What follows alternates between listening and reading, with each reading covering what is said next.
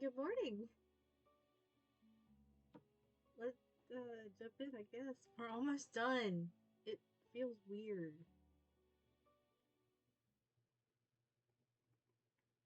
Gotta scroll like all the way to the bottom now. So we've got them and then this one. And that's it.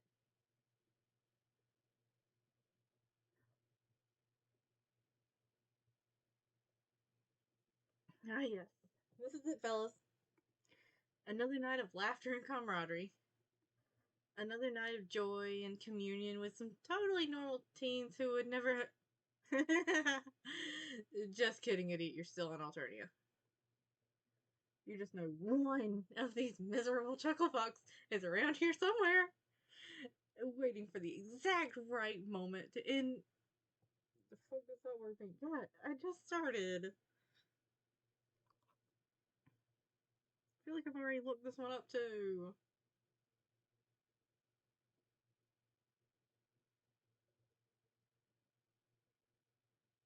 Overwhelmed with things or people to be dealt with.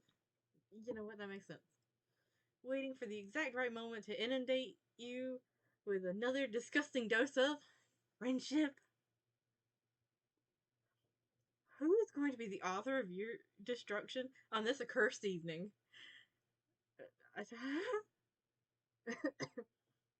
Muscles. Start here? Yes, we'll start here.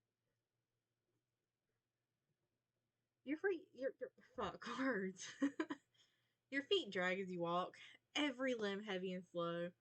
Your thoughts are cloudy and dull. Your palm husk is filled with unanswered texts. So basically, at this point, I think MC just likes making friends but not keeping them. You feel guilty about this. In the back of your mind were real feelings like you've. In the back of your mind where real feelings live crammed together because the front of your mind is too busy being lethargic and numb. Being a bad friend goes against the core tenets of your beliefs, but answering text just seems like too much effort. You're not sure where this particular malaise came from. Just the usual friend making animus that drives you is still there, but it doesn't feel strong enough to overcome how tired you are of everything else. You can't quite remember how it felt to care that much about companionship and camaraderie. In fact, right now, you can't remember how it felt to care about much of anything.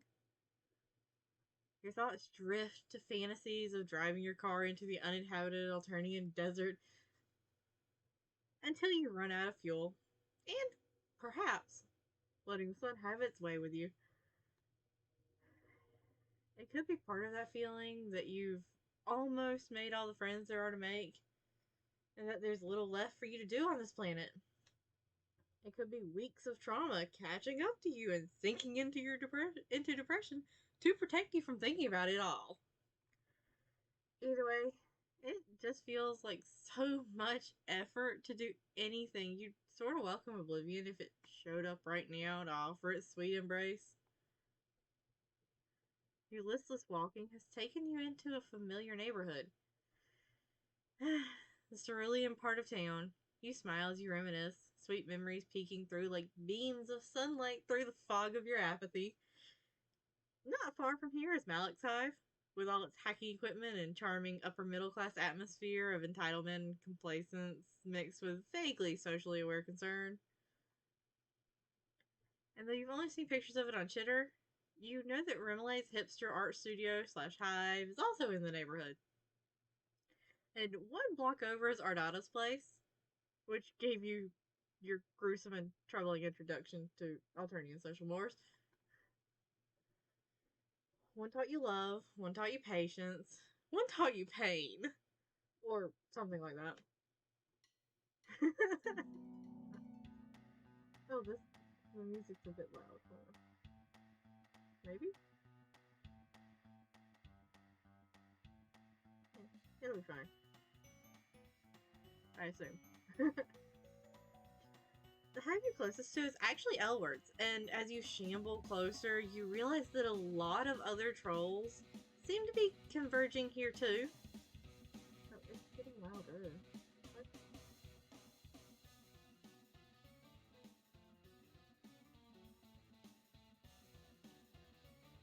There.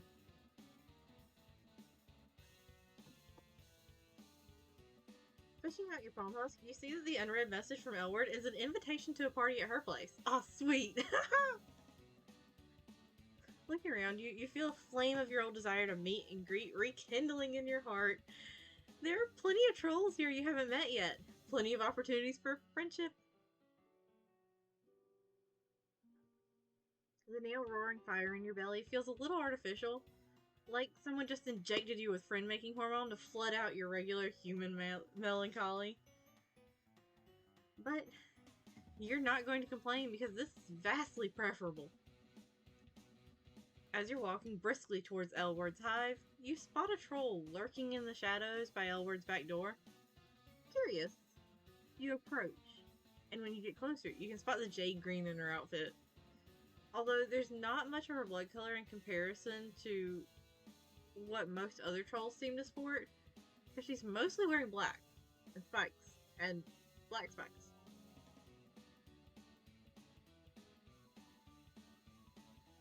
Hi. It's you. Guess it makes sense you'd be here. You're probably friends with Elward, huh? Whatever. Yeah, you're friends with Elward, but you didn't come here for the party. You're just in the neighborhood. You try to mimic, I'm going to go with Dariah. Dariah's disaffected slouch.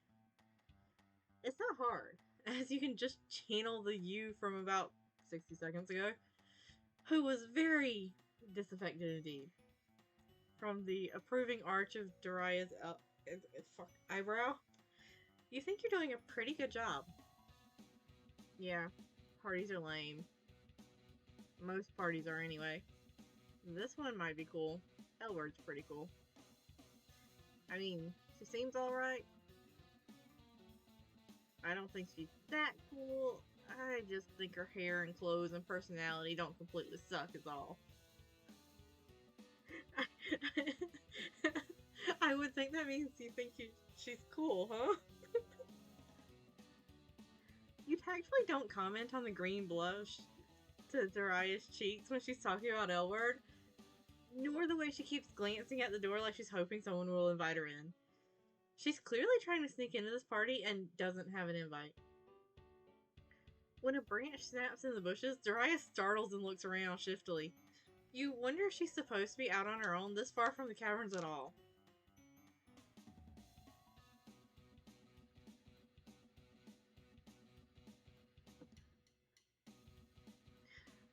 I'm not a baby like Wanshi. So what if I snuck out? The cloister rules are so lame. Bronya is so lame. Hey. Dial it back on the Bronya. No, we like Bronya. I really like. Hello! Oh my god, I can't hear myself think. My headset's turned up for too loud. Hold on. There we go! I felt like I've been shouting the entire time because I forgot I didn't turn down my headset.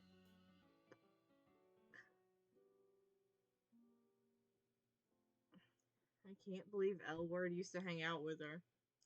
But I guess if she hadn't befriended Bronya, then I never would have met her. You have, like, the biggest crush on Elward, huh?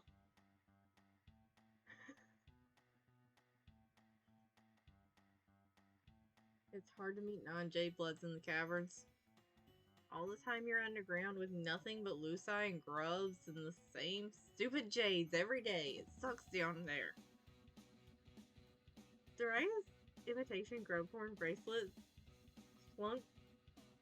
Wow, why did I stop? Why did I lose all ability to read? Hold on. Dariah's imitation grubhorn. Grubhorn. I think that's what's tripping me up. I think it's the word grubhorn. Bracelets clunk as she folds her arms over her chest. Her heavy makeup makes it look like her eyes are twin black holes, where all sense of fun and caring about things might go to die. I am okay with this.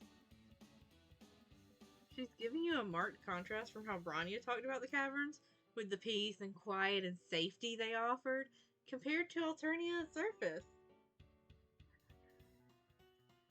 And other than that time Llanera nearly killed you in a cave, and that time you were nearly trampled by rampaging Lucis, you remember liking the caverns.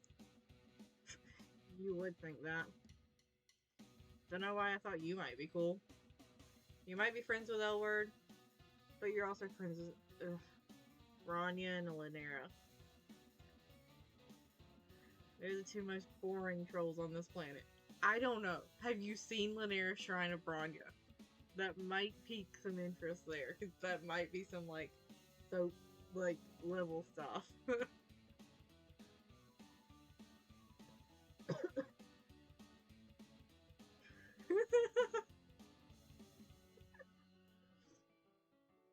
You can't help but feel slightly defensive of your friends.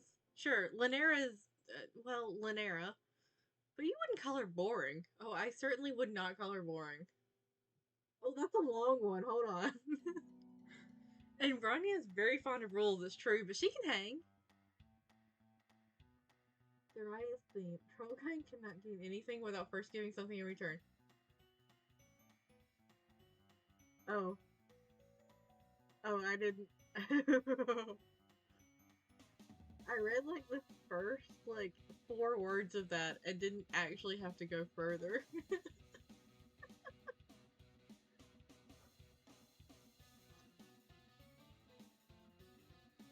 But probably pretty predictable considering, you know, alchemist assistant by profession. I love Fullmetal Alchemist. On Bandcamp, it was listed as this title was too long. Well, I mean, it is a bit long, but it's necessary, you know? She's Frosted and Hope. She's adorable. I like her.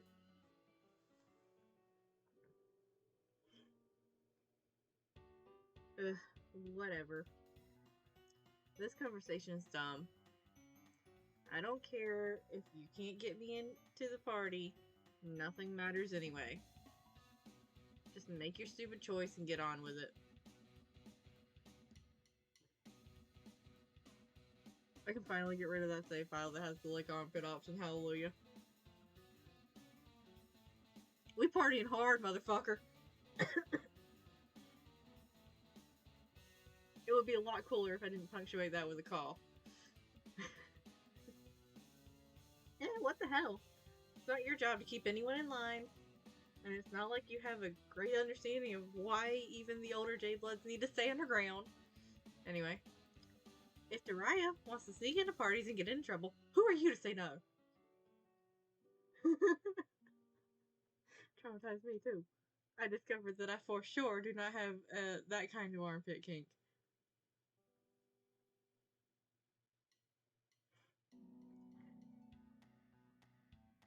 I think I have an eyelash in my eye. Hold that thought. No, I had cat hair. How the fuck?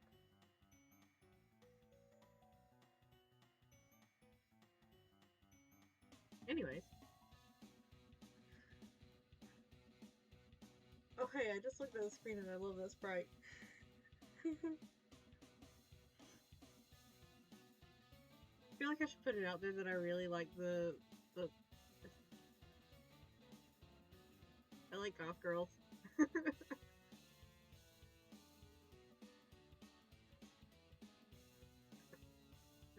Soraya expresses no pleasure at your decision to get her into the party. She just shrugs and rolls her eyes. You shrug and roll your eyes back. You can play the role of disaffected teen with the best of them.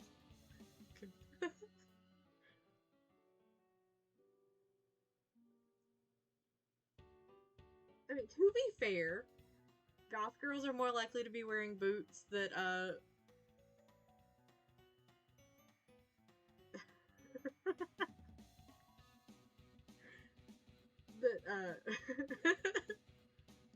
should I admit this on the internet?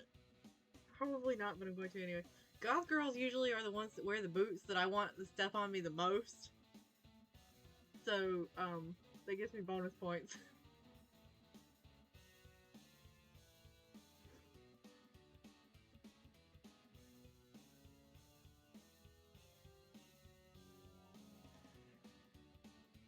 Yeah, it doesn't surprise me that it's obvious. You take her around to the front door. Hey, you're looking forward to seeing Elward again. When you met her, you didn't have nearly as many friends as you do now, and in retrospect, you know you came off as kind of sycophantic.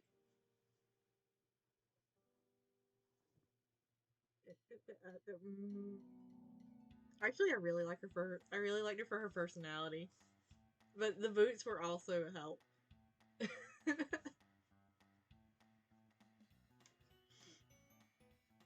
What does sycophantic mean? I know this, but do I know this?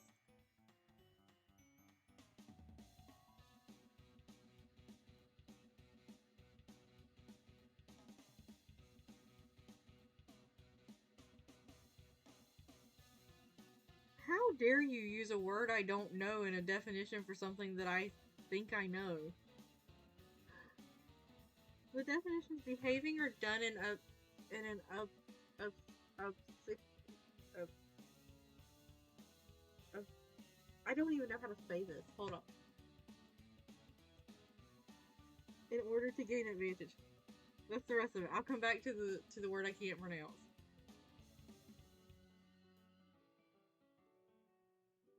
Obedient or attentive to an excessive or servile degree.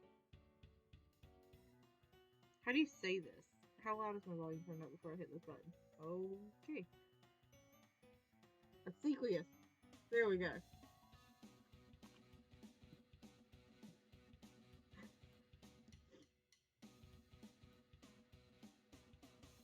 Wouldn't it be great if you could introduce Elward to the new, popular, knowledgeable you? As you're walking up the steps, a huge shadow dwarfs you. You look up to see Chahut, of all trolls, grinning above you. Chahut! Hello! Well, hi, little one. I remember you. And who is this little one you got with you? Chahut switches her interest from you to Dariah, grinning down at her. Dariah isn't huge for a Jadeblood or anything, but she seems absurdly tiny with Chahut looming down at her like that. I missed her. I was, I'm not gonna lie, during Mars's chapter, I was really hoping she'd pop up since, you know, Clown Festival.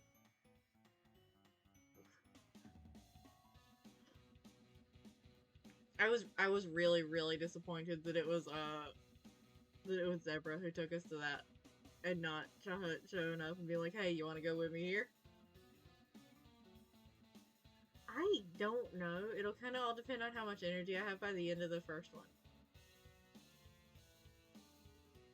Because, like, the closer I get to the end, the more I just want to, like, keep going instead of just do one volume at a time. So I might do two. Yeah, true. I did. I did indeed. And that is still one of the most exciting parts of that to me. I will not miss him.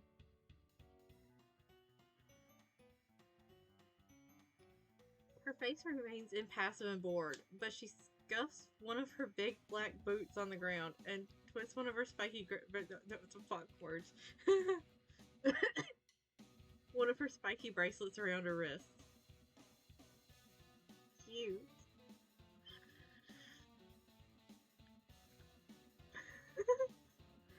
I just squeaked and I think I squeaked so high that I made no sound. Don't see many little jades outside the caverns. I've always found greenies fascinating. So devoted to the continuation of the species. What a holy mission.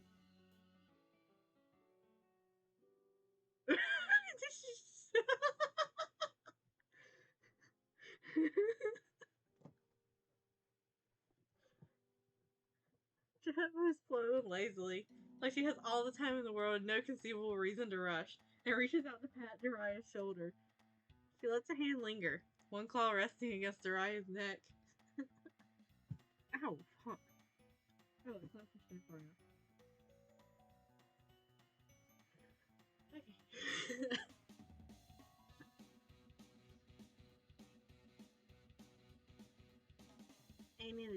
dangerous.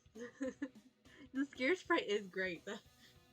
Okay, with the way that she's hunched, when Chahut was closer, I thought it was legitimately just a sprite of Chahut picking her up by the waist.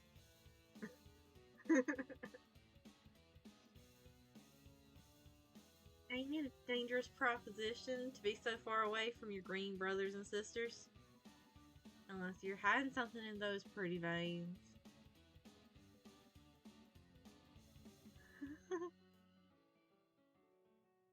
A slimy chill runs down your spine. Dariah seems frozen to the spot, staring straight ahead at Chahut's bosom in front of her.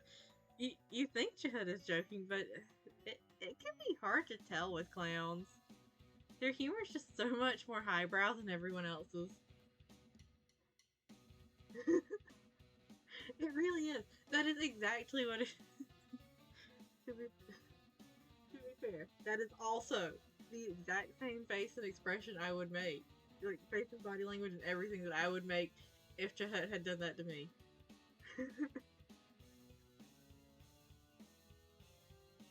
Just joking.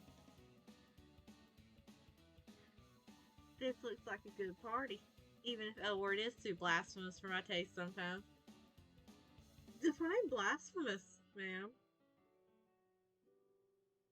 Like, in what ways is L word blasphemous? For research.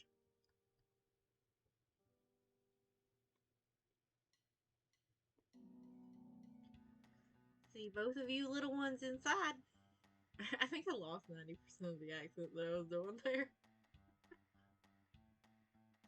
And then she ambles away, bending down to duck inside the door to the party. You hear party sounds, music and laughter and clinking drinks, and what could be the sound of someone being murdered, which qualifies as party noise on this planet. When the door swings shut again, you and Dariah look at each other. Dariah's heavy makeup can make it hard to read her expression, but you can still tell that she's rattled. You know what? It looks like this party is filled with lame conformers. All these high bloods that buy into the system and do what they're told. You know, we can find something better to do somewhere else. Yeah, to hell with this party. You're down to find your own fun. Especially if that means not putting Dariah in the way of potentially murder. Happy clown? It is. As you saunter away from the party, you realize that Dariah is looking at you expectantly. Well, you've got this reputation for being all unconventional and weird and rebellious. Everyone seems to think that you're, like, totally fucking with the conventions of society or whatever. So, you got any suggestions or cool shit to do? God, you sure felt a lot of pressure to be quirky since word spread about your manic pixie dream alien ways. It's not like you're trying to be a vehicle for other characters to project onto, assisting in character growth and insight for those around you, while your impulse, decisions, and carefree way somehow keep yourself stagnant and forever unchanged. It seems to sometimes be like that. That was a lot of words for me to process none of that. Anyway, you're tired, and it's daunting to have a punk teen expecting you to come up with suggestions for cool stuff. You have a feeling she's just going to shoot down whatever you suggest. Yeah, but by all means, MC shouldn't be as successful as they are. Exactly. Like, most of the stuff that we've done that people have really liked have been accidental.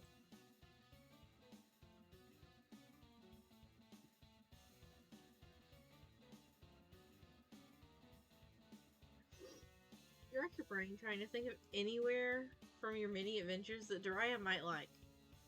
Your think pan comes up with zilch and squat, and she's starting to look bored with you. Confessing that you can't think of anything is probably an option if you want Dariah to be your...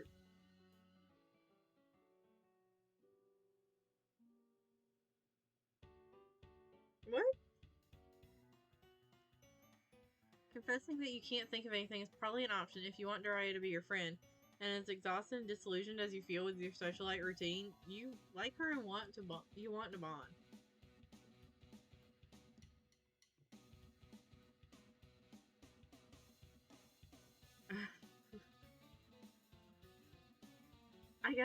I feel like I should pick the wander the streets like hoodlums one.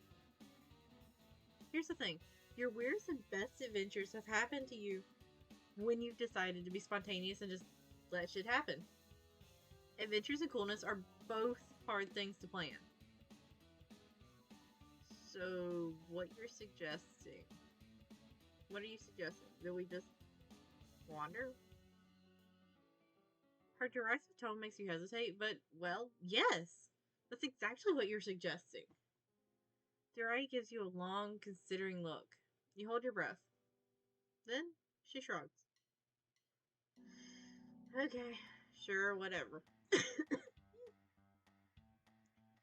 Not like I have anything better to do.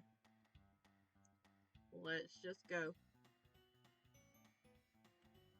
You meander through the well-maintained cerulean streets, heading downtown. This seems like a good opportunity to get to know your potential friend, so you start by asking her some fairly simple questions. How am I? Gee, I don't know. Forbidden to leave the caverns as a J-Blood, all I have to look forward to is a life of being forbidden to do things. How do you think I am? Okay, you try to walk that one back a little. It sounds like Daria is unsatisfied with the J-Blood setup. That's one way to put it. You could also say I'm unsatisfied with, like, the whole setup of my species. Oh, I know someone you get along great with in that case. You want to start a rebellion? You're a rebellious teen, of course you want to start a rebellion. Let's go. You've been here for a while now. Don't tell me you haven't noticed that every part of our society is transparent bullshit. You glance around, because Daria's right. You've been around for a while, and that means you know enough that if the wrong people overheard this kind of talk, you'd both get cold on the spot. But everyone here seems distracted by their own nonsense. Cautiously, you can see that, yeah, you've noticed a certain bullshit aroma. Yep, it all stinks. No one has any kind of real future except for the highest of the high bloods. And actually, I've heard that things pretty much suck for them too. Some might say that purple bloods are the most disprivileged class of them all. Actually, that's something we heard quite a bit in the last volume. You're just going to continue to not comment on that one. Instead, you point out that being a Jade Blood, Daria has a purpose beyond just growing up to become fodder in the Imperial Army. Like you've heard other trolls mention. Surely that counts as a real future. Sign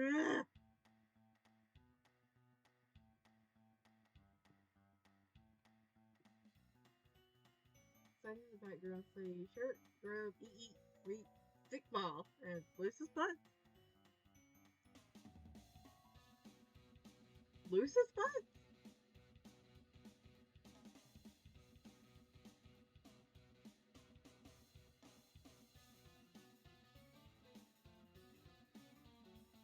Huh.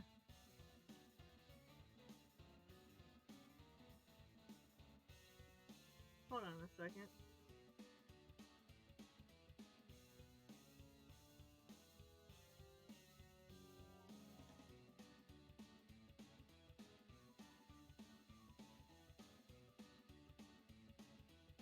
I got a question. On that balcony. On the right side, I guess? So the two trolls on it? Is that Gorgor and Gallic? Ah.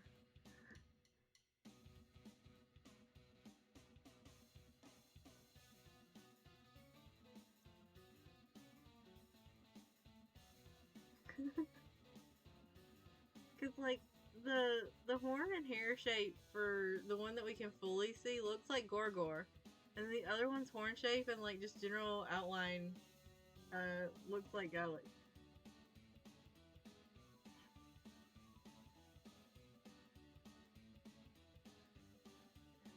Don't get me started. Suffice to say, I'm not exactly hype about the purpose that I supposedly have. More like the purpose that was arbitrarily assigned to me. But it's not like I have a choice. And rebelling in any sort of real way would put me in danger of a culling.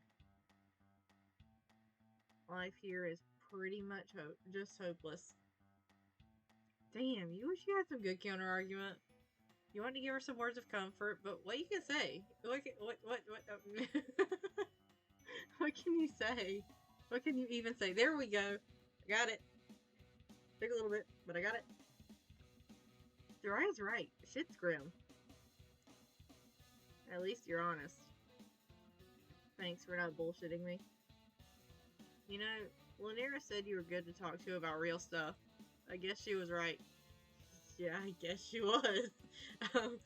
I remember her conversation with me about the real stuff.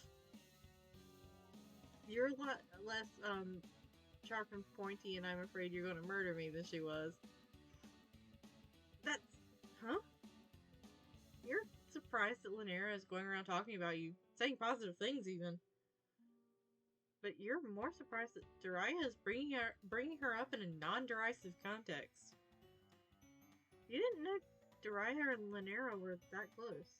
Or close. Ugh, no, gross. I hate Laniera. And not in a romantic way. Or, well, honey, are you just, like, crushing on everybody, honey? Because, like, I'm okay with that. I'm sure we can work something out for you. Anyway, never mind.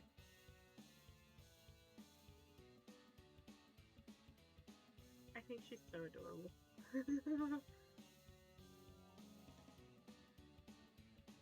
Daria looks embarrassed and flustered and also pissed at you. At least you've gotten the subject away from how hopeless everything is, but still, you don't want this friendship to sour.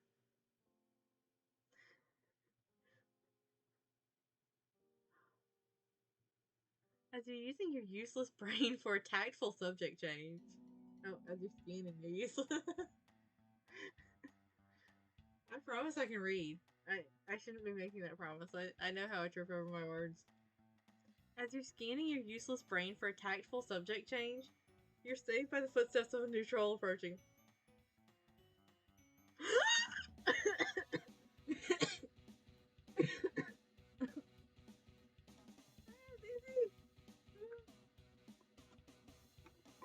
One of the other loves of my life. No, I'm not good.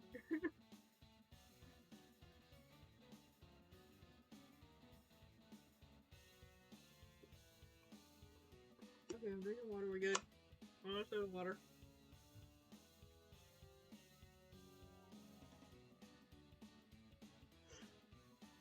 And as luck would have it, you know this troll. It's Tysius, which makes sense because your meandering has taken you and Daria close to Tysius' favorite book hive. Daria, meet the troll that I mentioned you would probably be interested in talking to, considering, you know, the whole, society was bullshit thing. Oh, it's you. What are you doing here? Never mind. I don't even need to ask. You're obviously making friends with this Jade Blood. Searching for some dumb shit to do, no doubt. Yes, I am. I really like Zizi.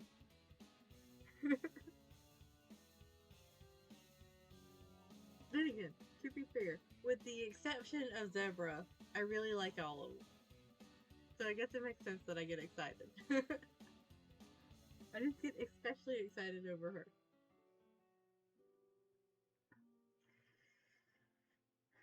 Don't let me keep you.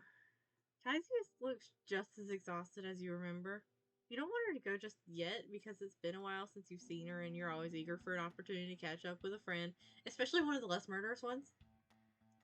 Then you notice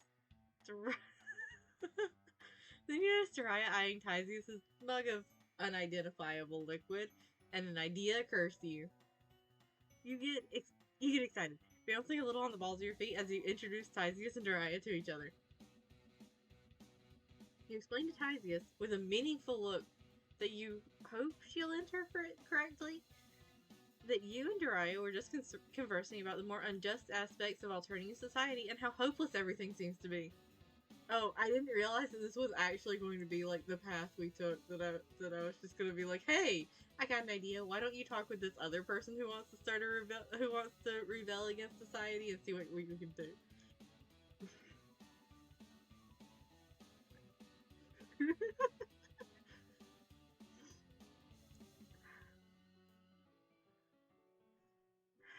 What do you mean the more unjust aspects?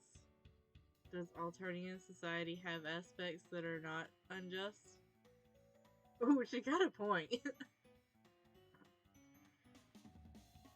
I'm sweeps into studying our legal system, and I haven't found any. Jiraiya makes a muffled sound that could be a laugh. You make your meaningful look more meaningful. Doesn't Tyzeus remember that conversation she had with you? About justice and the shitty system? The importance of possibly futile work to try to improve things someday? Hissing?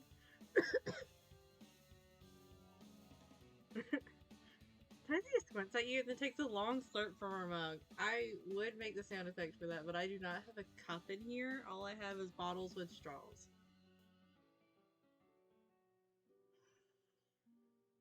Right. Yeah, I remember. You wave your hands around. Neil, we're talking. Tyzeus is one of the few friends you've made that seemed to not only notice the shit was fucked, but wanted to dedicate herself to unfucking the shit as much as she could. Oh, I gotta get comfy again.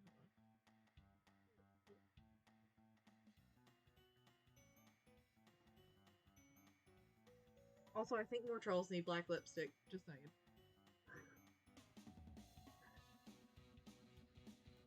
Of course, many of your dear friends try to make the world a little better in various clumsy, interpersonal, distinctly alternative ways. You think of Chixie striving for You think of Chixie striving for her music, even when it pits her against Tybloods, and the baffling but sweet ways Connell and Ashtaha and Gallic and Tagora care for each other, and Fozer's commitment to political. Wait. Why did you think of that guy? He's a total shill for the Condess. Oh, but honey, he didn't used to be.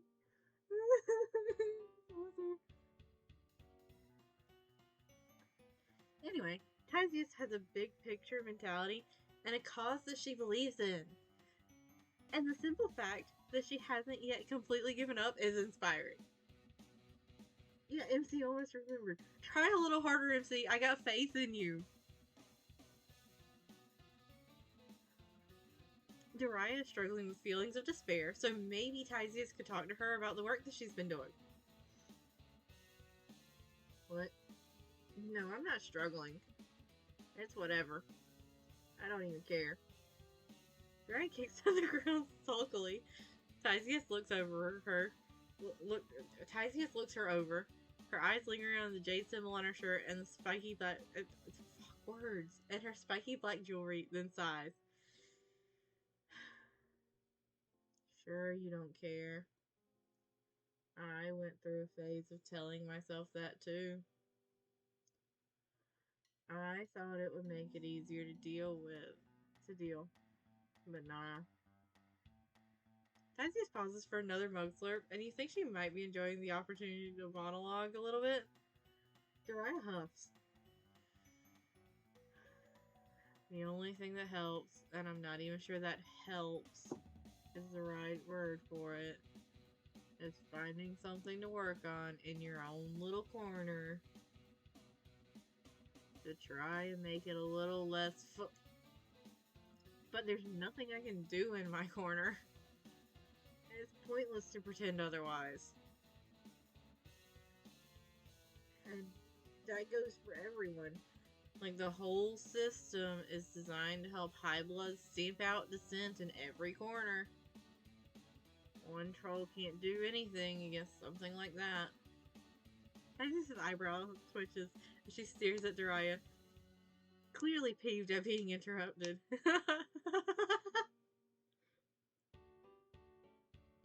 Uh-oh, this could be going better. Well, no shit. What do you take me for? I'm not saying that all it takes is standing up and fighting for what's right or something stupid like that. That's obviously a surefire way to get cold. Well then, what are you saying? How can you even know whatever piddly little action you're taking will change anything? I can't tell you the future, dumbass.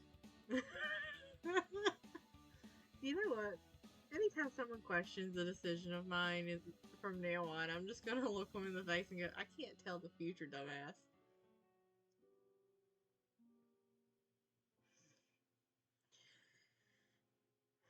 No one can give you a guarantee that any kind of action taken will be ultimately effective. You have to decide for yourself what it's worth to try anyway. Why would you think it's worth? Why would you think it's worth it when everything around us confirms that nothing will ever change? Yeah, I can tell that things from HIVESWAP are becoming part of my vocab. I'm more surprised that I haven't managed to, like, say anything, well, say all that much on stream that shows just how much has become part of my vocab. I can't believe you're calling me a dumbass when that's the stupidest thing I've ever heard. Titus looks like she's about ready to throw the contents of her mug in Daria's face. Knowing trolls, she'd probably follow up the mug. I was trying to read and I was accidentally skipping forward a little. Knowing trolls, she'd probably follow up with the mug itself. This is not the conversation you'd hoped for at all. You step in before things get any more heated. You tell Tysius that you're sorry that you didn't flag her down just so that her ideas... That you're sorry, and you didn't flag her down just so that her ideas can get shit on. You turn to Daria, who is staring at both of you with a defiant look on her face and a stubborn set to her jaw. This kid. She's just so dead set on rebelling against anyone who tries to tell her anything with even the faintest whiff of authority. There we go. You really thought that maybe that attitude could be channeled into something productive that could also help her feel better and possibly give her a sense of purpose. You're not mad, just disappointed. Are we parents now? Never mind, I did adopt Croco a couple of streams ago, so. And let's face it, I'm taking in all the kids. They're all my kids now.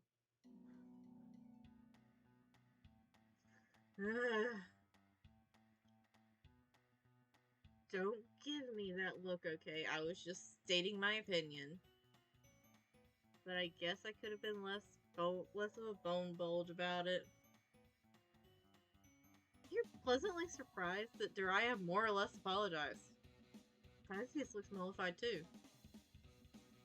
This shit just makes me so angry. I am, you know. Angry and sad and helpless. Like I don't even know what to do with myself when I really have to think about it. Bingo, unfortunately. I feel the same way. I don't think there's any getting around the helplessness.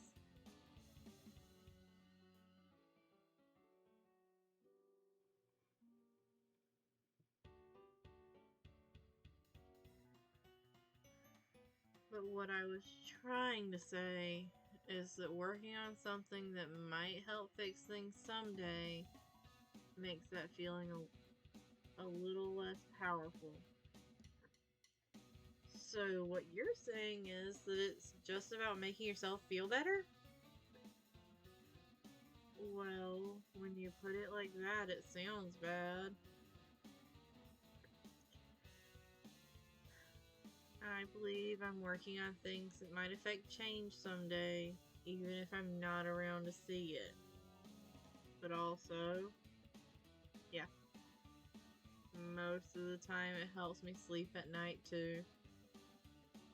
I really wish we could just ask her how she's going with Celsa. Like, how's that conversation going with her being, all for the rebellion and Celsa not being so sure.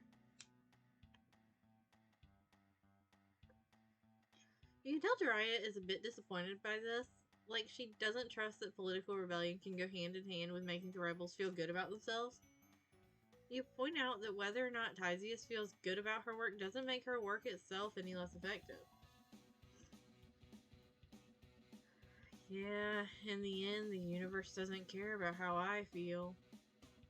I'm just the one troll trying to do the right thing. Or at least the okay thing.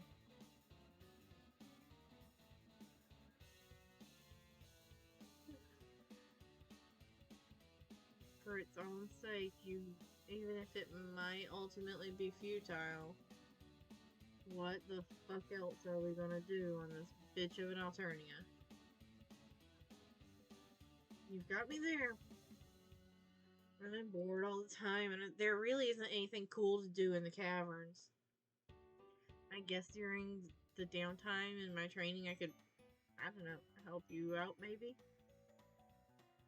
Not that I have anything to offer other than the book hive and the jade cloisters. Access to that might really help with my research, actually. Is it just your imagination? Or does Tyzius look a smidgen less tired? The bags under her eyes less baggy, and her back a little straighter. And you think the corners of Daria's lips might be very slightly quirked up. Daria turns her possibly a smile from Tyzius to you. This was cool, I guess. Or at least not so bad.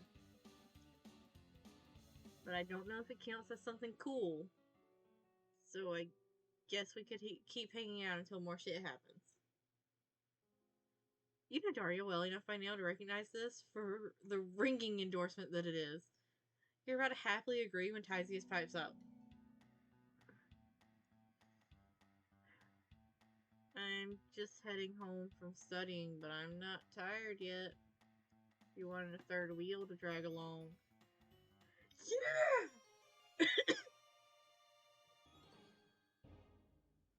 3-way friendship combo victory.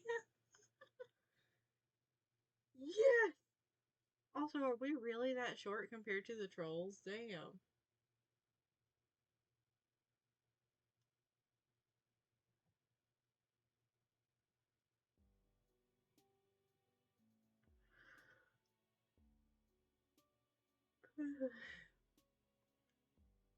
Alright.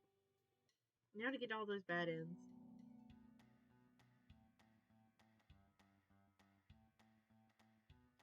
Oh yeah, her bullet points where has been in detention her whole life. Imitation grip horn bracelet. Cherry ball. I love it. That does make me want to listen to that song now.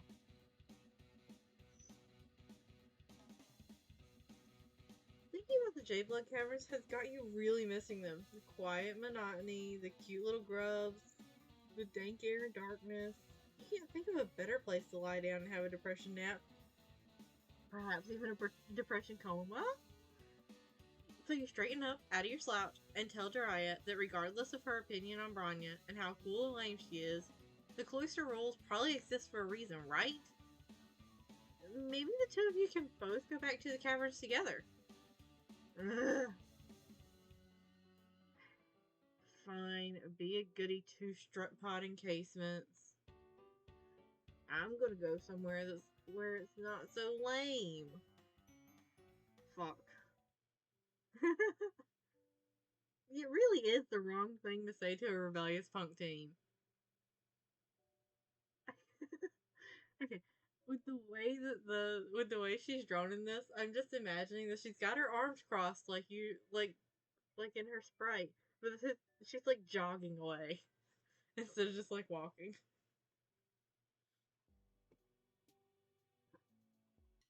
Alright.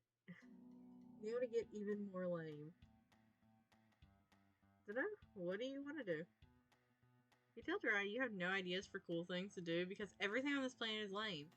But she's from here. Doesn't she know any non-lame places to go? You're talking to the person who's technically supposed to not be leaving caves. Ugh.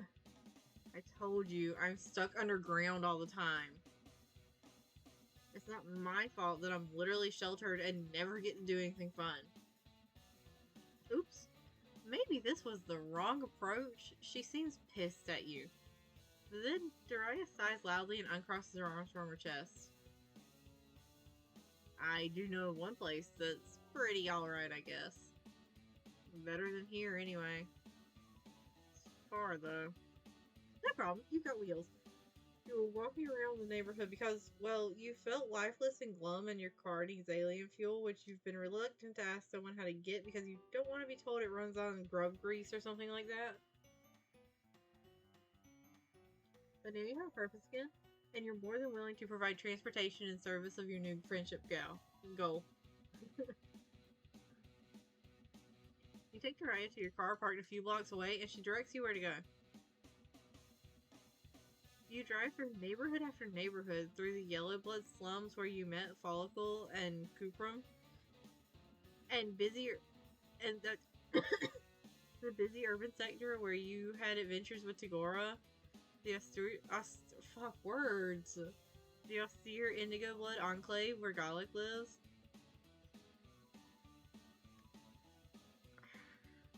Speaking of Follicle and Cuprum, where is Cuprum now? Because, like, it still throws me off that we found Follicle without Cuprum.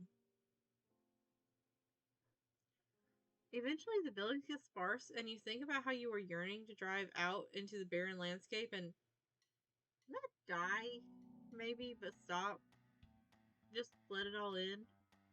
You don't think Jiraiya would take you all the way out here for you to both, just for you to both meet Sweet Oblivion? But who knows? Trolls can be kind of hard to predict. Just when you think you've reached a point where there can't be any more city or suburbs left, a rubble of massive old buildings comes into view. It looks almost like a miniature version of the main Alternian city that you're used to. Except that it's all abandoned and mostly ruined. Nothing around here looks inhabitable. Rumor has it that some trolls who lived here pissed off the Condess. So she culled this whole town. Flip bomb.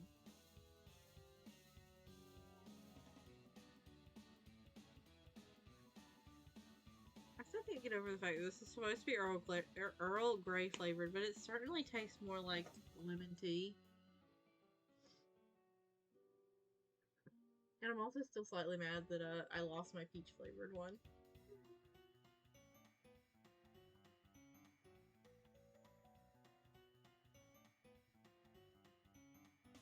Alright, getting tilted. Which, to be fair, I don't really like lemon or Earl Grey. But I do prefer lemon to Earl Grey. Earl Grey is just a tea that I just, like, wasn't real fond of. Which doesn't happen very often, because I really like tea.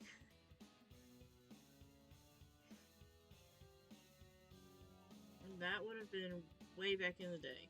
It's ancient history now. Why do I feel like this is referencing something from, like, Homestuck?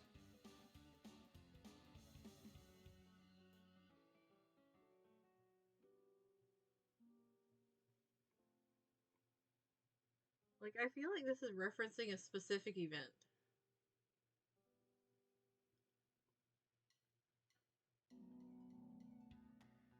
If there were any survivors, I guess they'd be either dead or up in space. Anyway, all these old buildings are kind of sick. There's never anyone here. There's never anyone else here, and I'm into that. Oh, it's theorized that it might be? Interesting. You drive until she tells you to stop in front of a huge, crumbling building, and even though this thing is half gone, you can still tell it's the mall.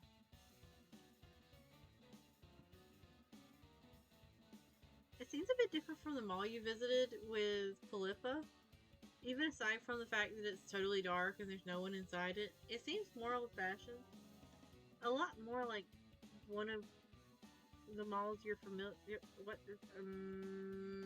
It seems more old-fashioned. A lot like one of a lot.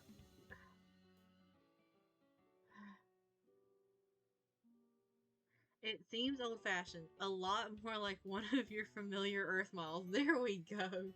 That was a hard sentence, apparently. But it might have happened before said event or during. Interesting. Every dystopian movie you've ever seen has taught you to be extremely wary of abandoned malls, and you feel pretty nervous as Jiraiya takes you up the rickety frozen escalator. It's so dark you can barely see your hand in front of your face. So, our CMC has never been to an abandoned mall with, like, a gaggle of friends.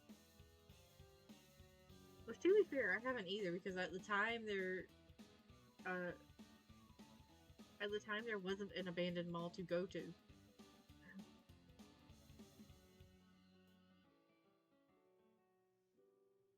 But you're trying not to show your fear because you don't want to look like a wuss in front of Jiraiya. But you can't hold back a whimper when your foot lands on a step that makes a distinctive about to collapse noise. I mean, there's now, I think one of the malls around here now is technically considered abandoned if they haven't already torn it down. It's really, really weird to, like, go by that particular spot. I haven't been by there in quite a while. But it's weird to go by there because there's a movie theater there now. That, like, occasionally the lab assistants will go to. Not very often anymore. It's like a rather fancy movie theater. So, you know, expensive. And why would you go to an expensive movie theater when you have streaming at home? But, like, it's weird when I go by there now because, like, I remember times when the lab assistants would take me trick-or-treating there with their kids. Because there was, like, hobby shops and toy stores and stuff in there. And now, the restaurant that was in there was the last thing to go. And I was so mad when it closed down. Because now I gotta drive, like, an hour to get to another one. And it has, like, the best fucking baked spaghetti I've ever tasted. I'm all, like, 40 to 60 minutes away, closed. Ooh, interesting. Like, so, if I had to guess, they'll probably keep... like, that probably won't be a, like, fun spot for people to start exploring for until, like, 5 years from now.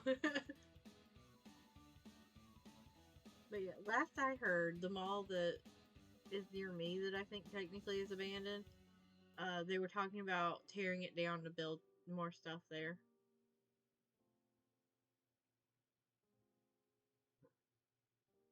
It didn't have escalators, though. It was a one-floor mall.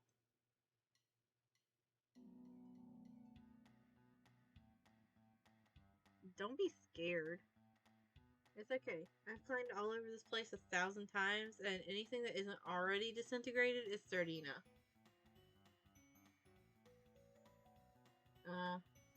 Yeah, if it's a fire hazard in a busy part of town, they may get rid of that thing real quick.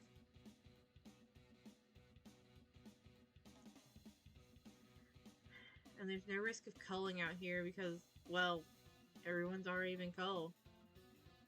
She's gentler towards you than you would have expected, given her cynical and spiky demeanor. You swallow your fear as you reach the top of the escalator and tell her that it's chill. You just have some horror movie associations. Soraya turns.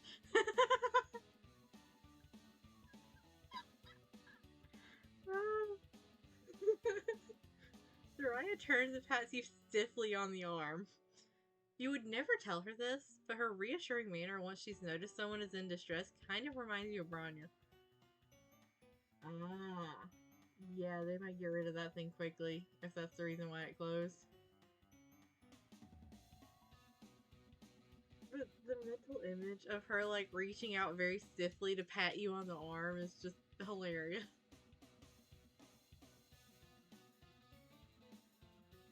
It's worth it when you get to the cool part. Come on. I like the sprite has, like, the motion, like shadow, basically. Nope, and she's off. Shit continues to be dark for a while, though you can see some light up ahead. As you get closer, the hall opens up into a food court, and you see that the light is moonlight shining through the mostly absent roof. And Dariah was right. There is something extremely surreal and cool about a decrepit and empty food court with the roof caved in. Rubble sits atop the cafeteria tables, and plastic food trays are scattered on the floor. And, okay, that might be the remains of a troll skeleton, still wearing a mostly disintegrated fast food uniform, which is less cool and makes you remember that this place is abandoned because the Condescent sent drones here to murder everyone. You want to know the weirdest thing about this mall? Seems like actual adults used to maybe work here. I've gone through a lot of stores, and some of them are for adult-sized things. And there's a store just for, like, shit the drones bring you now. There's army supplies for going off-world, too. If this mall was for adults, it must be really fucking ancient. Jeez. Has it really been that long since there were any adults on this planet? Even after all your time on Alternia, that still kind of freaks you out. What must it be like to grow up entirely without adults? To live on a planet that's nothing but kids? Dariah gives you a weird look. What would it even be like to have adults down here too? That sounds way more dangerous and stupid. It's not like we're all regulars. Trolls have to grow out of that mindset pretty fast. People have responsibilities or whatever the fuck, or at least they pretend to. And there's training and stuff for Jades. We're basically trapped. Maybe you'd think that a planet of kids would mean you can do whatever you want, but I've never had any freedom. And I'll have even less as an adult. Cloistered Jades aren't even allowed to join the Imperial Army. Instead, we get shipped off to live in isolation. We're forbidden to contribute genetic material to the slurry, and no paling is allowed once we mature. For some, I don't know, bullshit old-fashioned reason that I pretty much don't understand at all.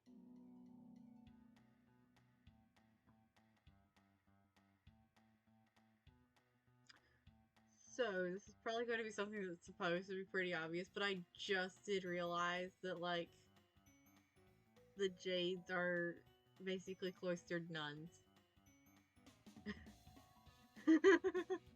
But if the cloistered nuns were in charge of, like, all of the children for the area.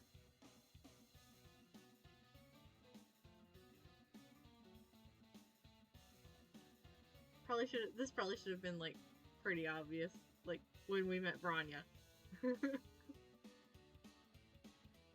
Oh well.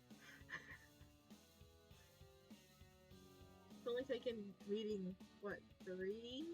She's the 3rd Jade Blood we've met, right?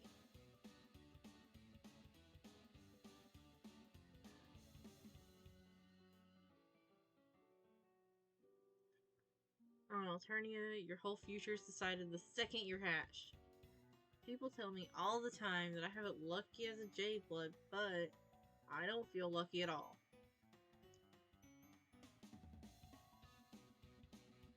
Oh, okay. So it wasn't just me being blind. Okay. Good. Okay, so I don't know if it's happened yet, but at some point there will be a moment where I will realize something, and y'all are gonna have to be like, "You didn't notice this before, really?"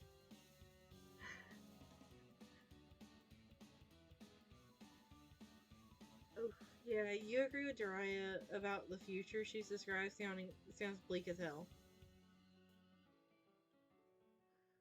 right? It's going to fucking suck, and it's so shitty that I have it good. I mean, at least I don't have it certain early death in my future, unlike a lot of low bloods. The system is so fucked up, and it's never gonna change, and I hate it here. I just want a way out of it. Maybe when you go back to your home planet, you could take me with you. The request comes out of left field, and for a few seconds, you just blink at her stupidly. Even with all that angry black makeup around her eyes, she just looks so sad. Sad and lost. You wish you had a different answer to give her, but you tell her that you can't take her back to your planet because you don't know how, when, or even if you're ever going home. You've been trying not to contemplate the future because on the rare occasions that you do let yourself think about it, existential dread tends to take over. I was also thinking about the past too terribly much. I had experience with Gullick and the time that we ended up just curled up on the floor.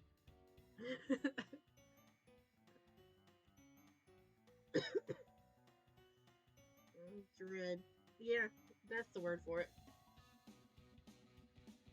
The older I get, the more I realize how shitty things are. I try not to think about it, just like you.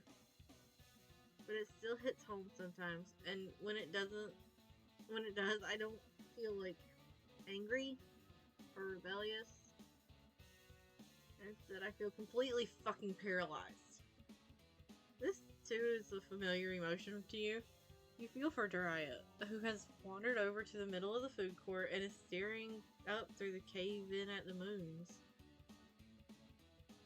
She has her arms wrapped around her middle, and the spiky jewelry and jagged haircut and big black boots don't do anything to make her less small.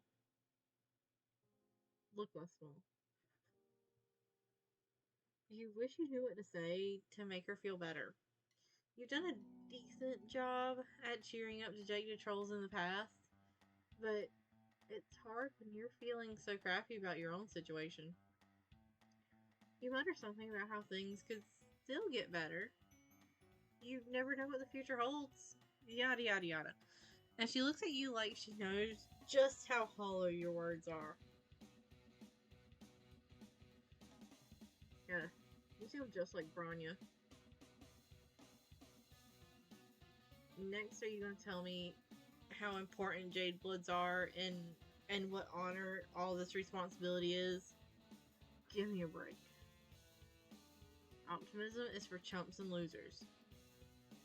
Keeping grubs safe doesn't matter. The continuation of our species doesn't matter. Nothing any of us do fucking matters.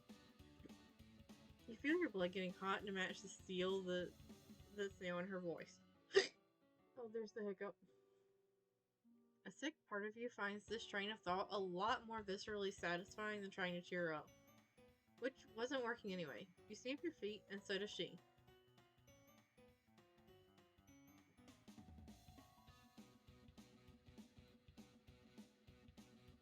I can't believe anyone bothers to carve out a real life in this worthless shithole of a planet. There's no point. We might as well all get cold. In the back of your mind, you should maybe be disagreeing with some of this, but you're too worked up to care. Maybe Jiraiya's right. Maybe nothing matters. That's fucking right. Maybe I should just quit. You falter in your righteous fury. Maybe quitting is going a bit far. Maybe the HIVESWAPs to go around causing death and destruction just because they can have the right idea. This is starting to not sound so great. What doesn't sound great about it? Who cares if I don't want to be a caretaker and instead I just burn shit down for fun?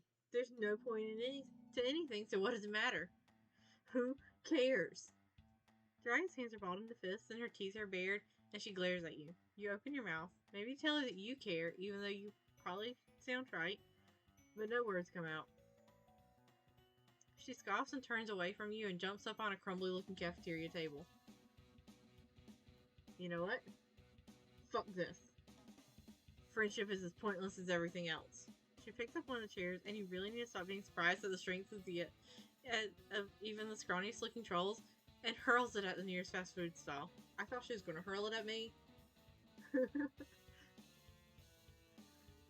thought it was just a random throw at first, but it appears she was aiming with precision because she crashes into a tank of fuel connected to the oven. You're not sure how Alternian cooking technology works, but the stall explodes in a huge green-tinged fireball that knocks you on your ass.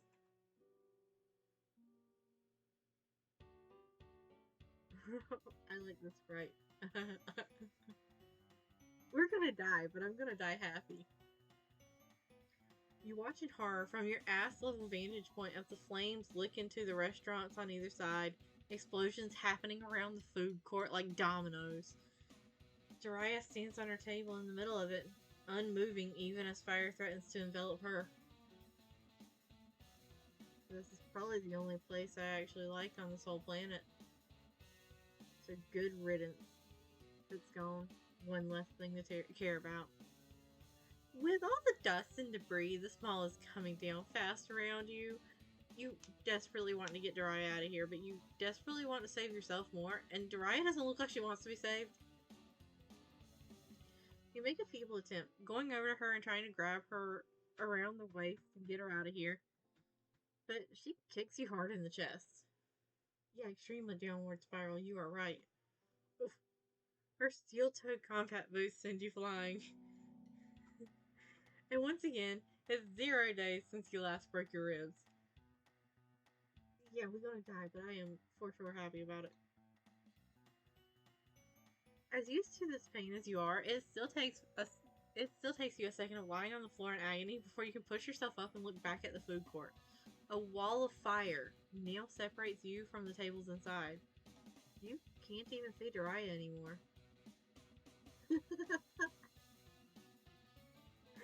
Yes. Your heart sinks. Maybe she'll come to her senses and pull herself up out of danger and escape through the caved-in roof. Maybe she'll get out some other way. You stumble to your feet, half thinking that maybe you can find water or a fire extinguisher in some part of the mall that isn't burning up. But smoke chokes your lungs and you panic. Your human survival instincts take over. Oh fuck, we are human, aren't we? I keep forgetting that that MC, just because MC looks like a little stick figure, does not mean that they are not a little stick figure by species. You dash down the escalator as mall infrastructure starts to crumble around you.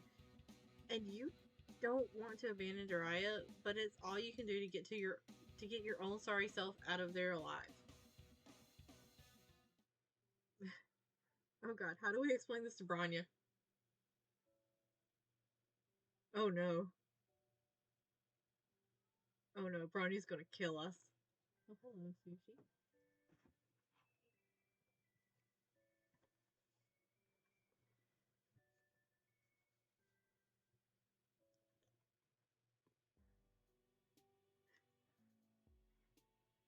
I've done all the bad ends, right? Yeah.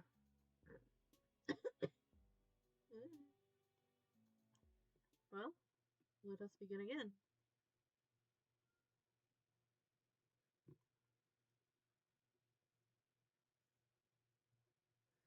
Ah, yes, this is it, fellas. Another night of laughter and camaraderie. Another night of joy and communion with some totally normal teens who would never. Just kidding, you idiot. You're still on Alternia.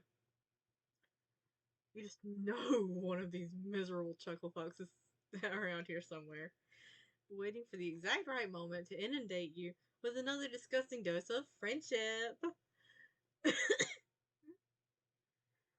Who is going to be the author of your destruction this accursed evening?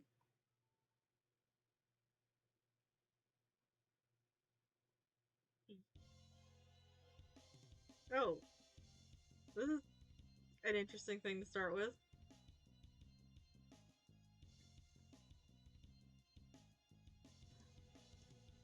Dim lights, the din of a roaring crowd, and the smell of horribly overpriced and nauseating concessions, even across galaxies, timelines, and perhaps even universes.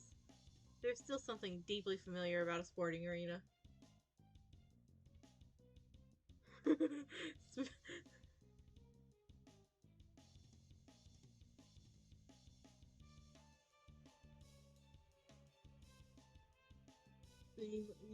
still don't know if it's Nikki or Nike. Like the shoe, not like the name Mike.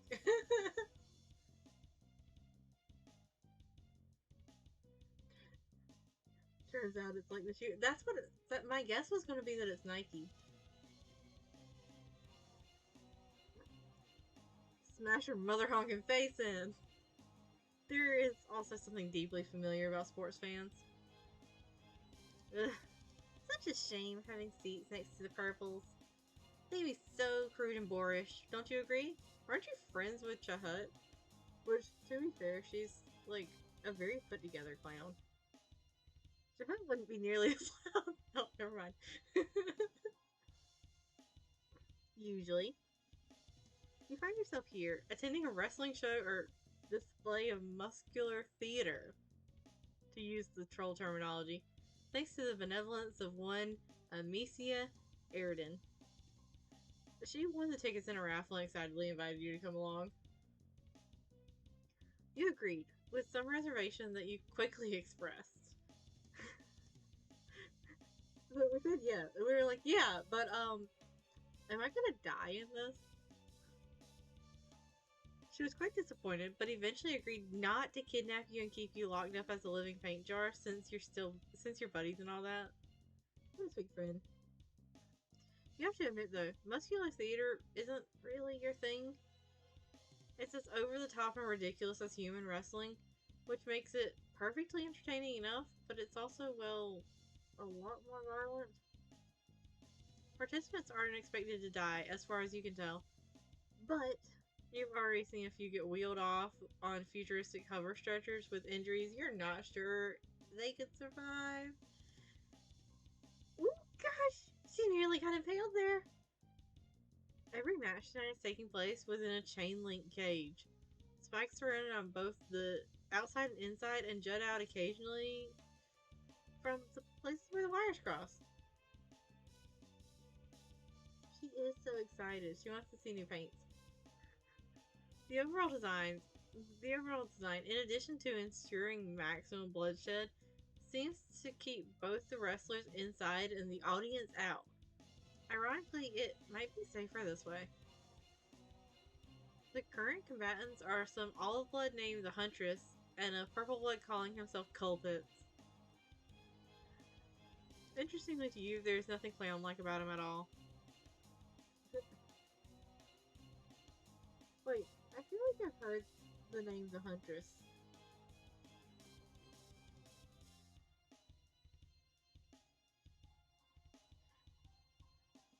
It is almost conspicuous how unclowny he is, if only due to the absolutely ridiculous amount of clown content you have imbibed in the presence of other purples. The two fighters appear to be nearly evenly matched. The olive troll ducks and weaves amid blinding fast punches from the purple, slashing at him with grandiose? Yeah, we're going with grandiose. Arm gestures, trying to overwhelm him with a barrage of small attacks. Every one of his punches hits hard enough to knock her down, but she always springs up before he can land a second hit. She's incredibly steady on her feet and quicker than he. In fact, you get the distinct impression that the olive troll is holding back, presumably so as to avoid inciting the crowd. Thus far, you have not seen a single match in which the lower-blooded opponent triumphed over a higher-blooded one. I must admit, this match is a lot more tense than I was expecting. But I hope it ends soon. There's supposed to be really famous muscular theatress performing next. Her name is Nike Mula, and she hasn't ever lost a fight. I heard she even beat a Violet Blood once. Nike Mula, huh? Now that's the name you could befriend. She must be as big a deal as Amicia makes her out to be, because she used her real name instead of some ridiculous made-up nonsense. Like John Cena or Hulk Hogan.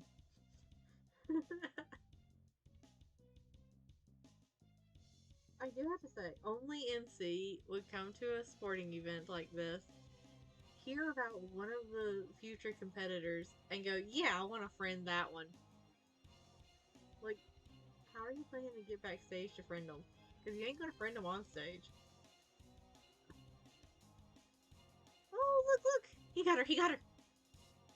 You flinch. The purple blood finally managed to get his quarry in his clutches, and he lifts her up by the face, digging his fingers into her skull until you hear a sickening crunch as she collapses to the ground, panting heavily.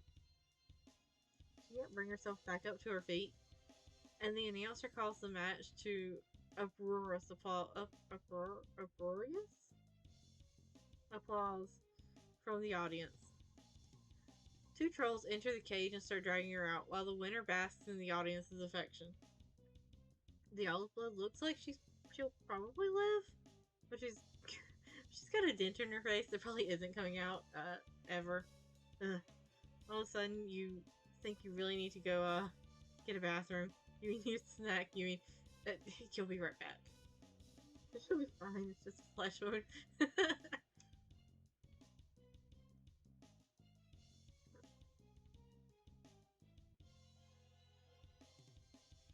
Okay.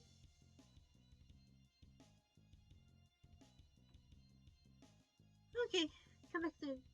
This fight is giving me all sorts of ideas for a new painting. You quickly make a break for it, jostling your way through the stands and toward the exit of the arena. But before you make it, a voice calls out to you. Some slick-haired and slick-finned violet-blooded guy wearing a full suit with a tacky flame pattern on it.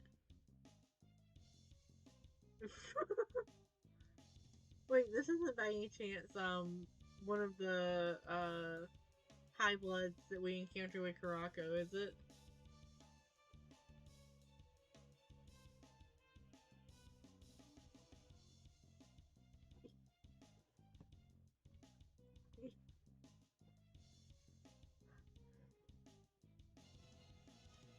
There's overlaps in the strangest places than what you think will be overlaps, that aren't overlaps.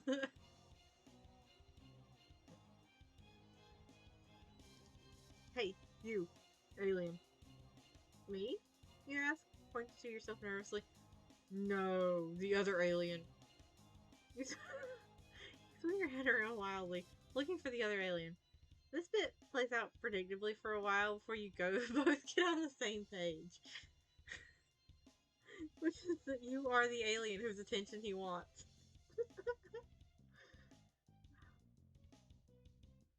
You looking to make a little extra buck? Yeah, MC is a little stupid, but that's okay. We love MC anyways. No, not really. You spent all that money. You never spent all that money you won with Ashtaha. Oh, fuck, we did actually win with Ashtaha, didn't we? Okay, how about fame? Frankly, you're probably already too famous for your own good. Friendship? Oh shit, yeah! Sighing with relief, the troll leads you backstage while explaining he is a promoter for this wrestling ring. One of the trolls that was supposed to perform tonight got eaten by some plant called a troll-devouring catchy grabber.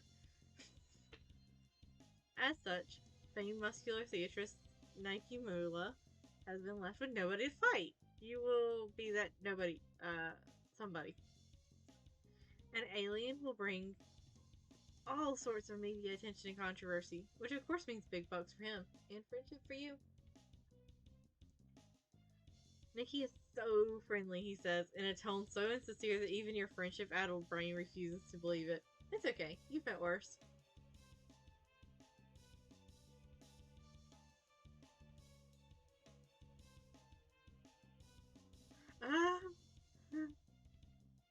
muscles. I want her to punch me. That's gotta stop being my reaction to every muscly lady.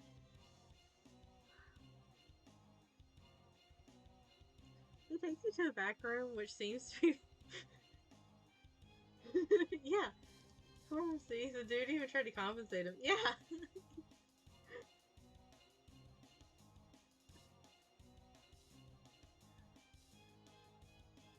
He takes you into a back room, which seems to be full of performers waiting for their turn on stage. There are all sorts of trolls here, muscular and sweat-soaked, blue-blooded more often than not. One troll in particular stands out to you, from her severe expression to her softly pulsating robotic leg. Which one's the robot? What?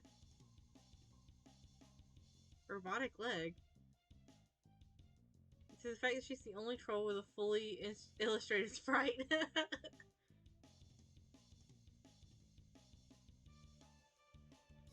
She's currently doing bicep curls with a set of spiked weights, huffing with exertion.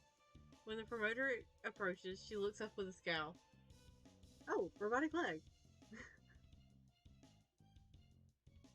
I am busy. He begins to explain that he has brought a new challenger for her to face. I'm glad you're comfy, but I think curling up next to me is what makes me so sleepy. My brain tries to tell me it's bedtime while you're asleep on me. He begins to explain that he brought a new challenger for her to face, but she cuts him off and stands up. She isn't as tall as you expected, but damn if she isn't dense, packing more brawn than any other troll you've met. Do you know what happens, sister, to people who disturb my preparations? Do you want to? Experience the bone-crushing, torso-shattering impact of these ladies right here. Is she like a sister version of Hulk Hogan? She flexes. God, those muscles are huge. The promoter tells her that she really doesn't need to keep up the act. There's no cameras back here. She gives him a stern look, which distinctly suggests that she has never dropped. Okay. What? What is that word?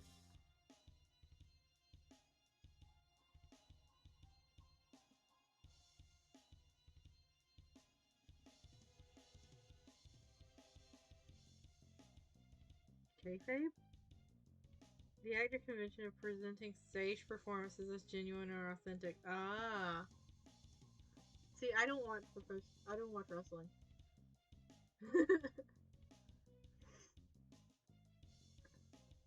What?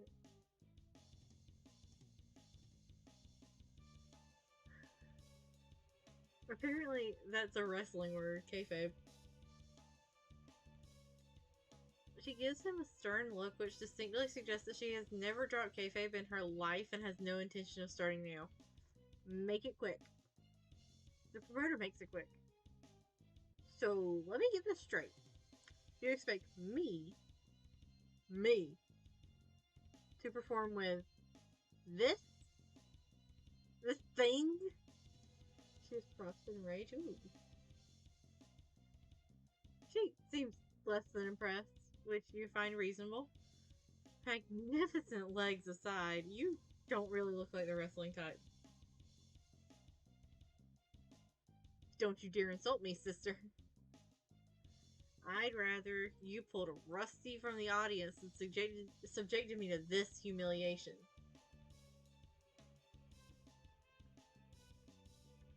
Oh, but you are more than just an audience member. Frail though you may be, you have the heart and soul of a wrestler. No, you don't. Don't lie, MC. Huh?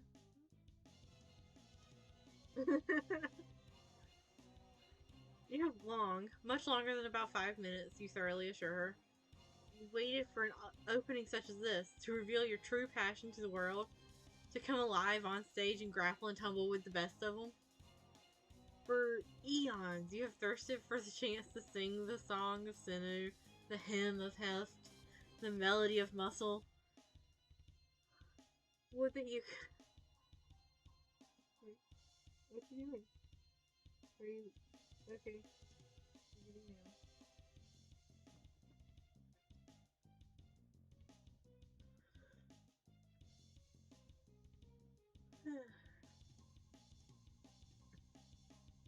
Would that you could be blessed by the opportunity to live the life of the athlete, to perform alongside your hero, to show the world that you, too, love to do the muscly thing. That you might just... Okay, I get it. She glances over at the promoter, then back to you. It doesn't seem surprisingly accurate for a lesser being. It does seem surprisingly accurate for a lesser being. But is it ready for a butt clenching, flesh abrading, knuckle blistering, muscle ripping smackdown from uptown?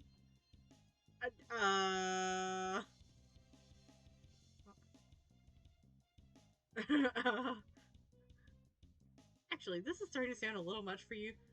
You aren't sure you can quite match her enthusiasm for the craft?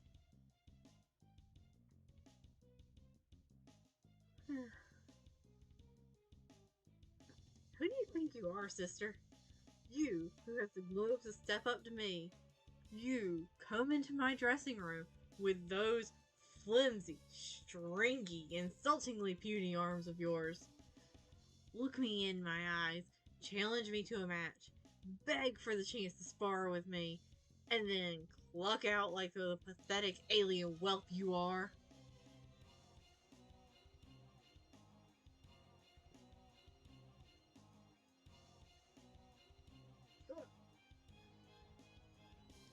Gotta get comfortable looking home.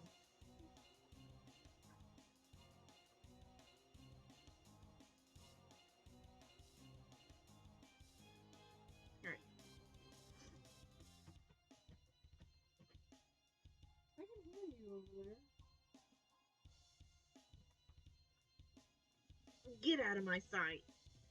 Head bowed low, you retreat to safety, comfort, and friendless expanse. You retreat to the safety, comfort, and friendless expanse that is the audience.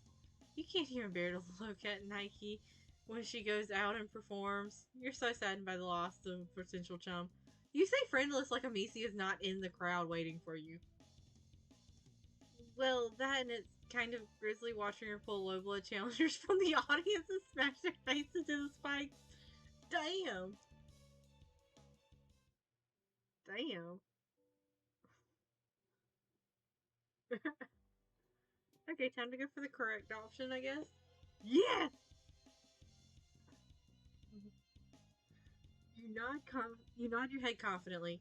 Blister my knuckles and abrade my flesh, you say. Let's get this smackdown started. Yeah, true. MC Sprintthirst has activated. All of the friends are forgotten in the process. Except for Tysius. Apparently Tysius can, can bounce in on, friendship no matter when. You've got guts, at least. She turns to the promoter and gives him a curt nod. The match is on. Then she turns back to you. I thought there was something on my screen that's the drips from the vents up there. It's part of the art. Now, sister, we need to discuss the show. I will make all the decisions. You will respond adequately to the storyline I present. It will be thus. The alien invader challenges me in an exhibition match to topple the mightyarchy. They fight valiantly and show an entertaining display of strength. But in the end, as is right and proper, the noble hue of the hemospectrum prevails again. She starts flexing, showing off for an imaginary audience before turning back to you. Any questions, sister? Yes, actually, you do have a couple of questions. First, will you die? No. Unless you're particularly disgustingly weak, in which case, maybe. Such is the risk we take. we who indulged in that most noble and dignified of sports. I was willing to give up my leg for the craft. Is your life such a heavy price to pay for a tale that will transcend us and be remembered in the annals of muscular history? Is it, sister? Well, it's rhetorical. Yeah, the smile when she says maybe is, oh, great. Right, secondly, when she says exhibition match, it is a muscular theater term, referring to a match staged for entertainment that does not affect one's ranking on the Flexa ladder. We will not be sparring in the nude. Yeah, I guess that was something that would need to be specified, huh?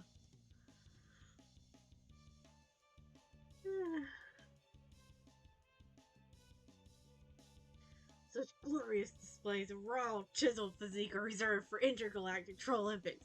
Oh, so the Troll Olympics are still done nude. Understood. No, yeah, you got that. Mostly you were wondering if it meant the loser's head being exhibited on a pike or some other bloodthirsty nonsense. Yeah, dang. Good damn. That would have been awesome. Do not deintegrate this noble sport with claims of savagery. Thirdly, you're getting the sense that she's going to be playing the heel, right? Yeah. The what? You explained that in your own cultural equivalent as the muscular theater. Fuck words. Theater performers generally fall into the category of face or heel, wherein the face is the rule-abiding and sympathetic figure the audience is meant to root for, whereas the heel takes on the more aggressive and unlikable personality. What part of my personality is unlikable?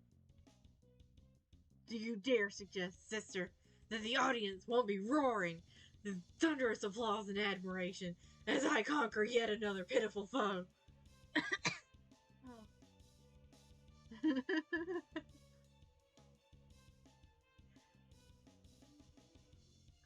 Trying to talk like that is starting to hurt my throat.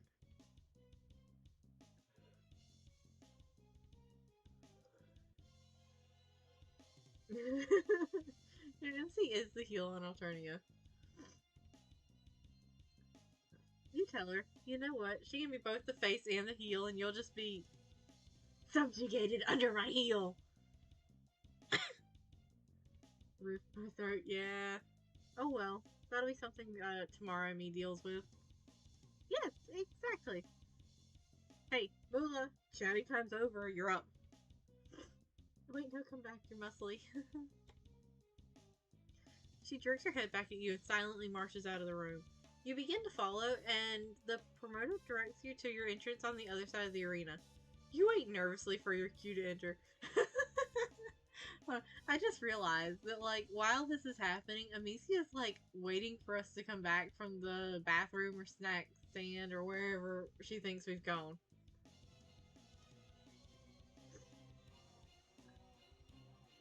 Well, folks, we've had some technical difficulties, but here comes the match you've all been waiting for. Wearing the belt of champions and a leg of her own design, she's ready to gut the competition. A paragon of power, a lady of legwork, a true blue ruffian annihilator in the making. Clap those hands and activate your screech crosses. It's Nike Moolah. Nike approaches the cage to thunderous applause, raising her arm and soaking in all the praise. Yeah, and then she's gonna watch us like walk on stage. She flexes and poses. The audience throws glasses of milk at her, which shatter uselessly around her steely frame. This appears to be a common ritual for her.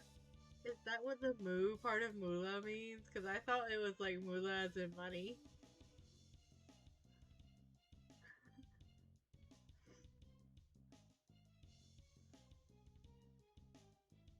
She steps through one of the cage doors and it slams shut behind her, locking tight.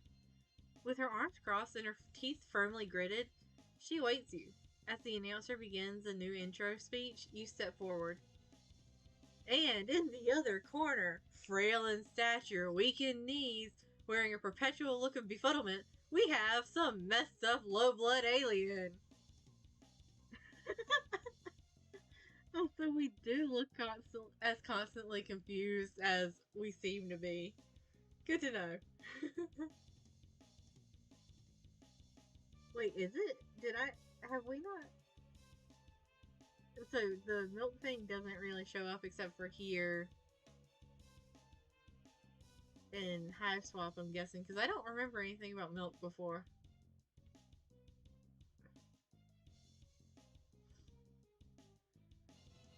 Or was this absurd mockery of life not been called yet? Perhaps only so fate could lead them to their thrashing at the bloodthirsty hands and barbed foot of the Grand Nike. A decent portion of the crowd boos at you during your approach, which you find unsurprising. You have to dodge a hail of old boots and rotten fruit. Somebody throws an entire piano at you. Relatively unfazed, you enter the ring and hear the door close behind you. So, you've come here, alien, to prove your kind superior to the unbreakable, unstoppable troll species. Yeah, you shout. You're kind of so superior to trolls. And you, their emissary. Does this creature look superior to you, my theater enthusiast? She turns to the audience, throwing out a hand and gesture to you. They boo. So this sorry specimen is the best this planet can offer. More boos. You counter that you came more than prepared to tackle the Mightyarchy? Yeah, that. So, you claim to be prepared. But are you prepared to face these 24-inch slither noodles? God damn it, 24. Hold up. How? Hold up, I gotta find the tape measure. BRB.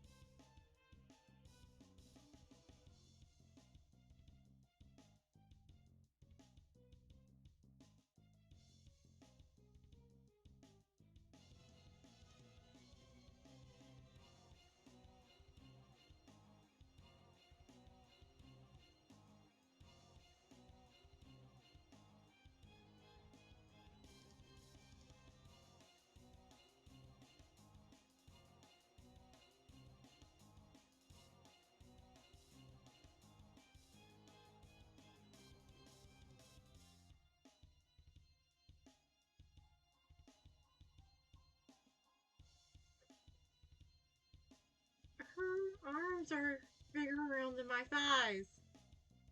Damn.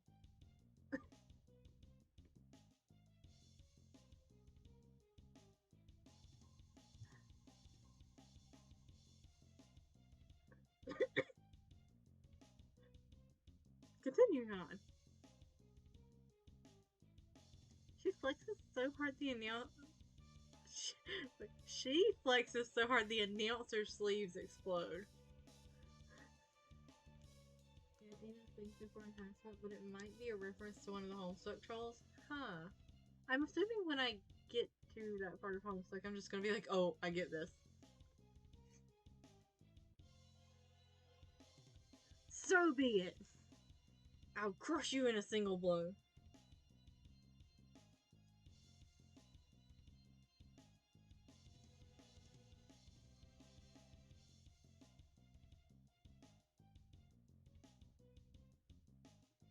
Yeah, I was assuming circumference too. Hold on, I still got the tape measure over here. So I just looped it around. But yeah, that's still bigger than my thighs. Stop here. I want her to punch me. I know I've already said that, but that just like reiterates it. She is big.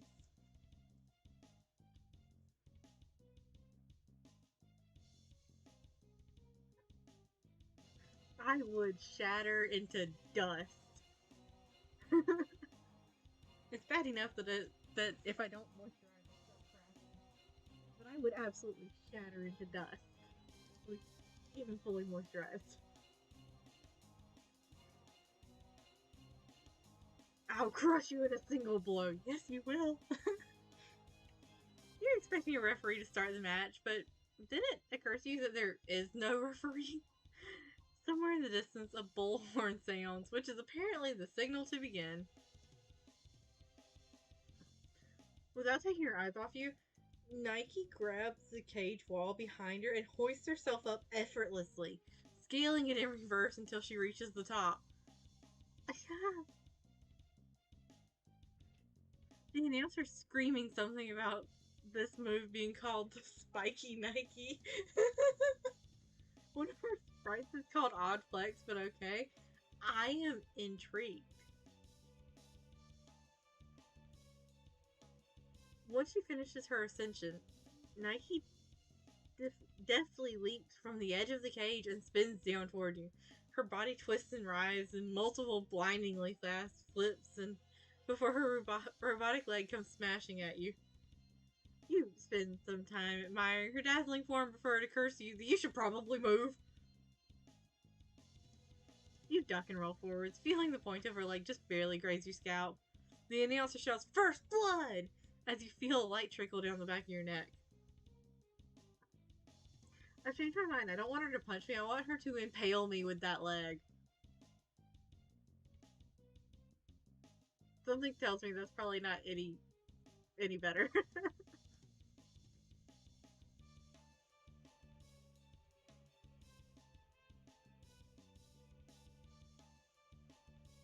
Some members of the crowd are booing, presumably because they just noticed the color of your blood. Between the neon lighting and distance, they probably just think you're rust colored, not a mutant red. So at least you have that going for you. What you don't have going for you is time to think about your next move because Nike pivots on her heel and charges at you. This time, she's going for a more theatric show. Two powerful hands grab and lift you over her shoulder, where you nearly gore yourself on one of her horns and you struggle to escape. I just noticed that I've been so fucking focused on her muscles that I have not noticed her horns. I don't know. Would I? I think I would just get a hole punched in me. Which I'm not entirely sure what the best way to repair that would be either.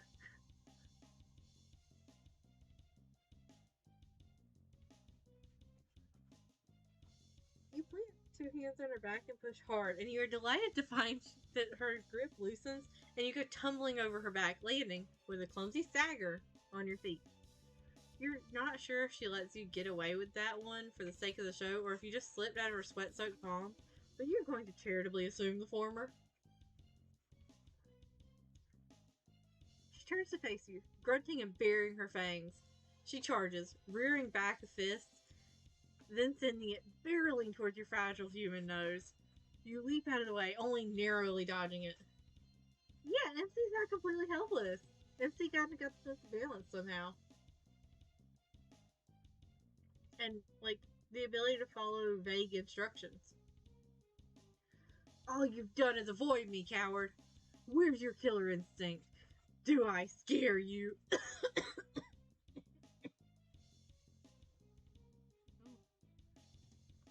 don't know if I'm going to be able to keep up this attempt at a voice, like, the entire time.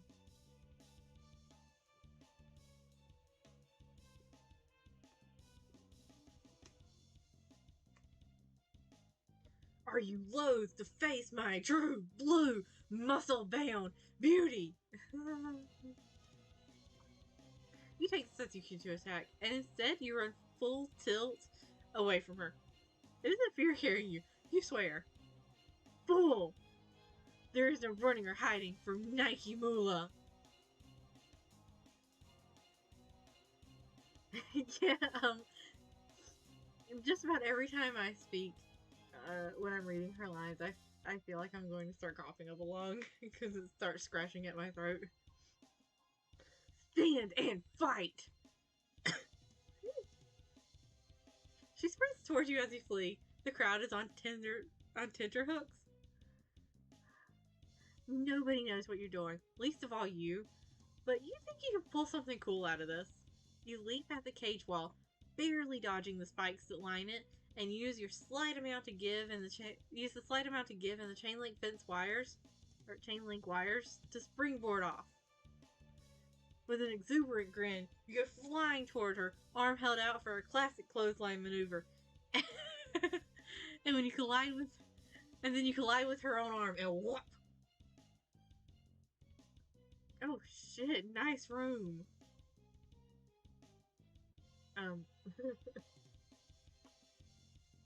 When you wake up, you're lying on what appears to be an exercise mat. You can feel a telltale throbbing sensation in your face that indicates a black eye. Wait, what do you mean? How many black eyes has MC gotten that this is a telltale throbbing sensation? The rest of you, thankfully, doesn't feel particularly hurt. Nearby, you can hear the huff and puff of exertion. You glance over and spot Nike training on one of those leg press machines you always saw in the gyms, never had the courage to attempt to use. She's wearing an exercise outfit, which, despite its vastly different purpose, looks almost exactly like the outfit she wore in the ring, and has all the functions of a fitness aficionado would want. It's loose, it's breathable, and the artists don't have to draw a second set of sprites for it.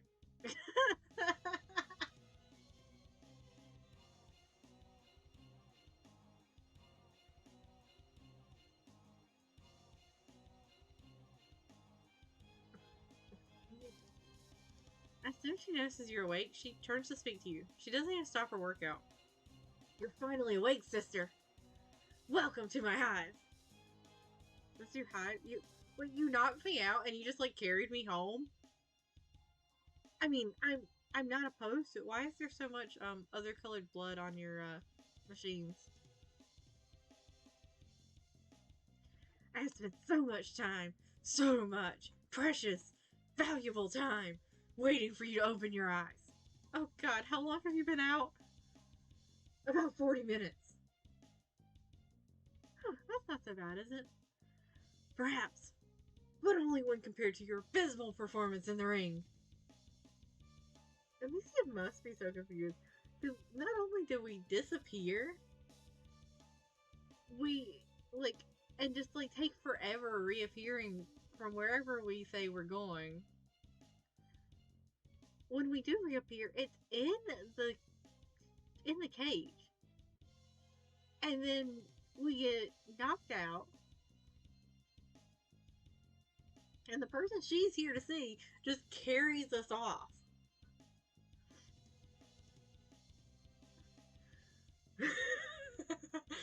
To be knocked out cold by your own attack.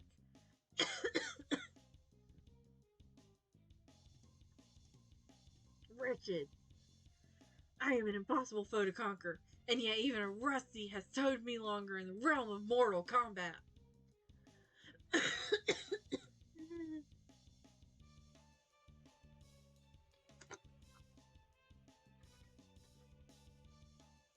What's the end of my stroll? Right there?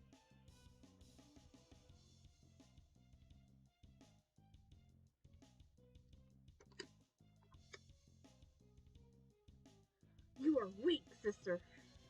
Offensively so. She slams her foot forwards with with such velocity, the weight on the leg press goes flying off and leaves a dent in the floor. Grunting, she stands, takes a long swig from a bottle, and then approaches you with fire in her eyes. What do you have to say for yourself? You scuttle backwards, proffering only a sheepish smile. Your, Sorry, you guess? I didn't bring you here for apologies. I brought you here to see your heart ignite with the will to improve.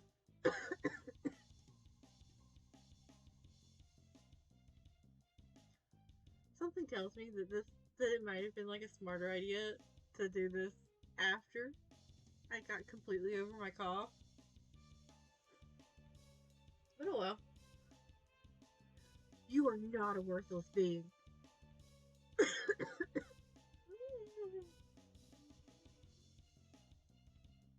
Look, I'm nothing if not a glutton for punishment, okay?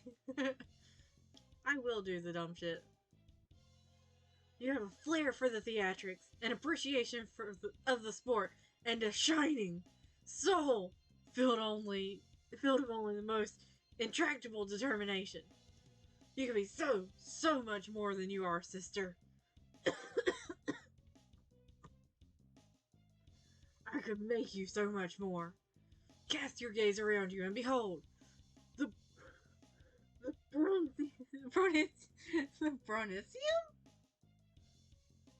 the Bronisium. You obediently cast said gaze around. This room is massive and littered with training equipment as far as the eye can see. Much of it resembles exercise machines like the ones you had in gyms back on Earth. But there's plenty more that looks far more alien and deadly. No, I want to keep doing the voice because I'm having fun doing the voice.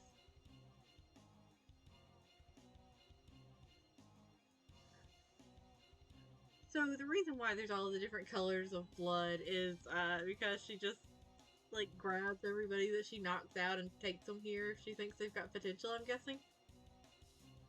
A treadmill which appears to throw the runner into a vat of acid if they fall off. A series of swinging axes that would look at home in a dungeon.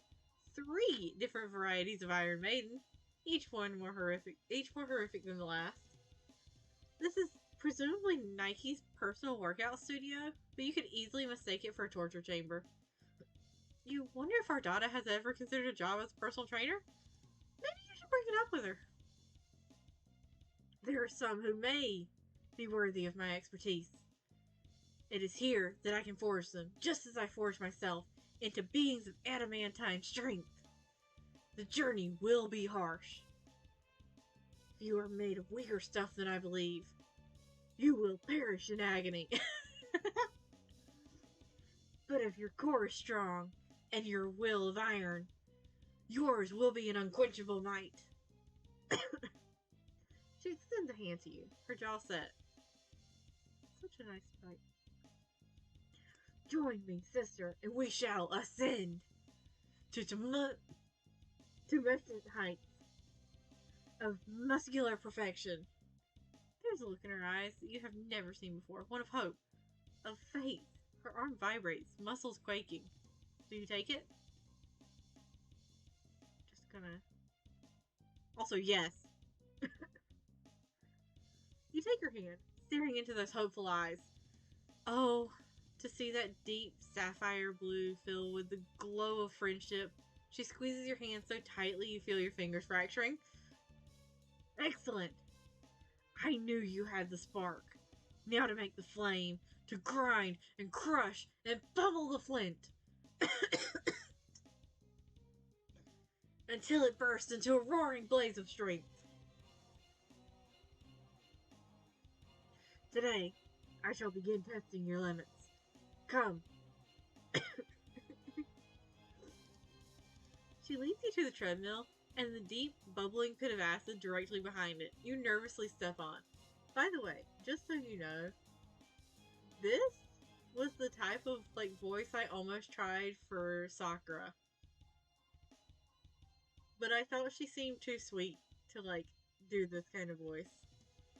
Like, I felt like it would feel out of place.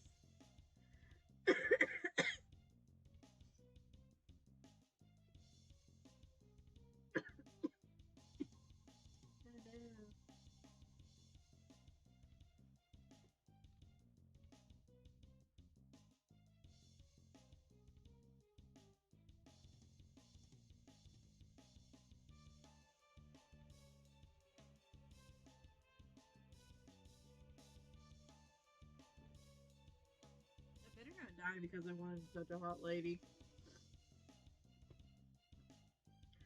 She leads you to the treadmill, and the deep, bubbling pit of acid directly behind it, you can nervously step on. We're going to measure your speed and stamina. Run till you can run no longer. She starts at the machine. She gives a nice, breezy jogging pace at first, but the treads quickly begin to whir away at blindingly fast rate.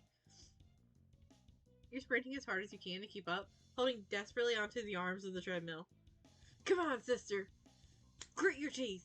Put some thrust sinew into it! If you're not activating your acid tripe by the time you're done, you aren't trying hard enough! Sweat beads on your forehead as you push your legs to the limit, running like you're being chased by an angry drone. Your feet must be blurring like Sonic the fucking Hedgehog by now. The treads are moving even faster, and you can almost feel yourself slipping. Got to hold. You lose your grip and go flying backwards, narrowly grasping onto the edge of the pit and dangling into it. Your toes singed by the acid. Youch! You hoist yourself up over the edge and roll to the side, hissing. Nike stands over you, clucking her tongue.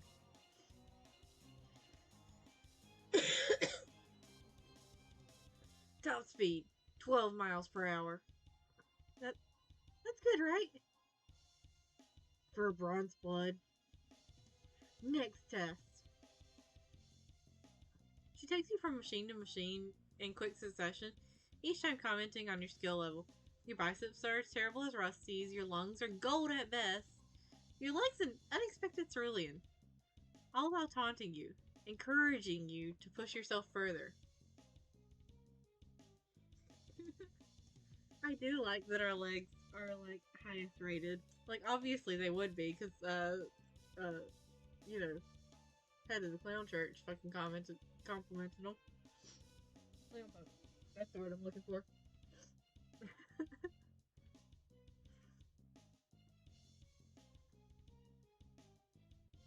The desiccated corpse of my ancestor could do better than this.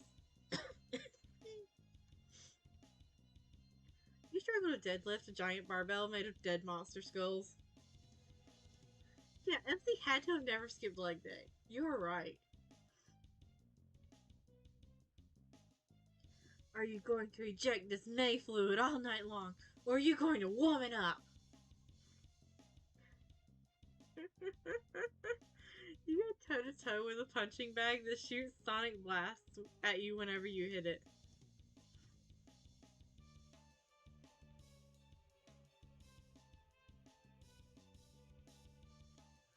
Shape up, or get ejected to the nearest solar execution barge.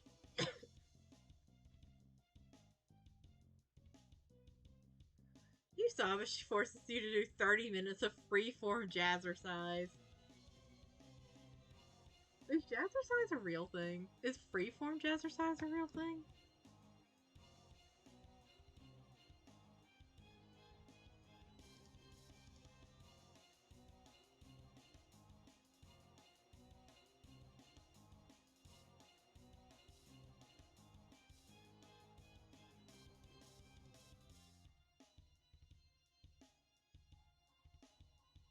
Oh, I think jazzercise is a real thing? Okay. I just stick to, like, basic shit.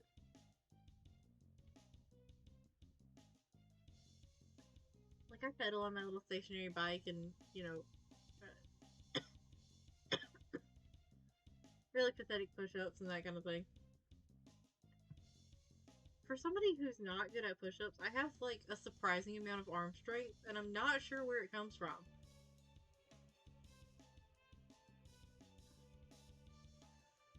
Your jazz hands are terrible. By the time an hour is up, you're panting and huffing, desperate for a break. Nike finally relents. Your reward is staying alive thus far.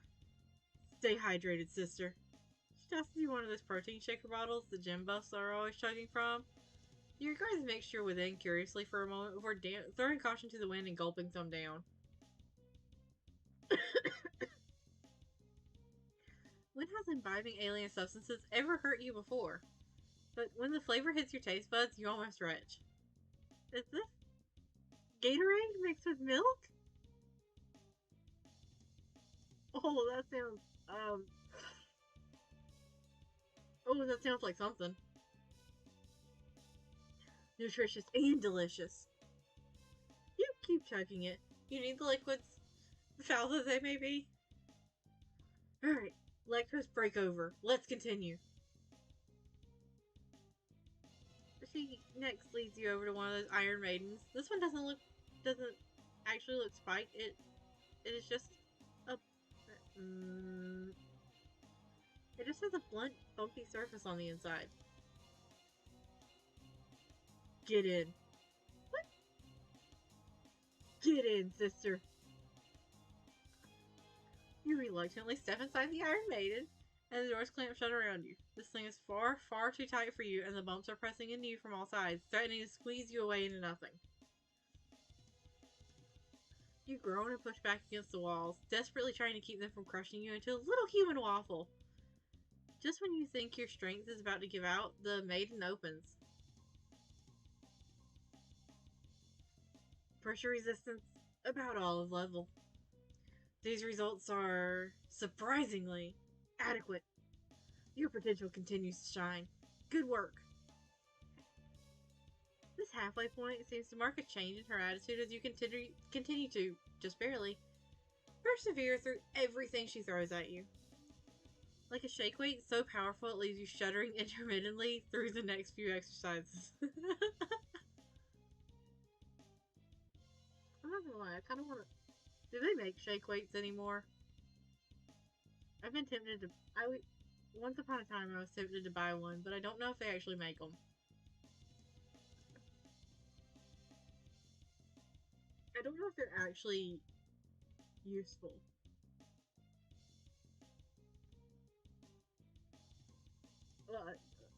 Useful for, like, building muscle. Keep steady, sister. Don't lose heart on me now. A rowing machine that douses you with boiling water if you can't keep up the pace. Go, go, go! We'll make a future medalist of you yet. Literally being chased around a field outside by a giant toothy monster. Don't you dare allow this thing's satisfaction feasting on your bones. After hours of this grueling work, you finally collapse. You think some of your bones are broken? Your heartbeat is coming in quick and irregular pulses, and you can hardly breathe. Your vision blurs and shifts at the edges. God, you're amazed you haven't passed out yet. Get up!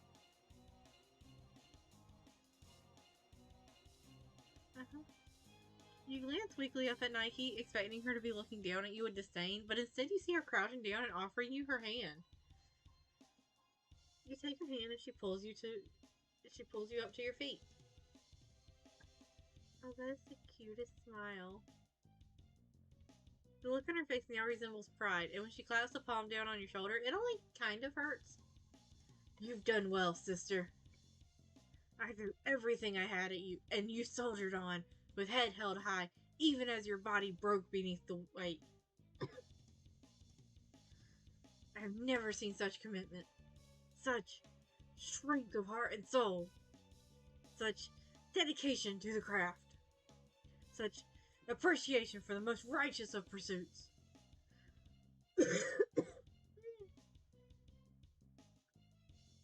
You are no mere workout partner.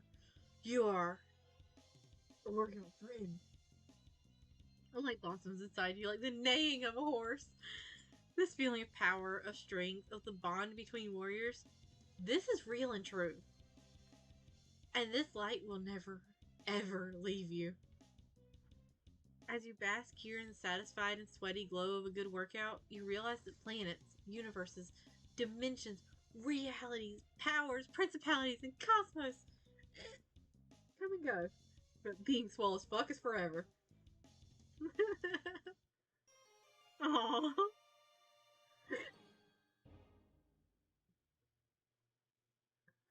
Woo! Now to get that other bat in.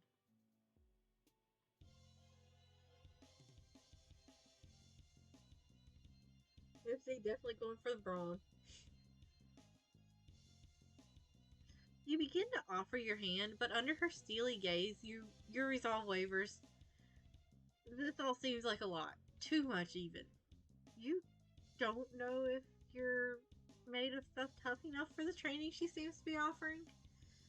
You would like to prove yourself, to become strong. You really would. But does she perhaps just maybe have any courses a little easier on the soft and squishy creatures like yourself? The expression on her face grows terrifyingly blank. She's not scowling, or snarling, or sickened, or any other S word. She's just looking at you with the vaguest hint of disappointment dripping from her otherwise neutral expression. I see.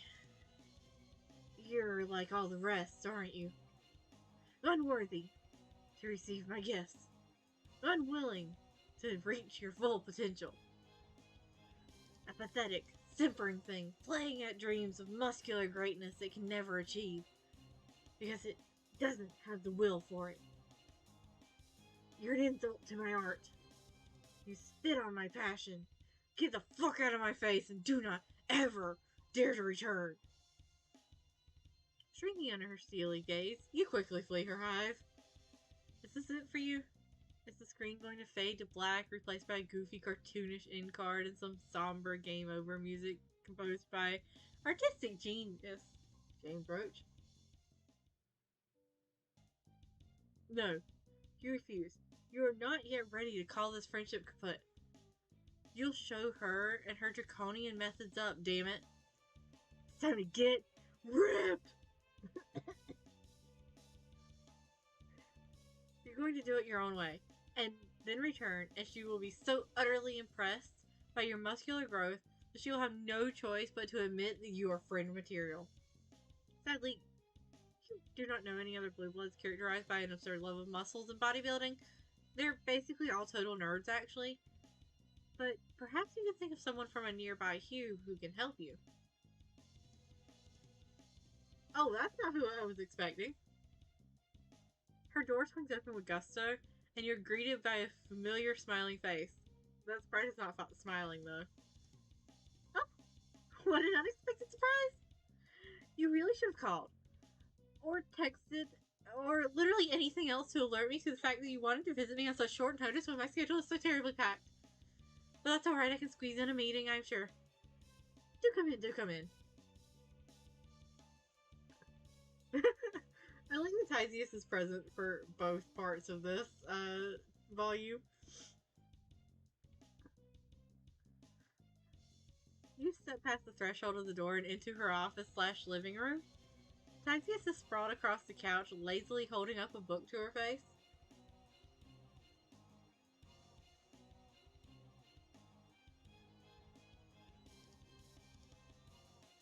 It looks like she's studying, which is a relief to you because you would have felt terrible if you had interrupted some intimate time between them. Unless studying is intimate for them? You kind of hope studying isn't intimate for anyone. The prospect terrifies. I don't know. Yeah, we get to see his girlfriend singing out. Ah. Also, I don't know. Studying can be, yeah,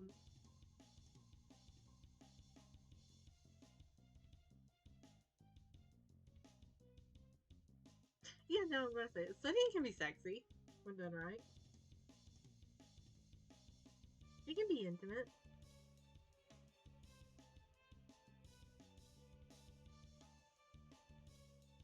Would you like to join me and Zizi for some grub loaf? It's no imposition, I promise.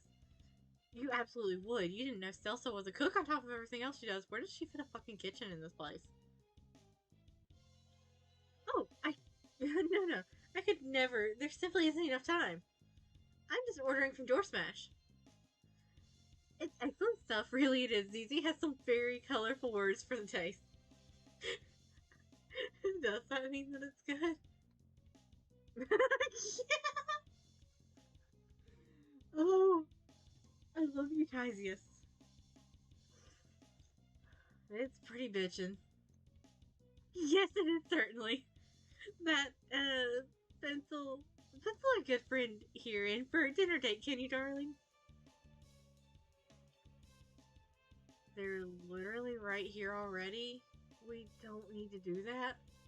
Yeah, never change, Easy. I love you. Salsa pauses and blinks as if processing a foreign concept. Right. Sometimes Cells forgets that you don't have to put everything on a schedule. Which is fair. School feeding changes a troll. Salsa pulls up a chair and gestures for you to sit down in front of her desk. All that said, while we wait for the meal to arrive, let's get down to brass tacks. What brings you to my lovely abode tonight? Maybe they just want to see you. Tysius is like the only voice of logic that I think I've seen in this entire game. People don't always need a reason beyond that. You actually do have a reason though. Shit.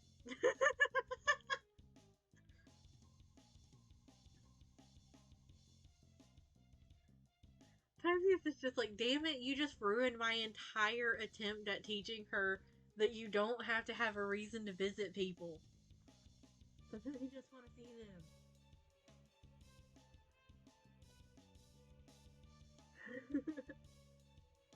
Yeah. Poor Tysius. She's trying. You explain to Stella that you have a friend, more accurately, a friend to be, or perhaps acquaintance, or perhaps a person of chum adjacent quality, who you would like to impress through the pursuit of personal fitness. You recall that Stelsa was jogging when you met her, so maybe she could help you put together a fitness routine and you could do some workouts together. Her expression lights up and she claps her hands together. Oh, goodness, I would absolutely love that. My poor Zuzi is usually far too tired and far too busy. Sometimes I don't know how I manage it myself. So I'd absolutely love a partner to keep trains.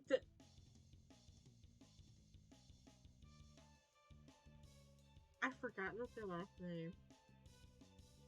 To keep train says yet running on time. Assuming, of course, you won't be late yourself, and I can keep up with my pace. Fair warning. It's blistering. This means that Stelsa has just drug Tysius along at some point. Like, probably like 3/4 asleep. And definitely not able to keep up. Isn't it though? Thanks, Sweetums. You confidently assert that, if nothing else, you can keep pace with her. Your legs have seen a lot of use. Walking, running, fleeing, prostrating yourself before clowns. You know, the usual. Excellent! We will set up some meetings and I'll add you to my schedule. My people will call your people, etc., etc. Thanks for visiting. It's been ever so lovely to see you. Toodaloo! It sounds like they're shoving you out the door when you remind her that she invited you in for Grubloaf. Oh, I love her so much. She hastily and apologetically pulls you back inside. Tysius snickering in the background. I wonder how often she does that. Like, to Tysius, of all people. Like, they're just, like, hanging out and, like, they get done with the conversation. She's like, alright, my people will call your people to deliver, and just start shoving her out. Like, that force of habit is a hell of a thing, ain't it?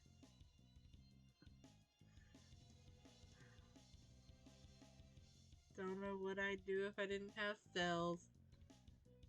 Someone has to be the energetic one in this quadrant. The contrast is certainly a stark one. Has Tysius considered quaffing energy drinks here or there? Maybe they could help keep her pep up? 1, I'd probably die. 2, you don't want to see me on energy drinks. Actually, I kind of do. Nobody does. Fair. No, not fair. I want to see ZZ on energy drinks. You spend a while longer chatting with Tyzius before the delivery arrives and the three of you have dinner together. The Groblove? The Groblove? Tyzius, I'm sorry, but that only makes me more curious. Yeah, because that implies that Tyzius has had an energy drink before. And because how do you know that nobody wants to see you on those if you haven't had one? Then again, if Tyzius drank an energy drink, she might get the proper energy to just start the rebellion right then and there. Like, tear the government down, like, piece by piece. The Groblow is exactly as bitchin' as advertised. A wonderful meal with a wonderful precursor to the fitness montage yet to come. You visit Celsa multiple days a week, fitting yourself into her incredibly convoluted and packed schedule. The feat doesn't exactly prove very hard, you basically only exist to spend time with friends. Her equipment is delightfully free of torture devices. Besides her step machine, she also owns quite a bit of smaller exercise paraphernalia.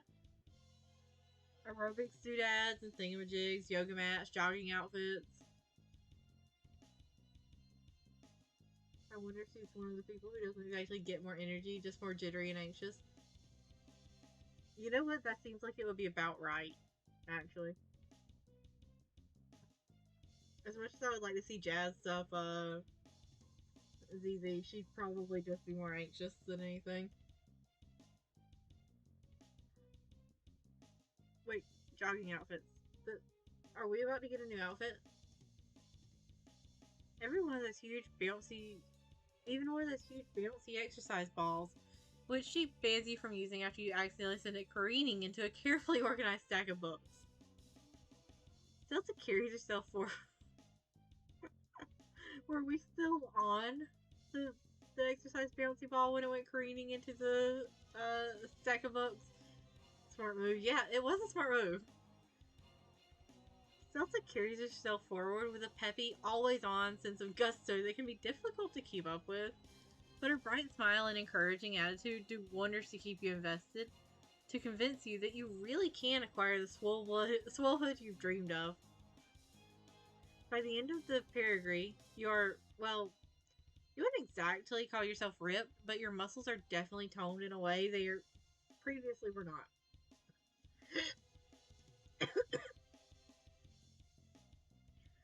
You feel hale and healthy, more energetic than ever, with a bit of extra pep in your step. Apparently, regular exercise makes you feel good. Wild. As you look at yourself in the reflection of an acid puddle, you flex and watch your muscles bulge. Fuck yeah, it's time. At least you hope it's time. You climb into your scuttle buggy and prepare to set the autopilot to Nike's place, but something stills your hand. Some strange sensation that has been slowly, surely settling in your stomach. Sense of unease, of dread. Your days of foolish ignorance are long past, and in their place, a burgeoning understanding of the universe in which you exist, and the harsh laws by which it rules its inhabitants. You're beginning to fear, made the wrong choice, with all the consequences such a lapse in judgment entails. Will you ever truly befriend Nike? Or are you cursed to live for who knows how long in a world without her sweet smile to cure your insatiable addiction? Perhaps you need not wonder. Perhaps the time has come to look inside yourself and know. You're going to give your chakras one real motherfucker of a blitzing. It's going to take mood music of the highest caliber. Having picked up some meditative tips from Boldier, you navigate your Scuttle Buddy's radio dial to an achromatic buzz station, which is currently playing some soothing ocean sounds. The gentle lap of water meeting the shore, the rhythmic beat of the tide, as steady and as sweet as a mother's heartbeat. It's interspersed with distant honks and weird animal chittering, of course, because this is still fucking Alternia. You lean back into your seat, reclining as far as you can go, and sink into the cushiony softness. Something sharp is poking at your rib, but you try to ignore it. As you close your eyes and allow the white noise to flood your senses, blocking everything out. Oh yeah, you're really vibing with this shit right now. Chakra status, blitz to high hell. I feel like the thing poking our side is probably going to be important when we come back to reality. You imagine causality as a river. Every choice is a branch. Tributaries upon tributaries, winding ever downward, pulling in lakes of inevitability. The pit in your stomach gnawls. It all ends here. Stagnant, bitter water, reeking of death. The ocean ever out of reach. Your soul ever yearning for a single, solitary estuary among all the ceaseless spillways. You take a deep breath. Water laps at your sides and tickles your ears. You're adrift. You feel the rush. You feel the gentle bob as you float down the river. Hear the rush of like a ticking clock. Gravity, as time pulling you ever forward. Which river is this? To what end does it deliver you?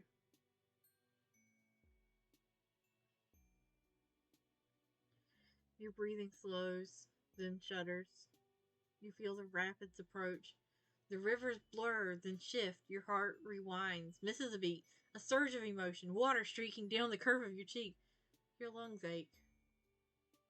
Which lungs? Which river? Which you? You try to focus on the water beats at your brows. You try to focus, but the water beats at your brows, lashes your arms and legs. Too tired to swim. You try another deep breath, but nothing comes. A tumultuous gasp. With a tumultuous gasp, you sink beneath the surface to the churning darkness below. Here, amidst the battering onslaught, the images come. Worlds of emotion, of sound, of thought, memories best forgotten or never known. Lakes meant to remain uncharted. Crack of thunder, rain and tearfall, a single drop of olive. The record skips. Peace through rage. The whirl of the carousel. Horses whinny as the what? The fuck is this thing? Hold on.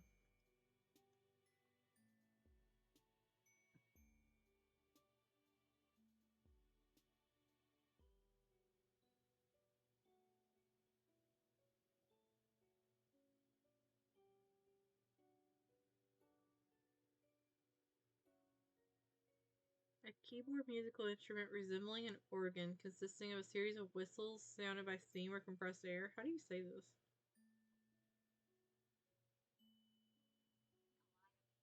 Calliope? I know that's also the name of a Hololive Ian uh idol, but I've never said her name out loud, so I have never known. Um, the textbooks and the images will be important to read. Text boxes.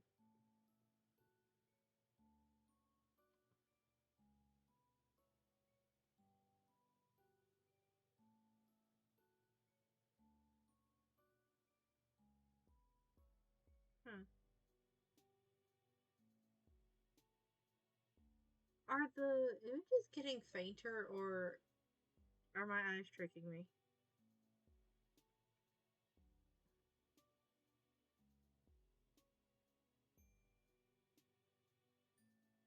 Searching eyes implore you. Okay, good. They are getting fainter. Searching eyes implore you. The puppet strings stretch toward the moon. The flesh of a blade, the spray of blood. Her strings are cut.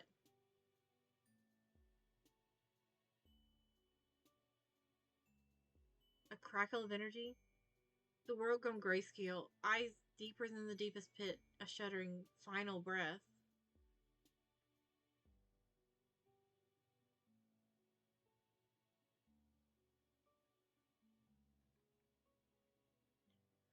You are lost. lungs burning, water clogging every inch. You furrow your brow. Think. Find your river.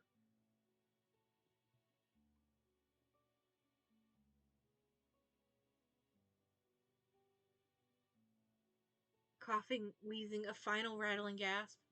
Panic seizes you. A resounding crack. The stamp of hooves, the ricochet of gunfire, the death of one, of thousands.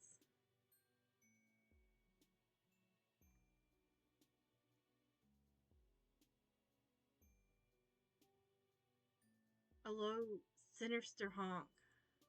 Footfalls, loud and deep. The swing of a club, blood on pavement.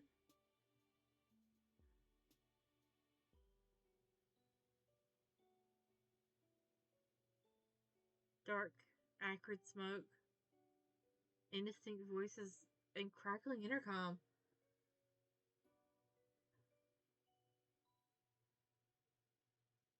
A lurch beneath you, feet thrown out, neon energy crackling green. Choking, desperate, lungs aflame, you focus your will. Where are you? Which are you? Find your river. Piercing eyes. A stern, unpromising gaze. The singe of acid. Crushing spikes. A body worn to nothing, all for her approval. The puff of exertion. Gray muscles. Gray muscles flex and spirits lighten. A gulp of water. The shine of a smile. A looping tape. Mirrors and mirrors. The mind, like time, infinite.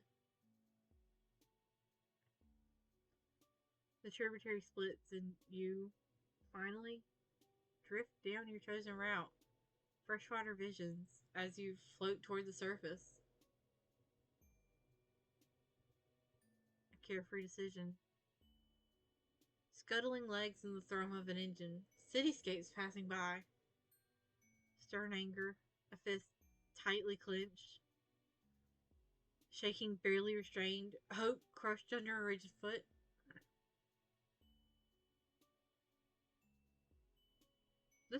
This brain's not a memory, is it? Was the one before a memory?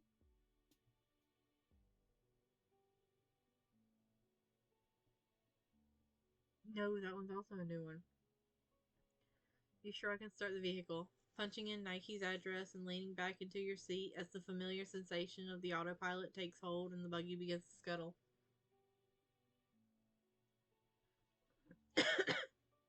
How dare you show your face? How dare you insult me by showing your face again? A plan poorly conceived. At times like these, you envy the purebloods. Well, you envy them quite often, actually.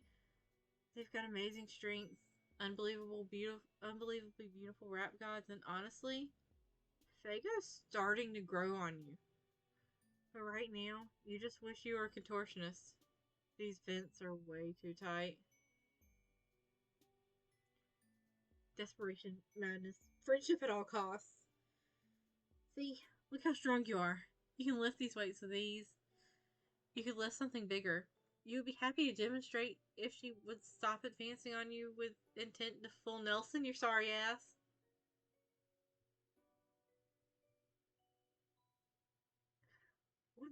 What the fuck happened here? My other leg. Navy blood pooling on the concrete. Troll and plan both collapsing. Cold hatred in her eyes. Tense footfalls on pavement. Muscles strained to exhaustion. The sun rising over a desperate chase. You're just thankful you managed to snatch your water bottle out of the scuttle buggy before she tore it in half. The importance of hydration is never more evident than when you spend hours fleeing in terror. How is she even doing this with only one working leg? Escape. Sweet bliss soon to shatter. Blood and bone turn to steel. Swallowing your fear. You leap across the tracks moments before the train comes screeching past you. Just behind you, you hear a grunt and then a scream, louder and more agonizing than you've ever heard before. Is this it? After days, is your odyssey at an end? She chased us for days without missing a leg? Damn.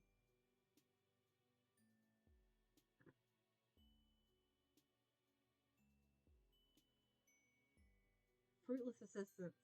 Your clothing, your soul, stained with blood. No more. No more. Can't disable her cybernetics. They equal two entwined with her biology. Get back. She's about to strike. Damn it. One more step. One more desperate step. One foot after another in the endless chase. Your palm has died ages ago, but you've been etching lines into the back to keep track of time. You're nearing the 1 year anniversary of, well, you're not sure what to call it. The day you irrevocably ruined your life, the day you fled into the untamed wilds. You would celebrate, but you doubt you'll have time. She can't be far. Bam. She gonna chase us for the rest of our life? Hold up. Drenched in fear and sweat, hidden but not well enough. You try your best to stifle your ragged, fearful breathing, but you know it's fruitless. Nothing can hide the terrified pounding of your heart to her bionic ears, nor the heat of your blood to her infrared senses. She can find you here. Yeah, kudos to MC for running from her and surviving for a year, but like, damn.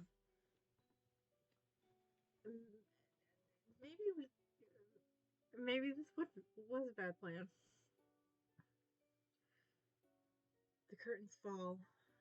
One final heartbeat at the end of all things. But up. Nike Borg's searing blue eye flashes in the darkness. There's no more hiding. You close your eyes. You emerge from beneath the surface with a gasp. Coughing up water and oh, it's just you, sitting in your scuttle buggy. Gentle white noise still playing on the radio. You take a moment to catch your breath, your heart thumping against your ribcage like it wants to crawl out and beat you senseless for subjecting it to all that horseshit. Oh, okay. Enough meditation for one day. You think you're just going to reach over and kind of set the autopilot to Stelza's house instead of Nike's. Yeah. You have no idea if this will avert or merely delay some horrifying grisly end or another. But it's better than the alternative. And besides, you really want some more of that bitchin' grub loaf. By the way, the thing during that part was called End of Fringillion, Russian Courage. It certainly fit.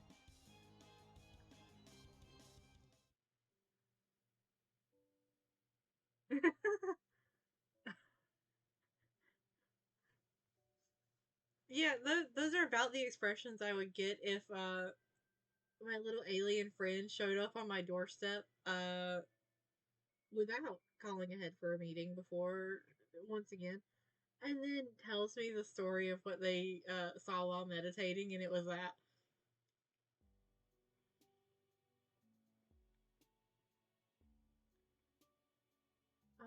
I think I am going to do the next volume, the last volume here.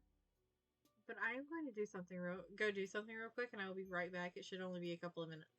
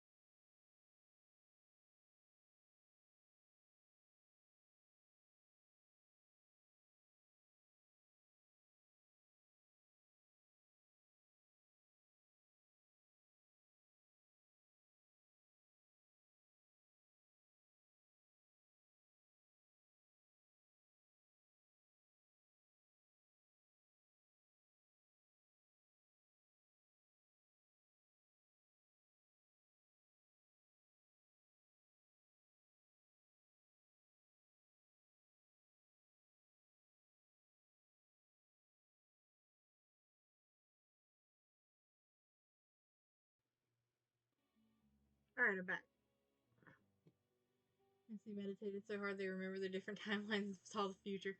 Yeah, that's gotta be a rough, like, thing to chat, like, to try to explain. Huh. I don't know if it...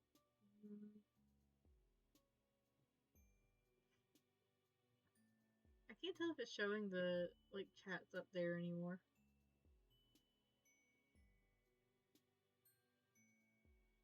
I don't know if me going to the BRB screen and then coming back, like, just blanked it out, or if I have messed it up somehow. Alright.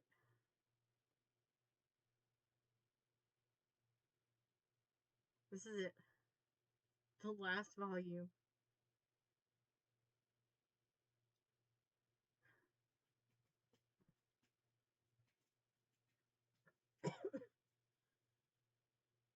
You crash landed onto a planet called Alternia. You staggered from the wreckage of your ship.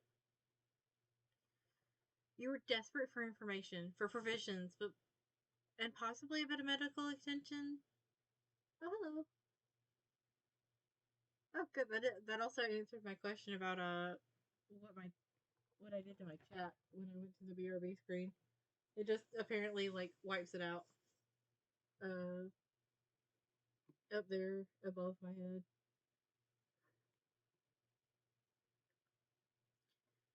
But most of all, you were desperate for friendship.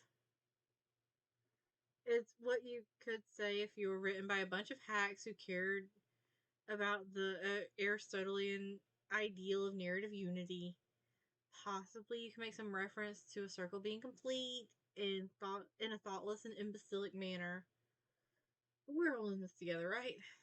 And we've all learned and grown enough to know that there's something deep and dark and absurd brewing beneath the surface. It really isn't about friendship anymore, is it? You've got enough friends. You know, you need an answer. You need... Oh, god damn it. This was just the intro screen.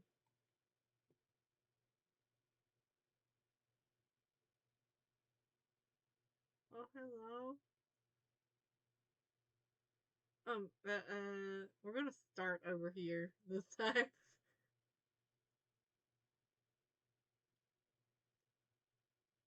Only select yes after I finish both. Okay.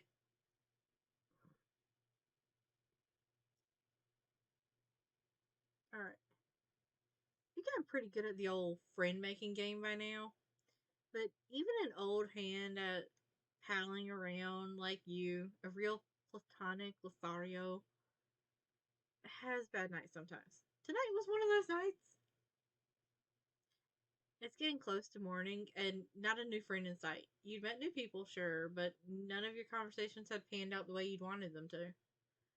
Every interaction had come to a close with your friend count no higher than when you started, no matter how many compliments, offers to help, and other tried and true friending strategies you whipped out. You won't stand for it. You're determined to finish out the night with at least one more new buddy's name in your little black friendship book. But with the sun's about to rise, you have to admit you're cutting it a little close. As each minute ticks by, the sky gets a little lighter, and the possibility of dying an agonizing, fiery death gets higher. But maybe it'd be best for you to just pack it in and find somewhere to spend the day. You pick up your trusty palm husk and call up one of the many friends you already have to ask if you can crash. Hell, maybe Skyla will be up for sharing a Recuperacoon again. The soothing ooze has kind of grown on you, and sleeping next to Skyla always makes you feel so comfy and safe. Wait, how often are we sharing a Recuperacoon with Skyla?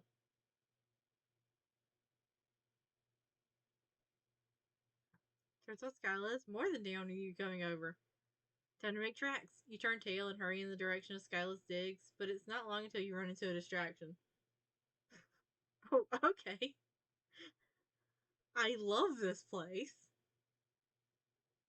That distraction is in the form of a house. It's a dark, crooked thing hulking close to the ground. Slatted wood walls, sloping roofs. Vines cling to it like dust and cobwebs cling to forgotten like dust and cobwebs cling to forgotten things in the attic. Something about it feels off. Yeah, I'd be very distracted by this too. It possesses a certain energy that sends shivers up your spine, making your hair stand on end. An instinct deep in your gut is telling you to give it a wide berth. On the other hand, a shelter. Skyla's place is a ways off, while the house is right here in front of you. It could be worse, seeing if whoever lives here is willing to put up with you for the day.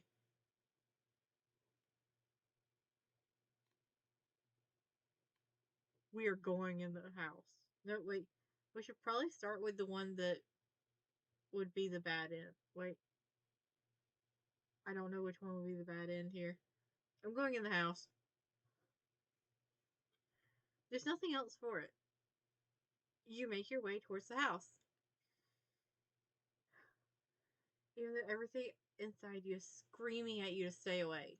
Even though with every step you take, your chest tightens and your hands tremble.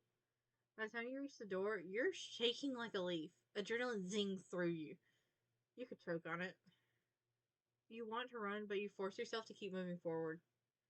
It's a slow motion race between you and the sunrise. At this rate, the suns will make it all the way into the sky before you can even knock.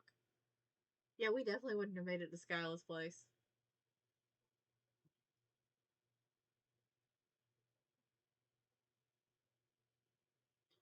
You drag yourself the rest of the way, stumbling onto the front step.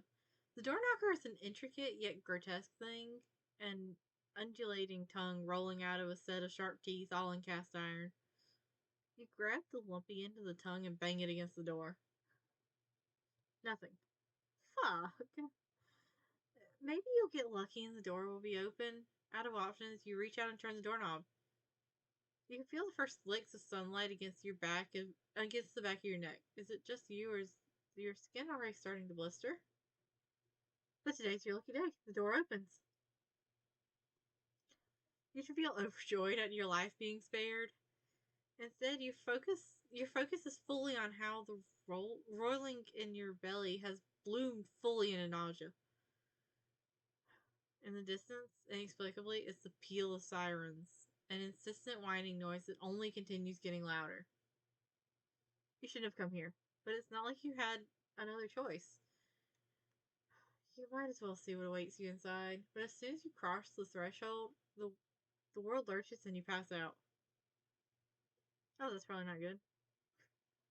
You come to in a different room than the foyer, head ringing like someone just whacked it. When you move to sit up, there's the sound of skittering all around you, like hundreds of tiny insects are scurrying away to safety. Had they been roving the floor while you were knocked out? Gross. You prop yourself back on your hands and take a look around. Your impromptu nap has done nothing to. I swear I've already looked this word up. This does not mean that I remember it, but.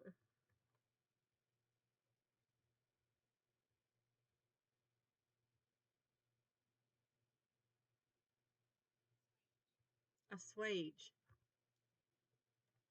the deep sense of wrongness you have about this place. But hey, maybe you've managed to sleep through the day. Maybe the sun has set again so you can get the hell out of here. This sense of optimism is misplaced, probably, but it's not as if you can check. There are no windows. You cast your eyes around the room. Underneath the floral peeling wallpaper, the walls are riddled with damp and mold. On the other side of this room, an open door. Thank fuck. Okay. You aren't logged in then. You can go look for somewhere else in this place that might have got a damn window. Oh, interesting. We're definitely in a clown house. We're definitely in a purple blood's house somewhere.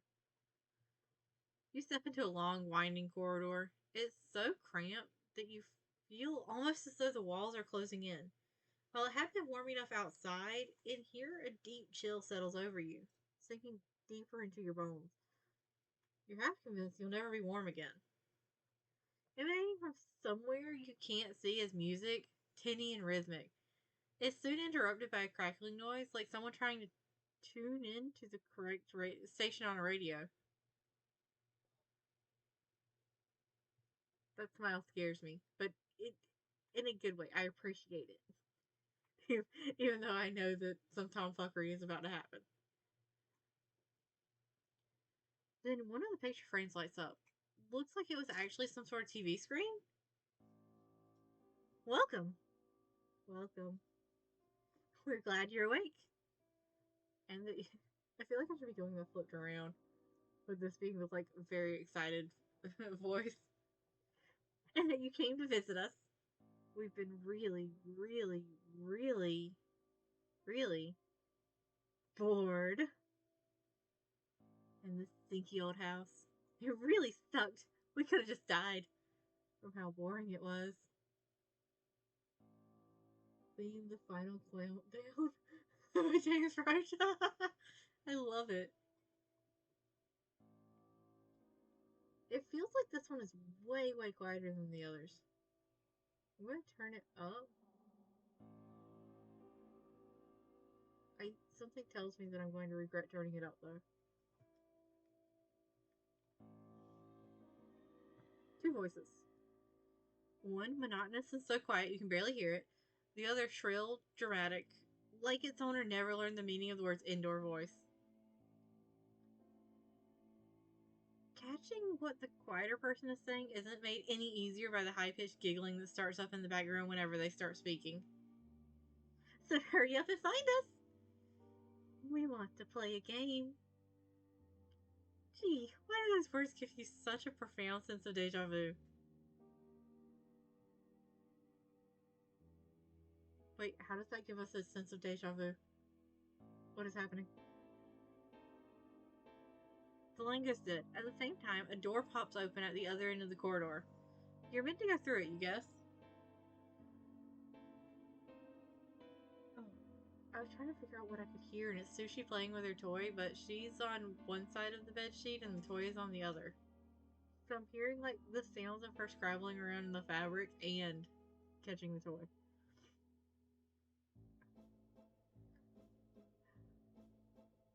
You'd rather go somewhere else, anywhere else, other than through that door, but there's nowhere else to go.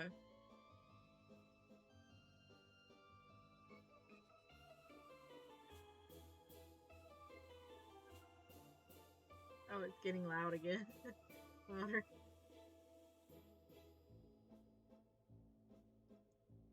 So, I really like stuff that sounds like fucked up carnival music.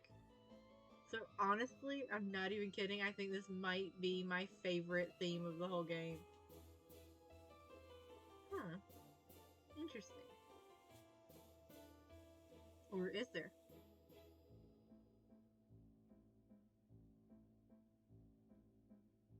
We're approaching the door. Oh,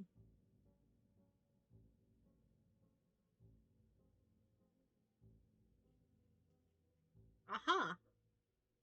Your weariness only intensifies once you set off down the hall because the walls start fucking bleeding.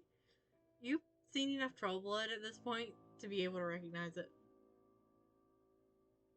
Multicolored streams ooze over the wallpaper and faded portraits lining the wall, collecting and congealing in sticky, viscous puddles on the floor. The narrow walkway becomes steeped in the stench of copper. Yay!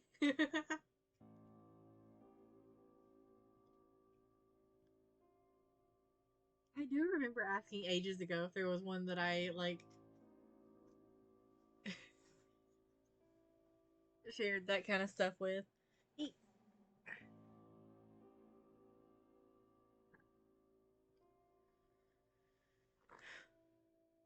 You walk faster, but the streams of blood follow you. Uh, what is that word?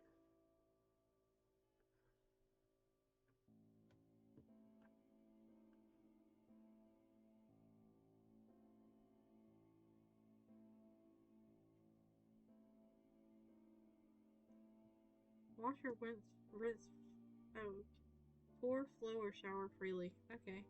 Sluice. Okay. That's a new one. You walk faster, but the streams of blood follow you, sluicing down from the ceiling as quickly as you walk. You reach the door, eager to get away from the grisly sight. You throw it open, but oh god, you hadn't considered what might be waiting for you behind it. What if these two shady characters plan to torture you? Tie you up and steal your palm husk, texting embarrassing messages to your friends while you can only look on in horror, helpless and unable to intervene. Anything but that. That's what you're concerned about? The walls are bleeding and you're concerned about them taking your phone and texting your friends embarrassing things? And see? Me and you gotta have a chat about priorities in a minute. But first, we gotta go find our new friends.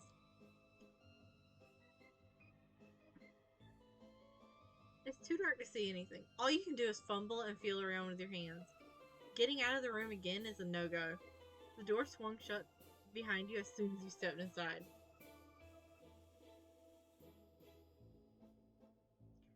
You shuffle forward on wobbly legs. The floor feels unstable somehow, like it's going to open up and swallow you at any moment. It really does explain a lot, doesn't it?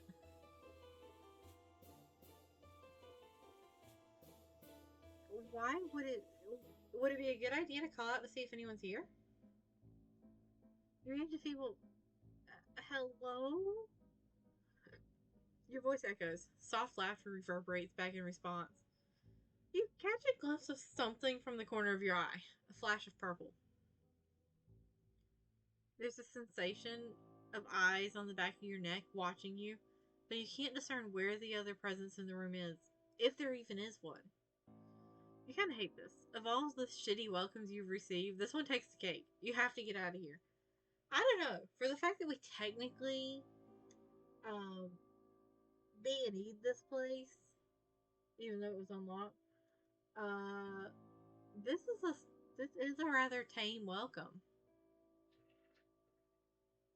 You try to gather your panicked thoughts together to formulate a plan, but before you can do anything, a series of ropes appear seemingly from nowhere, coiling tight around you and holding you down. You're finally here. We've been waiting for you. A light comes on, and it's not the warm, burning rays of sunlight. This room is windowless too, but a spotlight, bright and harsh. It lights up a broad swath of the room, bleaching it white and sending long shadows stretching away from it. Oh, hello. You can see your captors more clearly.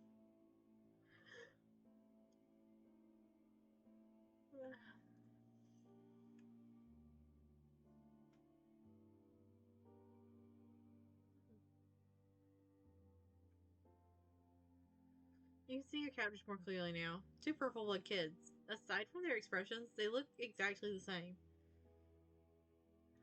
A manic glint sparkles in the eye of one of them, as sharp as his razor blade grin. The other one looks more hesitant, almost sad. We're Bisley. And bars him. You're the alien, ain't ya? You look weird. Your body's real weird. We wonder what color your blood is. Or how springy and slimy your acid tubes are. They squirm around like slither beasts when we slice open trolls' bellies. Are yours the same? You struggle against your bonds. You have no idea what acid tubes are. But you'd much rather they stay inside your body where they belong, thanks. You thought you'd moved past the days where you had to serve as a torture muppet? All you needed was a few hours shelter from the sun, and if it's safe to go outside again, you'd really like to leave. This was the wrong thing to say, apparently. The twins leer at you disapprovingly. Or, well, one of them looks so disappointed he might burst into tears. The other just looks pissed. Huh, interesting.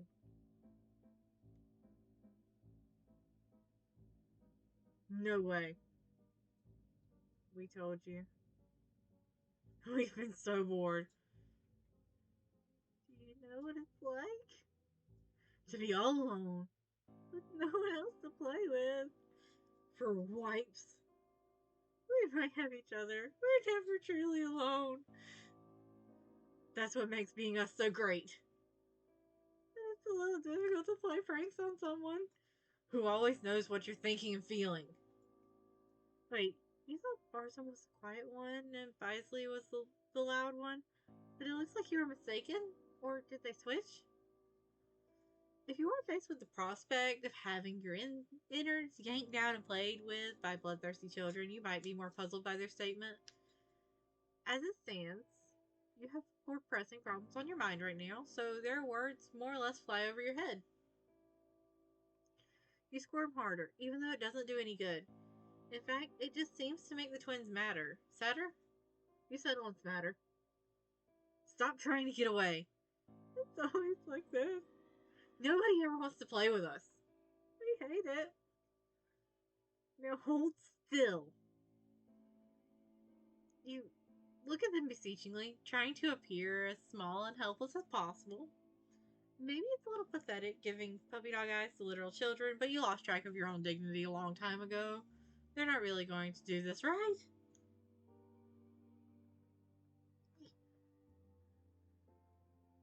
A noise starts up. It sounds suspiciously like a chainsaw. Is it just you, or is there the scent of raw meat in the air?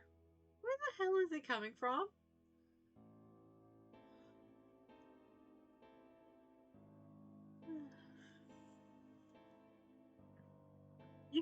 You continue straining in your bonds, stomach clenching in fear, bile rising at the back of your throat.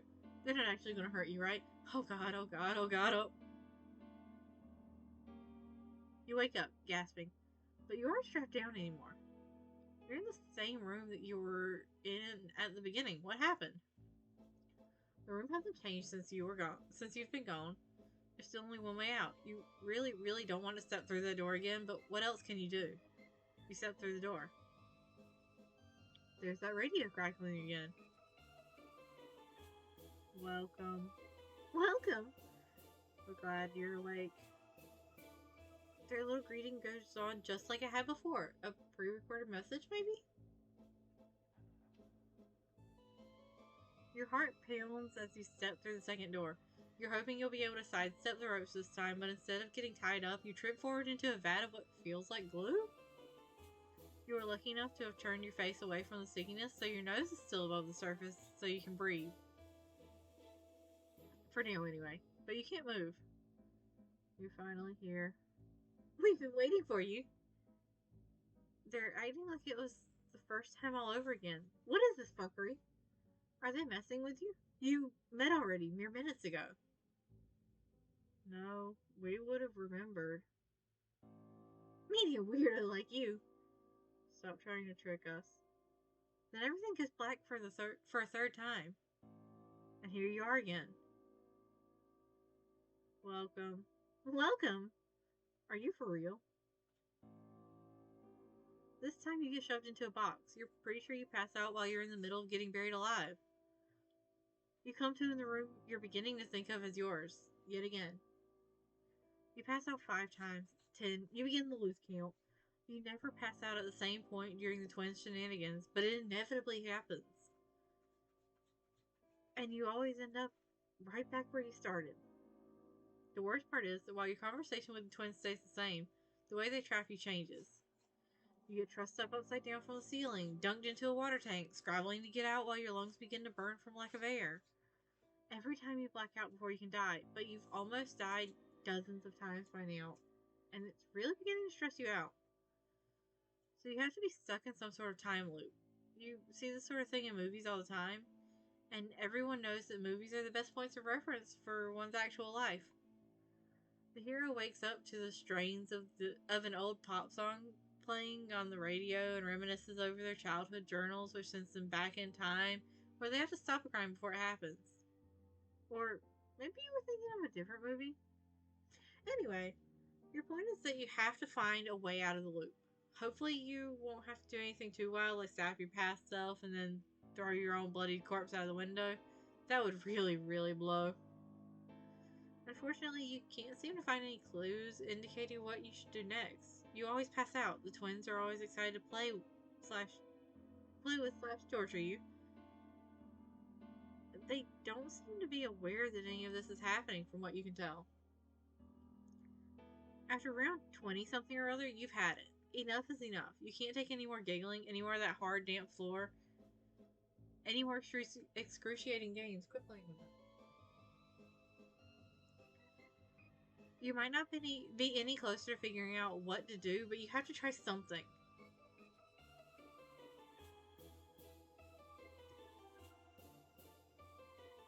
So, is it the twins? Like, abilities that is doing this, or is it the house? And if it's the twins, I'm guessing they're not aware that they're doing it.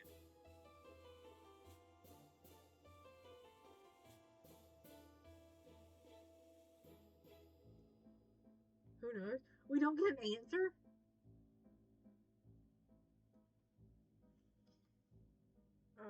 Sure, we'll go with remember who you are. There's one thing you've been doing wrong. Making this all about escape.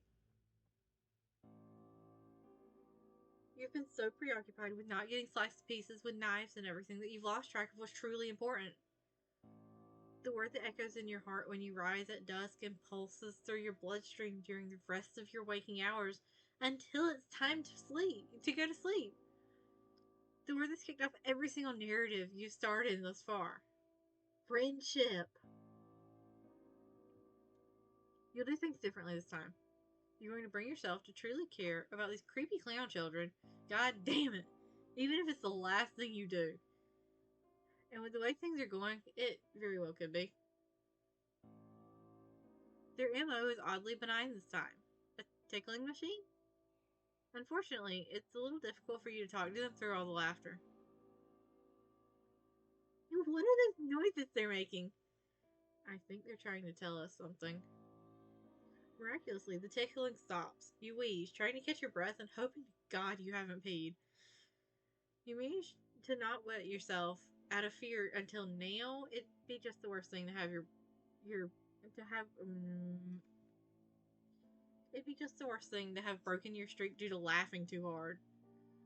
What is it about clowns and you divesting your body of waste? After assuring yourself that your underwear is blessedly dry. Wait, didn't NC piss themselves during Marvis's at some point?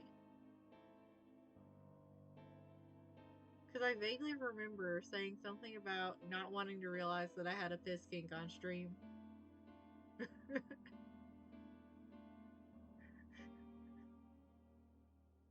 I don't remember if that was out of fear or desperation.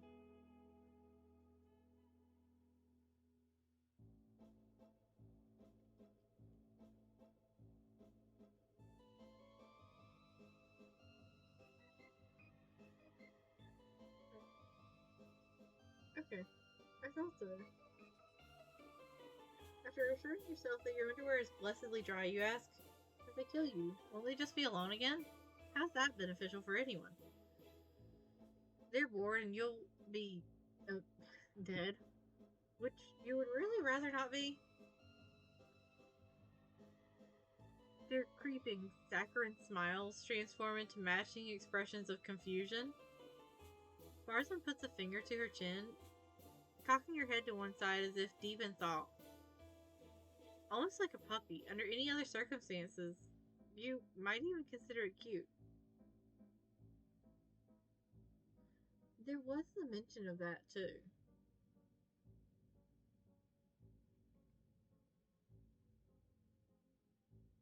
What are you talking about? We don't want to kill you.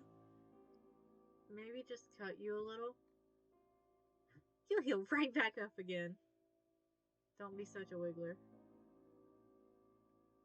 Some of the things they've tried to inflict on you would have definitely taken more than your regular human healing functions to recover from.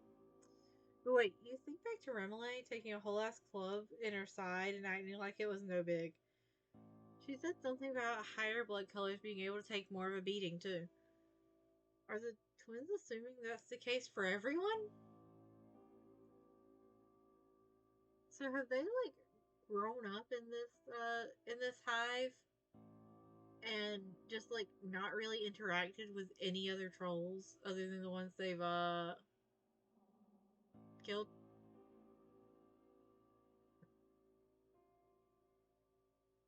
God, this is what happens when all adults in a society go off planet and leave a bunch of zoo animals to bring up their kids. Or, well, trolls. Also solve most of their problems by killing each other. You can't discount that either, you suppose. You take a closer look at the twins. There isn't any malice in either of their faces. The only emotion you can discern is idle curiosity. You decide to take that as encouragement. You explain that no, you won't heal up from being sliced open, or from an on-fire scuttle buggy being flung at your head, because you're human, and humans heal differently from trolls. Well, differently from high-blood trolls, at least. You even use your best babysitter voice for good measure. You feel like you're giving a stern talking to about the importance of taking care of one's toys so that they don't break. Instead, you propose, why don't you be friends? You can all play together instead of you being the subject of their torment. They'll be able to play with you for longer that way, too. They give you a strange look. Friends? What's that? Do people not agree to be their playmates very often? No. Usually, everyone runs in the other direction. So we have to catch them. Or trick them. That explains a lot. You think you're beginning to understand. If they let you down, you can try and show them what you have in mind. Yeah, no offense, kids, but I can see why. Yeah, I understand completely. Like, I can see why this is happening. Maybe you should change your tactics. They do. They actually free you. They turn all the lights in the room on in the room too, so you can finally see everything. Aww. It's bigger than you expected and set up like a circus tent. A wire is suspended along the ceiling. A person-sized target board rotates at dizzying speeds against the back wall. Juggling clubs, knives, scarves, and other props are piled across the floor. You recognize a few of the mechanisms that they had inflicted on you before. It's pure chaos. Yeah, that's a good way to describe that. Honk. It is adorable, though. So, what else do they do with all this stuff? They're still staring at you as if they aren't quite sure how to deal with you engaging with them voluntarily. You're feeling pretty tentative yourself. This whole interaction seems incredibly precarious. You're afraid that if you make a misstep, you'll end up back in the tickling rack again. This is ours. We just found it when we got here. But does it look... but it does look a lot like what's in our hive. If you also have a hive, why are you here? We can do shows and stunts. All kinds of cool stuff. Fuck. Even when they aren't threatening you, the way they talk in chorus like that freaks you out a little. In perfect unison, like they're one voice instead of two. You shake off your fears and suggest that they show you a little something. It really is adorable. I am having a hard time telling which is supposed to be which, though. They seem to like that idea. Excitedly, they scurry over to the target board. One twin stands against it while the other picks up a handful of throwing knives. You're anxious. You don't exactly want them to rough each other up instead of you, but Barzum just throws the knives in a graceful arc. They surround Bisley perfectly, barely missing him. Okay, so judging from the way the sprites were moving, the one with the purple mask is Barzum, and the one with the yellow mask is Bisley.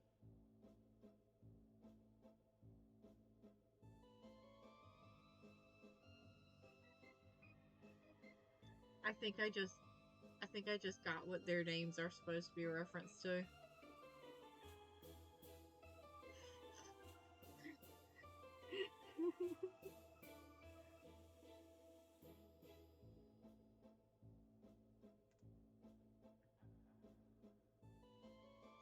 You gasp. Your mouth a perfect O. The twins seem pleased with themselves, laughing together like they're sharing a secret. Aww. If you think that's impressive, watch this. They execute a stick flip on a pair of trapezes above a bed of swords. Make a daring escape from one of the contraptions they trapped you in. They move similarly to how they speak, perfectly in tandem with each other. With your variety of obsessions you've seen among your friends, it figures that it was only a matter of time until you met someone who made a hobby of risking their lives. It's not too out there compared to cage fighting, you suppose, or collecting saucy East alternative figures. You could have just escaped from the trap we put you in earlier, you know. Why didn't you? You laughed nervously. You haven't exactly had much practice. Maybe it would have been easier if you had someone else to help. You look at the two of them pointedly. You didn't even realize siblings were a thing among trolls, let alone twins. Sibling? Sibling? What's that? You know, someone you share lucis with, someone you hatched with in the same clutch. Are you phrasing that right? We do share a lucis. We share everything. We didn't just hatch from the same clutch. We hatched from the same egg. We were going to be a single troll, but we split in two. Just our bodies, though. Our minds are still one. One person, two bodies. Oh, that sounds horrifying. We're one and the same. Okay, maybe siblings aren't a thing on Alternia after all. Being literally the same person is quite a bit different from the human concept of twins or siblings. Somehow this leads to them telling you all about a number of exploits they had with some of the other kids in their neighborhood. One story led to another, and soon you're recounting some of your adventures too. They particularly love your attempt at giving an impression of Nike, clapping and crowing as you get into a dramatic power stance and flex your flimsy muscles. You can't help but feel a little proud of yourself. You feel like the guy on Jurassic Park who walked into the Velociraptor den, "I'll be chill, my dudes," and they actually listened to him. Besides, there's something great about making kids laugh, even kids who were trying to murder you less than an hour ago. The twins are in the middle of talking about a prank they played that they found hilarious, and that you've been trying hard not to grimace and horror at, when you feel it, a certain change in the air. Didn't they mention they have been stuck here? Did we? Yes, we have. When we try to go out the door, some sort of force pushes us back. You're the first other person we've seen since we got here. You have a hunch that might have changed. Why don't you all try again? They look at you skeptically. If you want. It's not going to be any easier, though. You just tell them to trust you. You look at the front door. The twins are crowding you from either side, clinging to your arms and edging so close it's like they're trying to burrow into you. So these are also my kids now. I appear to have the softest spot for the clown kids. For the purple ones. Ready? They nod. You push against the door. It opens and you breathe in the cool evening air. Not so fast. We've gotten this far before. But we won't be able to go any further. You'll see. You take one step, then another. As you look beyond the grounds of the house, you see things you hadn't when you first got here. Mountains in the distance, other houses. Before, all you could see was shrubbery. You pick up the pace. The house falls away behind you, disappearing into the fog. Whoa! You did it. You actually did it! We can finally leave. They swoop in to grab you, hugging you hard. The curving horns of their masks almost stab you in the cheek. These things are a bit of a hazard when their wearers only come up to about where your chest is. They keep talking before you can get a word in, pulling you forward and shuffling you along between them. There we go, words. It looks like you were right. It wasn't just enough to save yourself. Oh, hold on.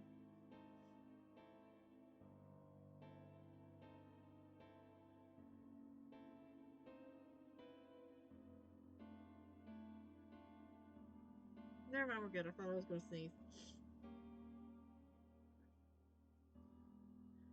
It looks like you were right. It wasn't just enough to save yourself. You had to save them too.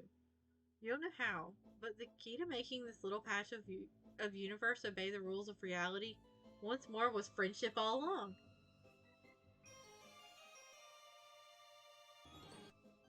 You should have seen your face. You were shit. Your Gamtip was terrified.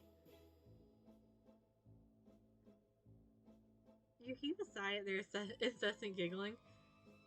You heave a sigh as their incessant words. Let me try that again. You heave a sigh as their incessant giggling surrounds you like so many playful ghosts. Yes, yes, you say, very clever. You were the ones behind all this nonsense, weren't they? You started guessing somewhere towards the end. You wiggle your hands vaguely. All the time stuff. They sure scared you, alright? No! That wasn't us. We were talking about the bloody walls and creepy sounds! None of that was real. That was all us. That was all. Chuckle voodoos. We're the best at chuckle voodoos. We got you so good! They both bounce beside you excitedly. You blink down at them. You have no idea what the heck chuckle voodoos are, but you can only guess that it's some sort of illusionary thing. So they didn't have anything to do with time messing up? Folding in on itself? No. We told you. We've been trying to get out of that stupid house. For wipes. Maybe even a peregrine. Did you really think that was our hive? Our place is so much cooler than that dump. If this is their actual hive? You have your reservations about that, but you can't find it within you to say no as they eagerly pull you along. One twin tugging your hand, the other looping an arm in yours. You look back at the house one last time. You have no clue whether the twins are lying or if they're telling the truth, what really caused what happened there. What happened here, but right now, you're content knowing that you'll never have to see this place ever again.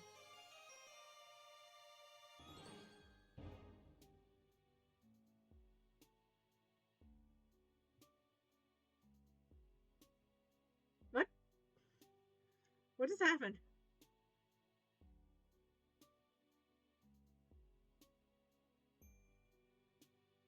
It didn't give me the end card.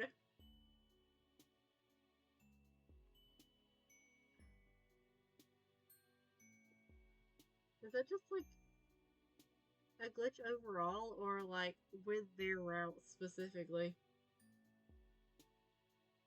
Ah, for them specifically. Alright, time to go get all the bad ends. Nope, we are running away from the house this time. Yeah, no, that's not happening. Didn't you just establish that this place gives you the heebiest of jeebies? Plus, there's always the chance that the inhabitant will cull instead of help you. You're sticking to your original plan, thank you very much. Firmly ignoring the house, you continue on your way. You make good progress for a while. Your Maps app says you're heading in the right direction, except Oh, what the fuck? Why are you here again? Did you make a wrong turn somewhere? Whatever, you're not going to dwell on it. Time is running out, and you need to get away from this stupid house pronto. You gotta make sure to do it right. This time you go, oh fuck, there's more options. I'm gonna. Yeah, sure. Yeah, sure, we'll go right. Okay, you split, breaking into a jog. Scenery flicks past you as you pick up the pace, urgency spurring you on. It's getting even lighter. It won't be long now. What? You check your palm husk again. You're right back where you started, even though just a moment ago the map's GPS put you a decent distance away. This is ridiculous. There's obviously something weird going on, but the suns are creeping over the horizon. Time's up. There's nothing else for it. You make your way towards the house, even though everything inside you is screaming at you to stay away. Even though every step you take, your chest tightens and your hands tremble. So this just like, no matter what, you have to enter the house. Like, even if I go back and choose left, it's going to do the exact same thing, huh?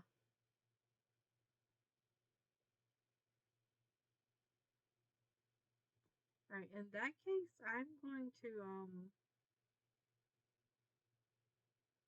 back out of this and then just, like, load up from this one instead. Search for another exit. No, there has to be something else here. Ignoring the voice's instructions, you examine the walls of the corridor instead. Soon enough, you notice something funny about one of the paintings. Its frame seems much thicker than the others, which strikes you as somehow suspicious. Feeling along its bottom edge reveals a button. You push it, there's a groaning sound, and part of the wall folds itself away, revealing a tunnel of some sort. Ha! You knew it. You're so focused on trying to make your escape that you rush through the opening without looking. If you had been more careful, you might have noticed one very important thing. Past this doorway, there is no floor. Your feet meet thin air, sending you pitching downwards. Drat, you think, as you plunge towards the pit of knives beneath you. You reached a decent follower milestone on Chitter the other day, too. And you hadn't gotten around to bequeathing it to any of your friends in case something like this happened. Your final, regretful thoughts are of your account, dusty and abandoned, with no one there to continue to update it after you're gone. Oh, we're still wearing Malik's hoodie. We're still wearing Malik's hoodie. Oh, that's great. I thought we had changed clothes at some point again.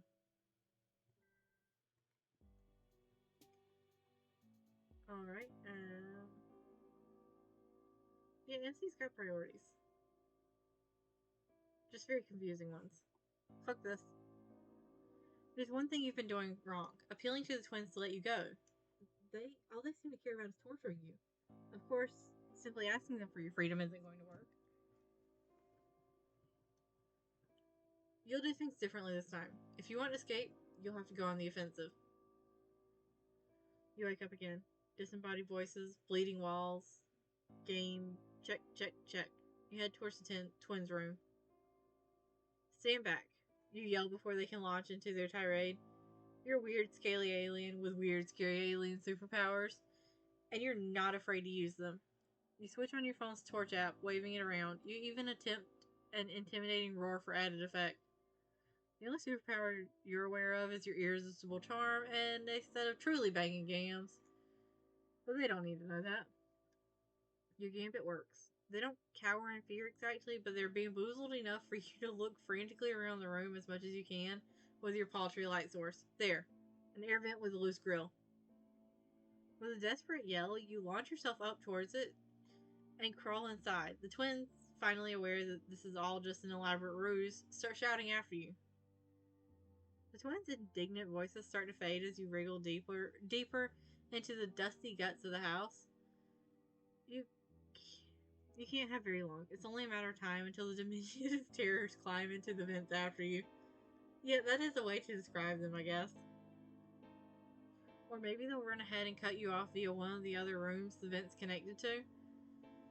They must know the layout of the house better than you do.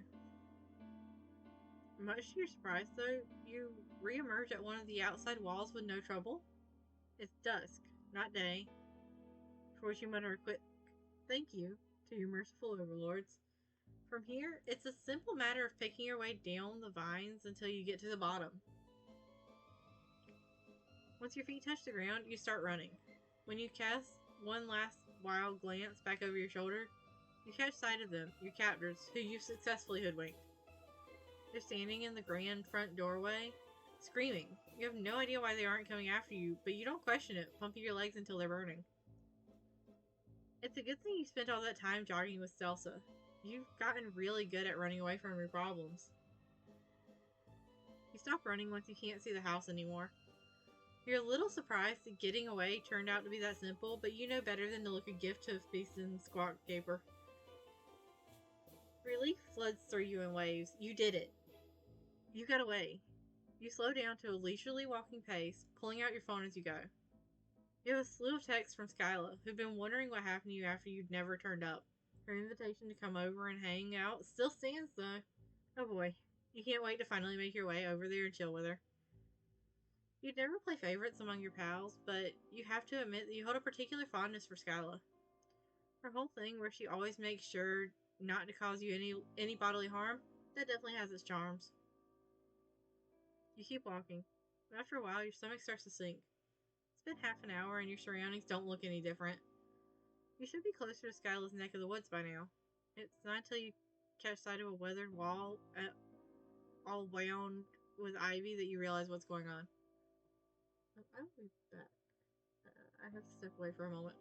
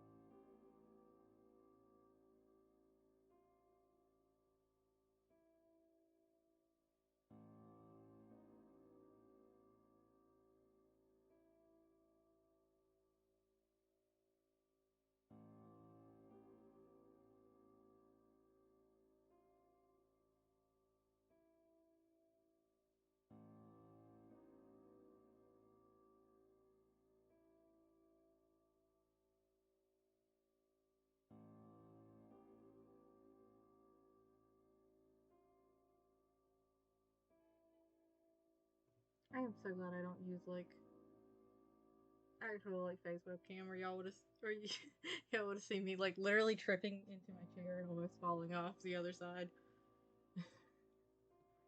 Anyways, continuing on.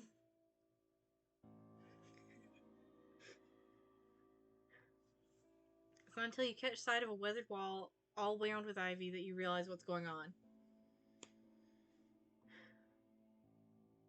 This is the house again. You're still stuck. You're not going to be able to leave its grounds no matter how much you walk. You might have escaped the house, but whatever curse or time-space witchcraft this is, isn't confined to within those walls. You're in a pocket dimension of some sort. And you don't know how to break out. So now you can either return to the twins, since they're the only company you have out here, or you can make these bushes your new best friends.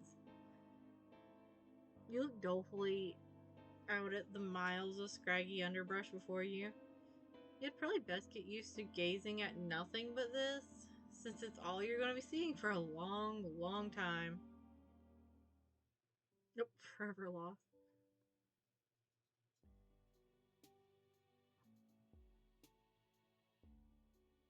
Well, we got all the endings for that. If I had realized I was that close to the ending, I would have, like, tried to get to it and then run off. Oh well.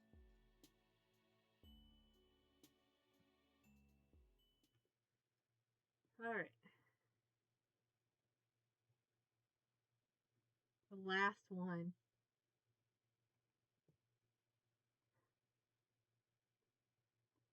I'm just going to skip through this part. Is it long?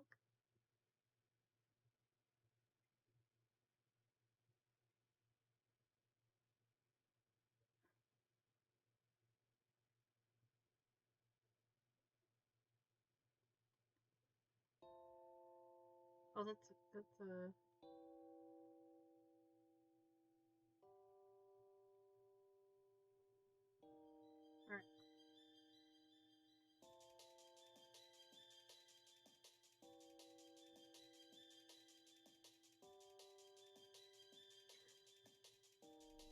This is an interesting, theme. Oh, it's still getting louder.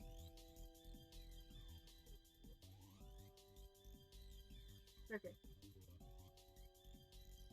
You'll notice there's a music right. Well, it's a bit of a lie now, isn't it? I mean, it wasn't at the time, but, you know. What's next on the docket? Oh, you really feel like going completely off the rails.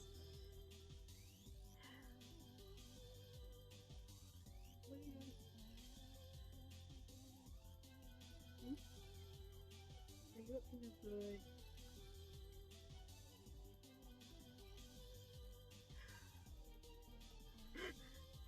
So it's a good thing the first person to ping your palm husk is Llanera. That nutty bitch is exactly the sort of destabilizing influence your life needs right now. I mean, yeah, I imagine she probably is a regularly destabilizing influence. Hello? My friend! Because that's what we are now. Friends. Cool. It's not a weird at all way to talk to someone. You're really loving this one. You're not sure what it is, but you're positive whatever crackpot caper this loopy troll is about to rope you into is going to be a real humdinger. There's a sense of finality in the air. You can taste it. We're awfully chipper now, aren't we? This makes me nervous. Lanier does you the courtesy of listening to you say all that shit without getting super put off by how much of a freak you are. Listen up. So I was thinking, since us becoming friends has worked out so well, I'm starting to think that maybe it'd be a good idea to give making more friends another shot after all, I guess? That's what I was thinking. So there's this party I was invited to. You see, the fellow Jades in my cloister always sneak out to go to these things. You gently suggest to Llanera that she should hurry it the fuck up.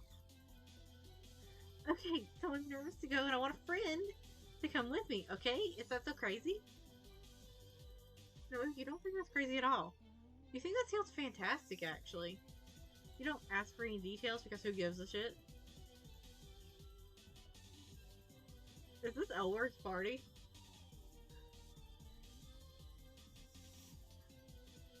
You show up on the block. We're not going to talk about how you got there or whatever because what a waste of time. You're just here. Llanera's met up with you too. Llanera mentioned there might be dancing, so you decided to really dress up for the occasion. Oh man, you went fucking nuts. You're wearing a cape and shit, but also like fishnets, maybe a sexy bra if that's your thing. Whatever you happen to drudge out of some dumpster or another. Hello, Sushi. Here, I don't have a sling on right now, so okay.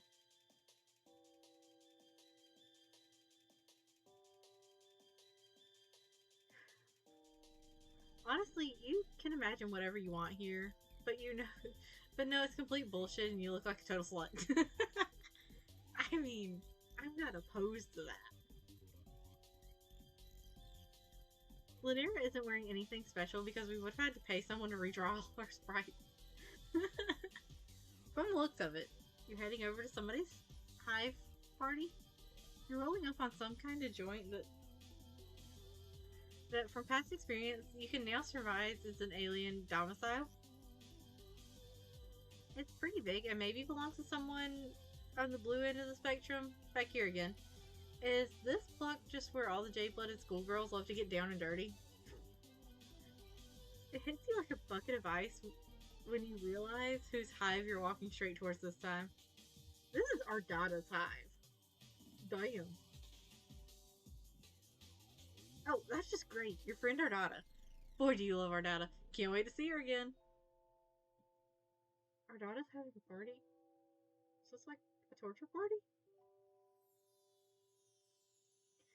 As you approach, you can immediately tell what kind of deal they have going on here.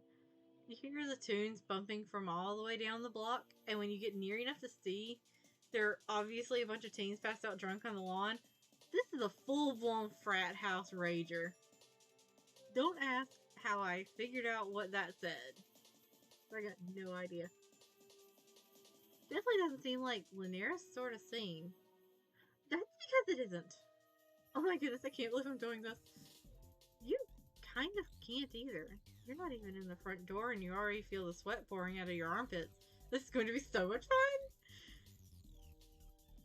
You pass all the smashed lawn teens and go up to knock on the front door. You have to rap on it a few times until the telltale sound of clicking heels faintly reaches your ears. Hi. The door opens and you discover that the gracious hostess standing on the other side is none other than your best friend Ardada. Woohoo! She looks surprised to see you for only a moment where her face resolves into a wicked grin. My. Look what the purr beast dragged in. Back for more so soon, my sweet. I'm not exactly sure how much time has passed since you last ran into Ardada, but it doesn't feel like it can be described as in any metric by soon.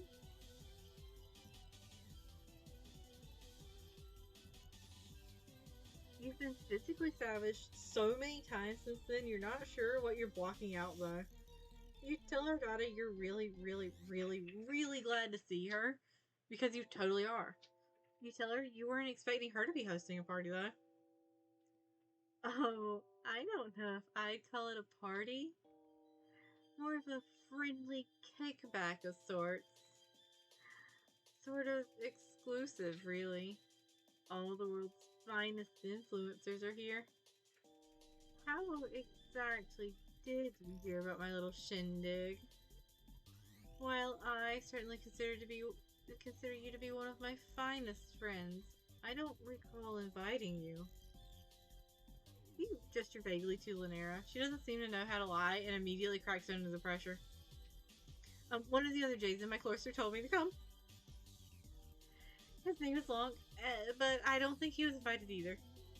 I get the impression we kind of always come out here. Basically, we're crashing if that's okay. Well, of course. What's an informal soiree without a few entirely uninvited interlopers? Lanera doesn't seem to know if she's being sarcastic or not, and you aren't sure if she is either. To be honest. You're like, are you fucking with us? And she's like, oh, or whatever. I love this entire box of dialogue, of like story right here. Well, Lanera is very good at influencing people with her knife. She is. She is indeed. She influenced me to love her.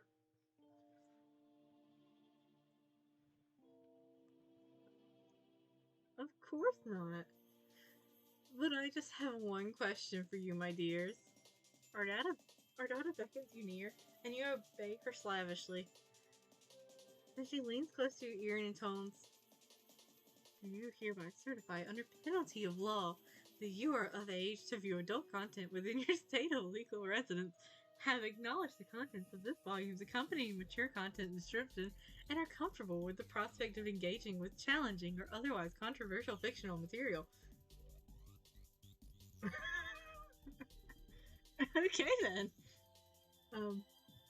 Yes. Going to save there. While my answer is yes, I'm going to start with this one just to like try to get the bad end out of the way. Oh man. The sound of that is making you quake in your slutty little boots. Controversial fictional materials, you say? Damn, it's almost starting to sound like a woman wrote this. Count you out. What? That was a line. Oh, this is a reference to the people who complained about the more mature stuff in this game, even though the rating on Steam is mature.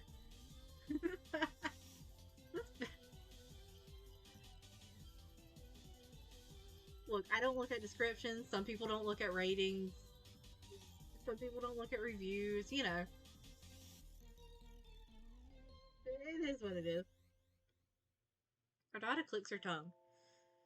She reaches for the cup of markers she keeps on the table next to the door and pulls one out. You flinch back as she wields it like a weapon to draw a big blue X on the back of your hand. Here. Now all my fine guests will know we've a delicate little angel on our hands. And then she turns to Lanera. And what about you, my sweet thing? Huh? Oh, I'm not real, so it's cool. Very well then. Welcome to the bash. Drinks are free, but if you die of poisoning, you're contractually obligated to croak in range of one of my cameras. Toodaloo! She's awesome. Ardata blows you a toxic kiss and saunters off to mingle with her enthusiastic guests. You and Lanera step past the threshold you have to look around. Hold on a second. Let me put the sling on, Sushi.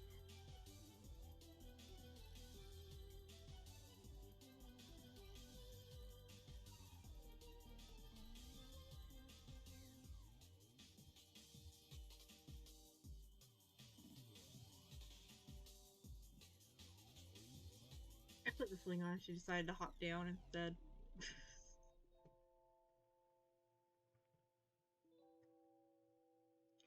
You and Lanera step past the threshold and have a look around. Lanera is visibly nervous, which is unfortunately a little bit infectious. You ask her where her friend is. She glances about a bit. Oh, I don't know. He's... Oh, over there. You follow your gaze into the living area of the house. It's a far cry from the side outside. The music's not nearly so bumping as you originally thought it was.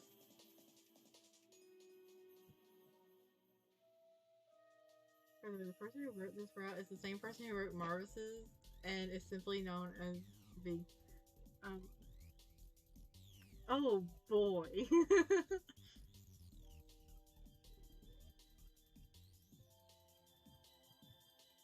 The whole shebang seems to have a pretty chill teenagers drinking Kool-Aid vibe, apart from the fact that That's definitely not Kool-Aid. Everybody's milling about, chatting amiably. You spot a few familiar faces.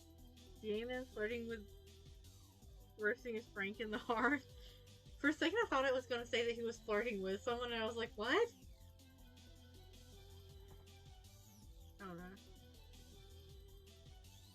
What are you doing? Put your shit off on the shelf. Hold on.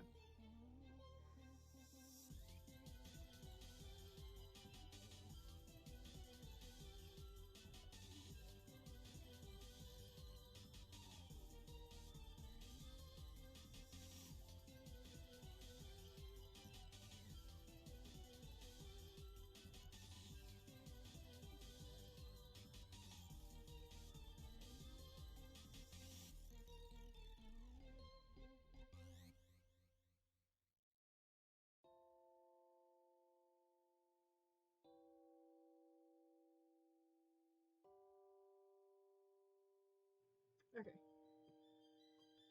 I got sushi in the sling.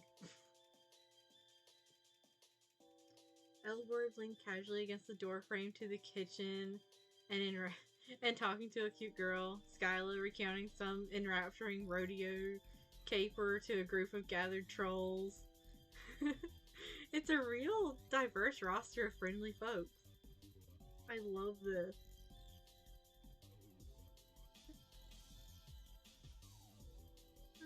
Awesome.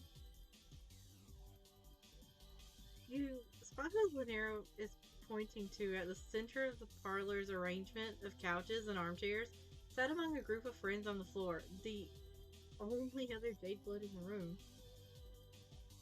He's even more impeccably dressed and done up than the rest of the markedly fashion-forward Jades you've met. When he catches sight of Linera, his face lights up and he rises to make his way over and greet you.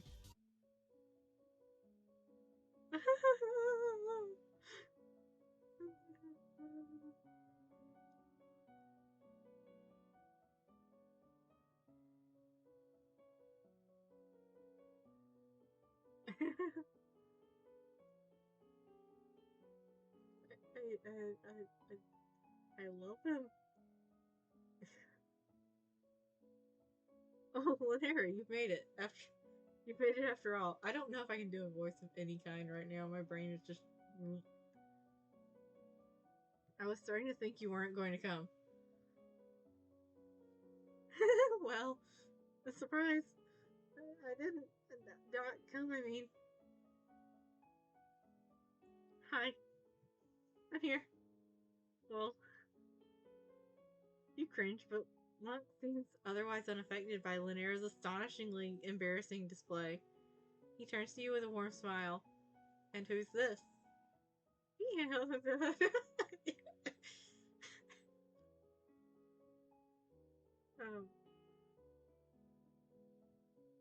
you're going to try to escape if I reach for water, huh? Wolf walk. You can't help but get a little flustered when your eyes meet. His makeup and stylings might lean to the severe and feminine, but he has a contrastingly calming and masculine voice that puts you at ease straight away. I could not do a voice like described anyways. Like even if I could put two sentences to words together right now.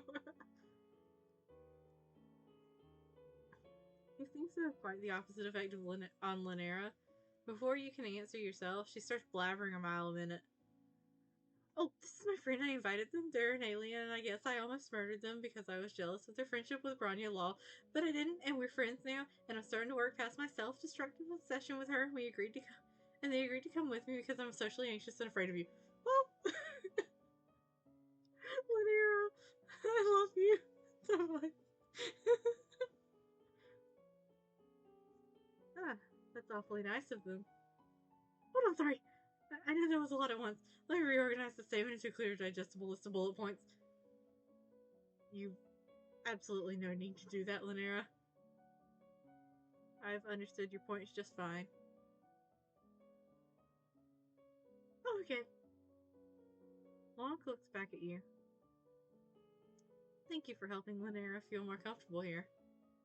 Why don't you come sit with us? Long turns and gestures to other trolls he was speaking with before, teal-blooded boy and an indigo-blooded girl, neither of whom you recognize. They both have notebooks in their laps. They give you friendly waves. Okay, sounds great. What are we doing? We were just in the middle of a poetry reading. I don't know if you've prepared anything of your own to share, but you might find it relaxing to just listen. Poetry? Leonard's face has gone bright green. Oh boy. Why would you think I've written any poetry? I don't really.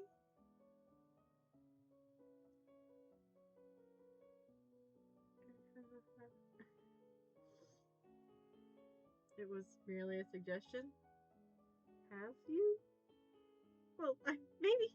Wait, no. You put a comforting hand on Linare's shoulder, intuiting immediately that she has indeed written plenty of poetry, but is embarrassed by the prospect of sharing any of it. You remind her she's among trusted friends here and has nothing to fear. Oh, I guess you're right. Well then, please come and join us. Lonk leads you back to his group, inviting you to sit down with them in a circle. Linera goes to deliberate lengths to insert you between herself and Lonk, so that you're the one sitting next to him. He's amazing.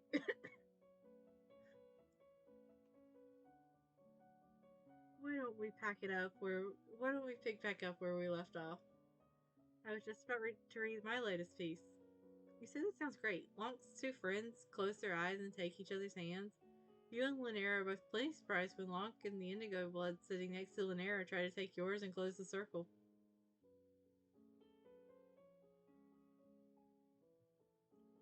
At your obviously shocked expression, Lonk explains, we find physical contact helps us feel closer on a spiritual level during our poetry sessions.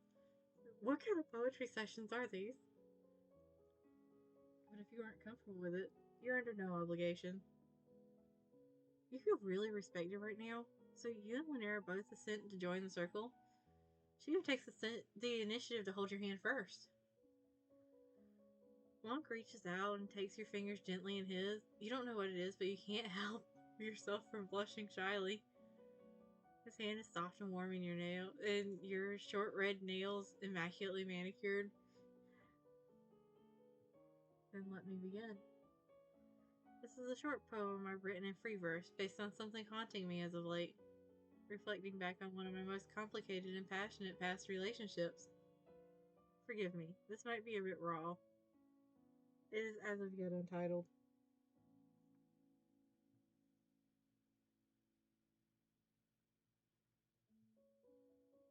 I don't know if it already sharpened your claws that much, or did I miss one while I was... I missed one while I was trimming your claws. That's all. I'll have to fix that later. Lonk draws a deep breath and closes his eyes. His notebook is open in his lap. You can see the poem written there in an elegant hand, but he doesn't need to look at it to recite the words. Oh god, more poetry reading. What is the meaning of a memory? A question I often ponder. Intangible and untraceable by anything but the mind, yet so patient as to leave one sick, as if poisoned or wounded in a literal sense. And what meaning is there in regret and longing? Can my lamentations change the past? Will they move the future? Shall they amount to much more than what unmoors my here and now? If I restrict my world to that which is before my eyes, to those whom I may touch, to that which I might alter, one would no doubt conclude that thoughts of you are lasting among what I could consider to matter. Yet you still haunt me. And you still haunt me yet, like a scar, like a disease uneager to abate. Who are you, and who am I after so long without you? I know, I don't know, I won't know. What do I know but what I know, and what can it even mean to know? Oh. Sir, please. That was a lot of no's. No, no, God damn it. The thought of it so vexes me, though so little I valued it when it was before me. A thing and a thing and a you I could touch and see and know and hate and wonder, revile, worship. Now it and you are traceless ghosts, and I preoccupy myself with nothing but futile tasks of redefinition and reinterpretation, and circuitous dwellings that which I understand even less now than in the times when my wanderings might have been so easily answered with a question or a bite or a kiss, or even a single word spoken honestly. How long is this poem? Pressed though I am to give color to our bond, I look not to onyx or ash, but that which pulses within our very veins, that so blinding jade, hard as the stone for which it is so named, twisted and pulled, hammered and forged, shaped naturally as if a chain, a stricture within scriptures, a certain so meaningful tincture. Resent you though I must, envy you though I may, now leagues and leagues stretch between us, and I make peace with not but what I say. You are only that which is within me, my blood and my mind, and that is at once nothing and the most elementary definition of everything. Okay, I need you to know that if he also reads this poem in the other route, I'm going to skip through it. Because, like, I just am not a big fan of reading poetry out loud. Because I feel like I have no rhythm. It's a very beautiful poem. But, like, that's a lot of poem. You realize you're holding your breath when Lonk finally finishes. How? Did was MC world record like breath holder on Earth or something? The circle falls into meaningful silence, taut as a wire. The tension breaks when his eyes flutter open, tears spilling over his long lashes. You squeeze Lonk's hand gently. He weeps silently and beautifully, such powerful art. He musters a wan smile as he gazes across the circle at Lynera. Lynera, would you like to read next? Lynera looks stunned. There's moisture gathering in the corner of her eyes. Of course, anyone would be moved by something so emotional and raw. I guess I have a poem I could read? Lynera takes out her planner and opens it. Where was she keeping her planner? Breaking the circle of held hands. She can't recite it from memory like Long. When she speaks, her voice is small and timid. This one's called Still. I'm still. I sit still. I do what I'm told. Still. I wonder about the way that I am and think still.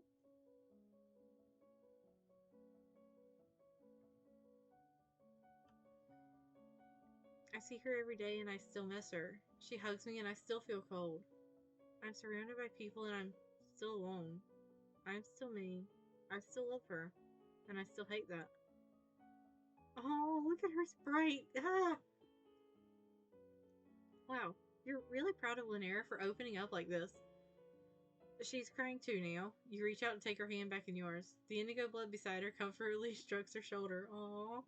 She's making more friends by reciting poetry and being in the group with someone she is clearly terrified of. Why is she so scared of him? Sorry. It's not really good and long like yours, Lonk. I'm not really a poet or anything. I just wrote how I feel. Lynera, it's fine. I thought it was beautiful. Poetry is about expressing yourself. It's not important that it be any set length or sound any certain way. All that matters is that you've spoken your blood pusher, and I think you've accomplished that remarkably. We're all very proud of you. You find yourself drawn into a group hug by Lonk and the other trolls. Lynera is sobbing openly now, and her raw emotion seems to have inspired similar pathos in the others. Before you know it, you feel yourself tearing up too. Aww. It feels good to get it all out. Before long, it's becoming clear Lynera is kind of reaching her limit. She pulls back and sniffles out something about wanting to go home. Of course, Lynera, if that's what you need. I'll talk to you back at the cloister. Okay. See to it that she gets back safe, will you? You tell Lonk that of course you will. And take Lynera carefully by the hand to lead her out of the party. She squeezes your fingers back to let you know she appreciates you. You walk back from the party in a comfortable silence for a while. When you glance over at her face, it occurs to you that you've never seen Lynera this happy. Of course, this is literally the second time you've ever seen her, so you guess you don't actually have much frame of reference for what her normal emotional state actually is. You really want to encourage her on this path of recovery she's going down and all, so you ask her about, her and Lonk. What? Her and Lonk. What? We're just friends. I mean, it's not like I have a crush on him or anything. I know I've had romantic feelings for a girl before, so it'd be really problematic if I like a boy now. Oh, you say? You're sorry? You didn't know. It's okay, just don't let it happen again. Okay. Lynera gives a warm smile and reaches out to pull you into a hug. Thank you for helping me. I was really nervous, and I think if it hadn't been for your help, I wouldn't have been able to come at all. But I did, so thanks. It wasn't perfect, but I think I really opened up tonight. I'll see Lonk again, and you, I hope. And in the future, things will be easier. Right? You're certain they will. You put a comforting arm around her shoulders and walk her the rest of the way home. You feel like this night has really taught you an important lesson. Not everything is about collecting the largest quantity of friends as is humanly possible. Sometimes strengthening your bond with somebody you already know can be just as rewarding. So, screw you, you say, to the concept of good endings and bad endings and narrative railroading. This route makes you feel heckin' valid, and that's fine by you. Aww, that's so cute. I like the cloak and the fishnet.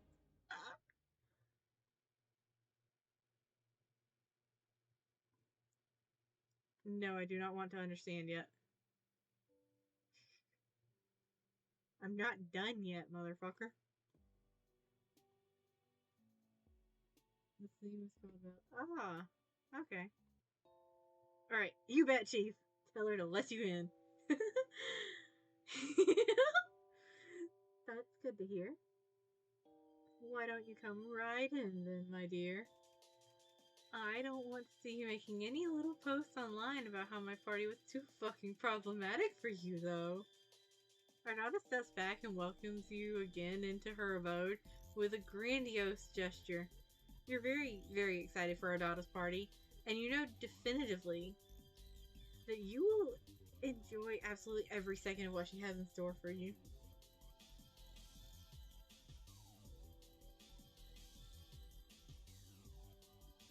Really?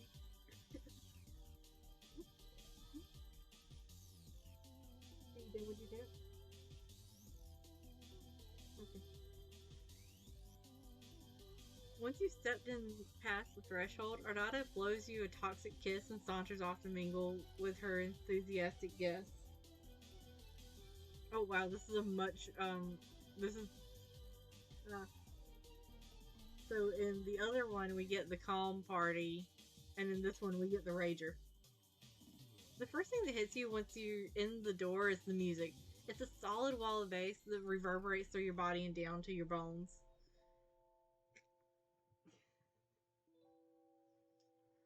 The intense track is blasting so loud you can hardly hear yourself think. It has to be this loud to drown out all the shouting coming from the living room. As you apprehensively advance, it becomes quickly clear that Lynera is completely out of her element here. She's a bundle of nerves beside you and practically glued to your hip.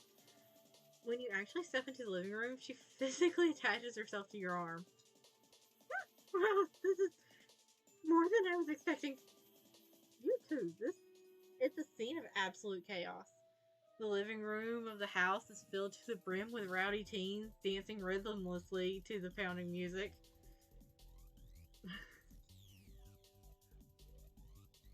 I like the one with the lampshade on her head.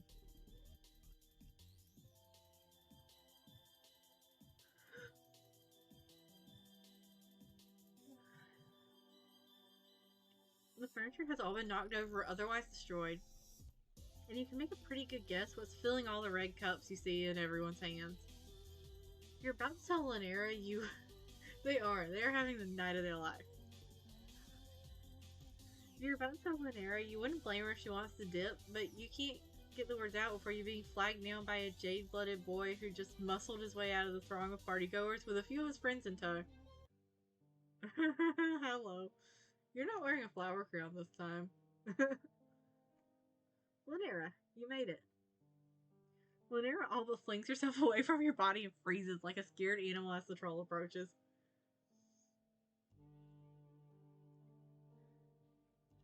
For all the commotion and ruckus, he's still remarkably well put together.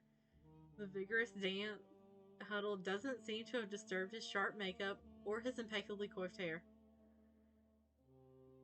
There is a curious red stain down the front of his white shirt, though.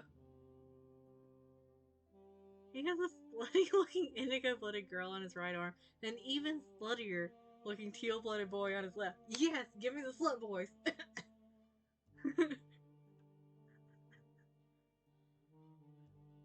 So he shakes them off and waves them away by the time he reaches you and Lynera at the entryway to the room. Hi, Lonk. Yeah, I'm here. He got game. Yeah, he do.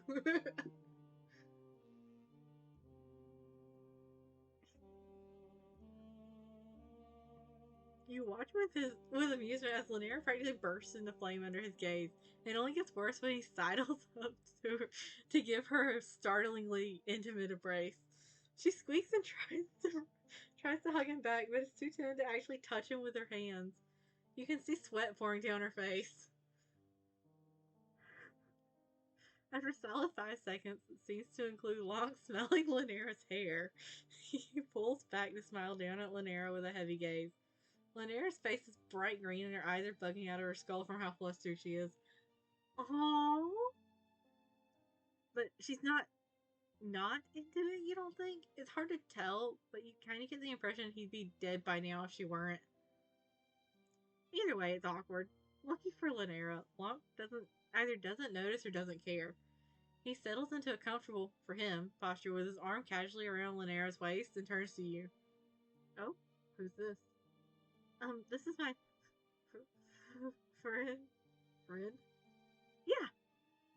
Lonk quirks an eyebrow. You have friends? Oh, jeez.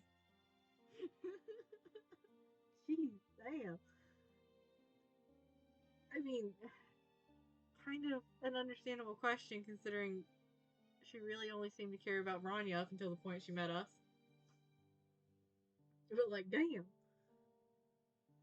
The question seems to leave Lynera speechless.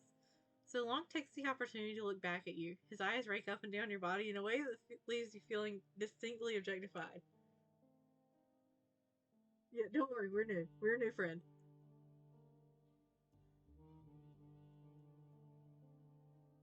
Oh, aren't you interesting?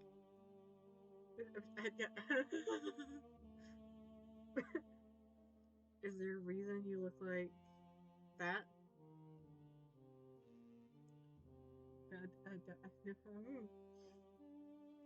What a question.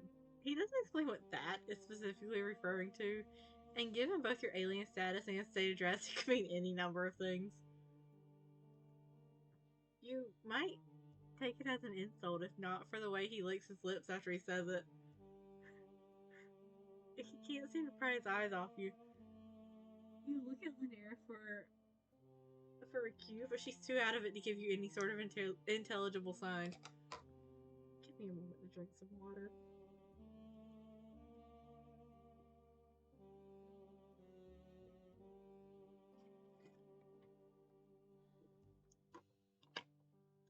water. Yes.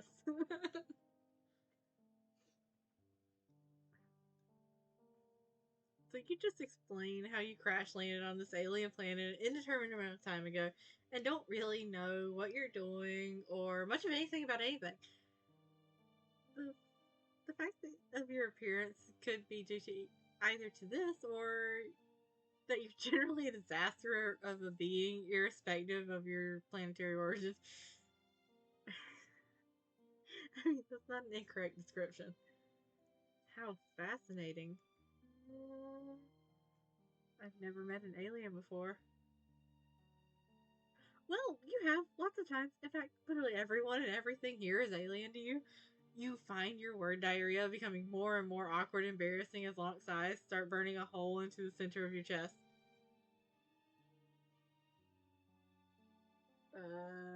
See something you like there? There's no need to be so shy. I don't bite until I ask to bite me. Oh, the body's still trying to take me out for something. Okay. Locke disconnects himself from Lynera as he rounds on you. It's like he's lost any interest in her existence now that you're in front of him. Lynera looks at you with a completely pathetic expression that rarely informs you as to what your response needs to be. You'll be damned if you aren't going to be the best wingman possible, so you deftly ignore Locke's blatant pass and turn the conversation back to Lynera. Oh, I don't think I can be a good wingman. No.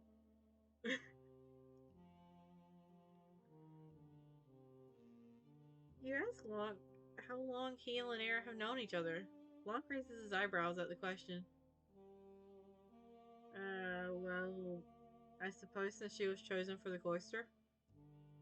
Some number of sweeps ago. I don't remember really. It was 2.43 sweeps. Oh, right. Then that many, I guess. Huh. That was a pretty long time, actually. Yeah. Pretty impressive that you managed to go a solid 2.4 of them without saying a single word to me that wasn't circulated to me secondhand from your snide gossiping behind my back. Oh? Oh, wow. Talk about whiplash. Lynera's eyes get big like saucers. What? What? What are you? I don't know what you're talking about. The tone of the conversation is totally morphed from fire to ice in an instant, though neither Locke's expression nor demeanor have changed much. He slips in the knives with all the calm composure of a casual statement. What, are you going to pretend you didn't spend the better part of the last 2.5 sweeps complaining about how much I disgusted you? Come now. Do you know what you do know that everyone is aware that you're a nasty little bitch, right, Lynera? God.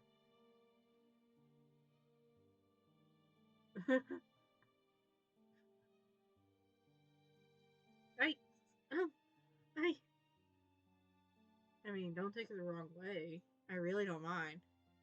I'm hardly in a position to criticize. I was just curious what caused the sudden change of heart. After so long decrying my vain and slatternly lifestyle, I don't. I have the impending ordeals finally made the little clock start to tick down in that dry, dusty nook of yours. Damn! She's already dead. You don't have to keep killing her. Did you figure I was the only one who might be loose enough to be willing to clean out the cobwebs before you get shipped off to Space Church and never have the chance again? Yeah, he's leaving no survivors. This is a battlefield and he is tearing it up. Just wondering.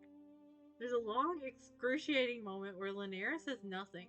She just stares up at Locke beside her with a completely shell-shocked expression.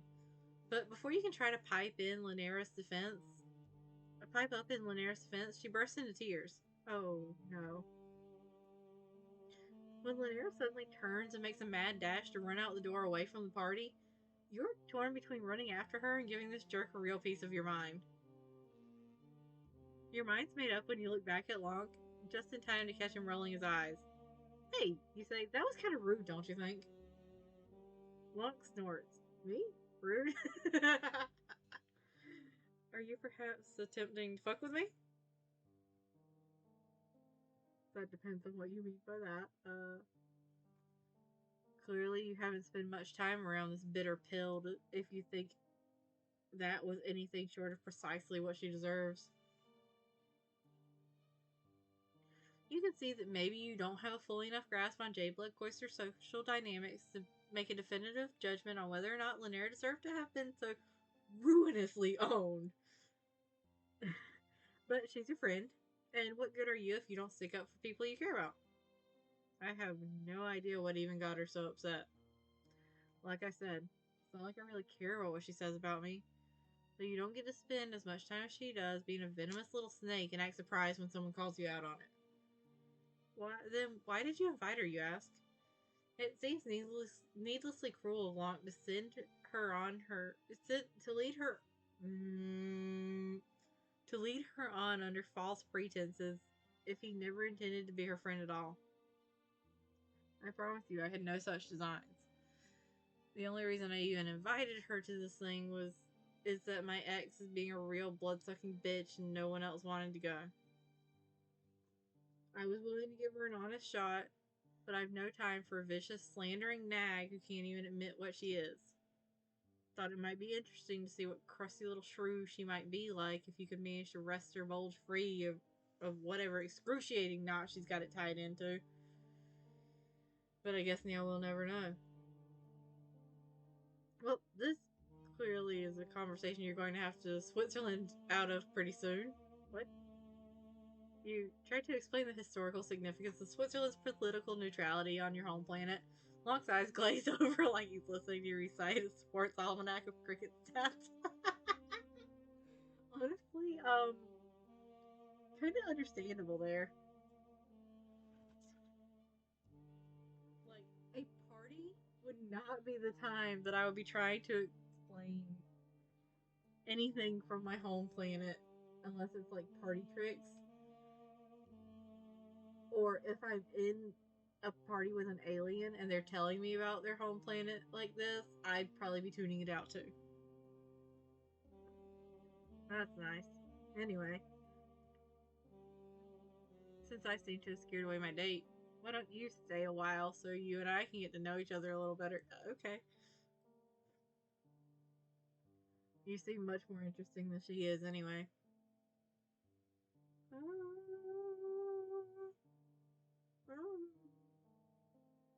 I wasn't expecting him to get closer. Or if he just wants to share what little they know about history, yeah. When did Locke get so close to you? Your heart beats a little faster when he smiles at you like that, so poisonous and shamelessly laced with intent. Lanier is definitely not the only one coming off like a snake here. I don't care. I have less time to waste than most, my dear. Never seen the value in beating around the bush. Well, maybe it'd be socially prudent for you to go after Lanera and make sure she's okay, but it's also not her volume of the Friendsim, so instead of doing that, you're going to stick around and see what this spectacularly briary prima donna is all about.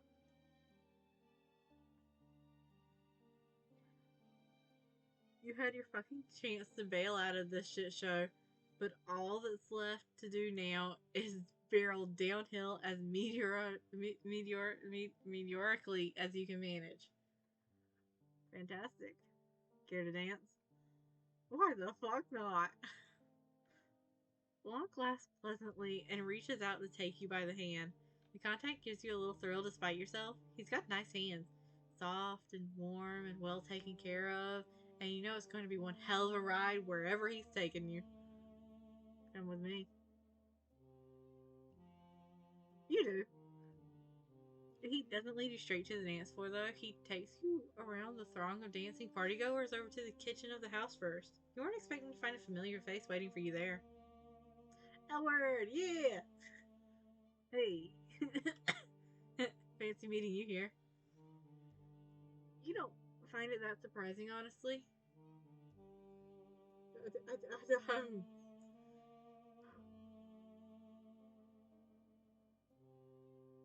That is a great question.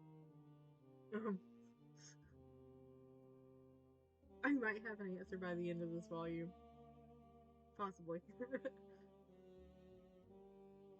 I'm glad I saved him for last, though. Like, just saying. You don't find... Fuck, words. You don't find it that surprising, honestly. You two know each other? You could say that. That's just great. Do you give discounts to friends? I sure fucking don't. Go, Elward. Stand your ground. You know the price, pretty boy. Pay up. You're a little confused. What is being purchased here exactly? Elward gives you a funny look. You a drone? What? Hush. Oh, we're about to party hard, aren't we? You do as you're told and watch Lonk and Elward carry out their shady transaction. Lonk hands over the credits and receives an opaque little baggie of something in return. Oh well, I guess you don't really need to see what's in the thing to figure out what it is at this point. As soon as the deal is done, Lonk has his hand at the small of your back and deftly guiding you away from the scene of the crime. Is buying drugs a crime here? Fuck if I know. You aren't really well versed about the laws of Alternia, but it honestly doesn't really seem like anybody would give much of a shit about anybody doing drugs out here. I guess the clandestine transactions are just for the aesthetic. Lonk's got you back in a shady corner of the party and is pressing one of the tablets he bought into your hand with a sly grin. He expects you to join in. Oh, absolutely. You're like, hold on a minute. Your experiences with alien drugs haven't really been that great, honestly, and you're not sure you're that excited for a repeated performance. Lonk's immediate response is sneer. Oh, I see. You're one of those people. I promise I am not. The number of different drugs I did in college beg to differ. One of what people? You know, a bit boring, maybe. There are many words that could be used to describe you, but you don't think boring is a remote contender. You're always doing all kinds of unbelievably stupid shit and getting into uncountable, wacky, and life threatening situations. Is it really that fucking much to ask for there to be one time where you don't rush headfirst into doing something you know is going to fuck you up and be totally awful? But, Ipsy, hear me out. What if it's not? Lonk's lips press into a thin, annoyed line. These things aren't cheap, you know. I bought them for you. Well, you didn't ask him to do that, did you? Oh, come on. You're really going to be like this? Yeah, you totally are. No, you're not. Just put it in your mouth. Lonk sighs dramatically. Fine. No, come back. Lonk casts around for the nearest victim and grabs his attention with the hand around his wrist. To your dismay, it's your sweet and innocent hot dog chum, Demon. Alas, there's nothing you can do to stop him from falling prey to Lonk's wicked designs. Here, have these. Oh yeah, great! Thanks. I love to put drugs on my wiener. What a tragedy. But before you know it, Lonk has hold of you again and is dragging you off. Let's just dance. You're not too much of a square to do that, are you? Of course not. Dancing is basically the one thing you actually plan to come here to do. So that's just great. You go along with Lonk enthusiastically when he pulls you over to a writhing mass of bodies bumping and grinding on the dance floor. You get down to it. You soon discover that Lonk is a very interesting dancing style. And by interesting, you mean it primarily consists of directly grinding his body against yours in an incredibly shameless fashion. Well, he did say he didn't like to beat around the bush.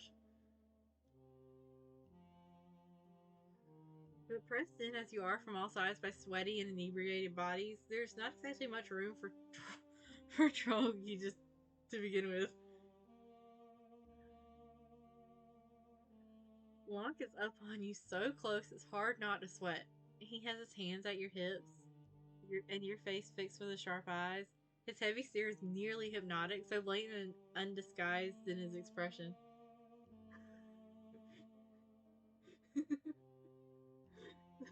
They had to have been so excited about that line. It's clear what he wants, and maybe that's more than you're prepared to give, but when he looks at you like that, it's impossible to look away. You just go with it. Why not? Feels good, and it's not like anyone else is watching. You're surrounded by trolls, boxed in and pouring sweat, and yet it feels like you're the only two people there. He's not gonna he's not gonna fuck me in the middle of the party, right?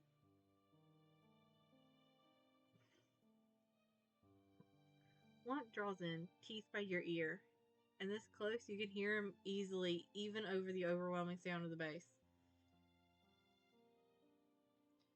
You have the palest skin I've ever seen. Yeah, you tell him you're literally white. Which is like blank.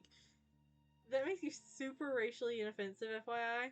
You let Lonk know he can see you any way he wants, which is even more woke than making a decision. Thin as paper. I can see all the way inside you. All your veins and your red blood. You smell like candy. I wonder how you taste. Bite me. Wow. That's like some shit a vampire would say. Presuming I'm a rainbow drinker would be awfully reductive and literal reading of my character. I'm just making a blatant sexual pass. I mean, you can do both. I promise you can do both. Okay. Good thing that's all cleared up. You take this opportunity to really let loose, showing off everything you've got in the sexy dance acumen department. Lonk is a little bewildered. What are you doing? You're like, what aren't I doing? There's a fire on the dance floor, and you struck the match.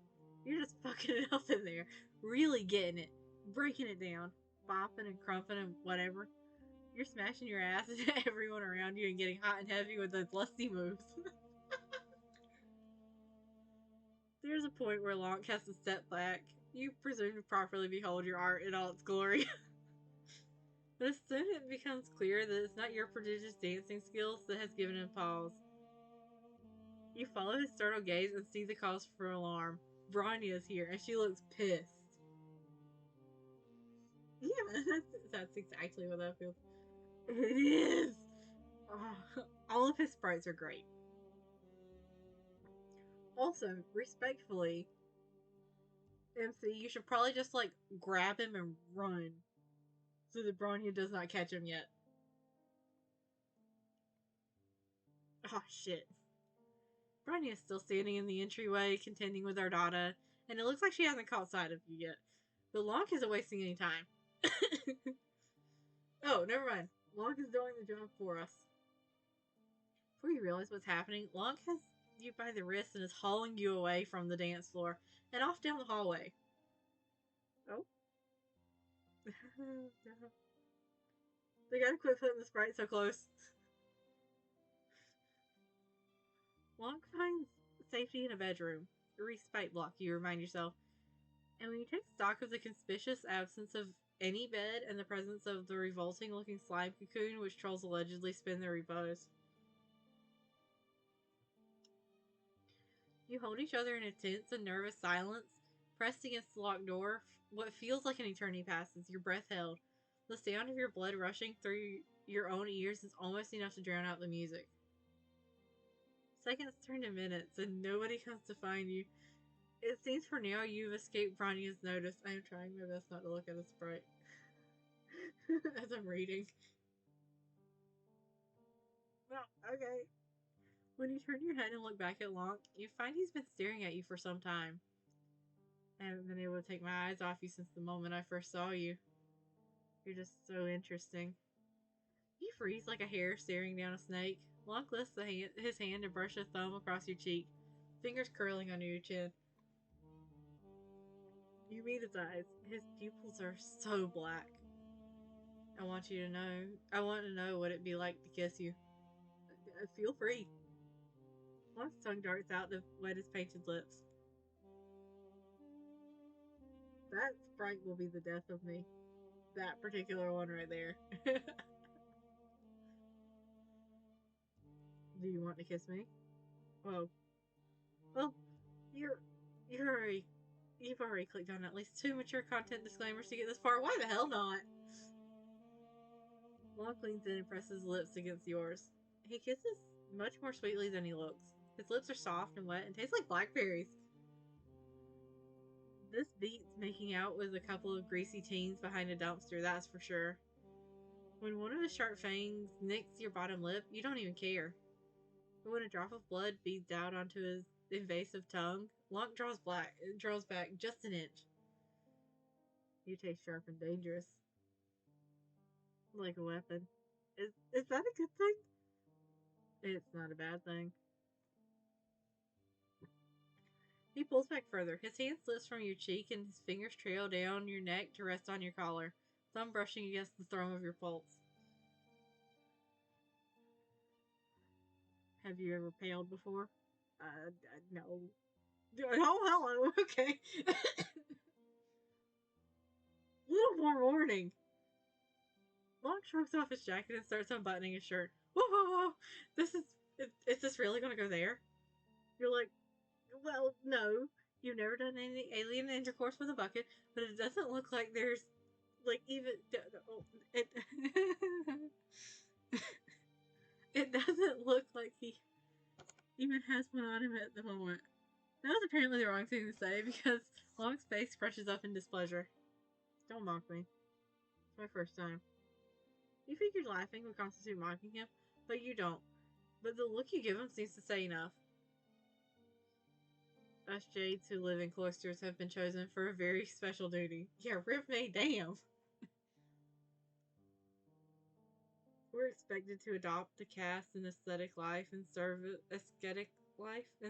of the content in service to the.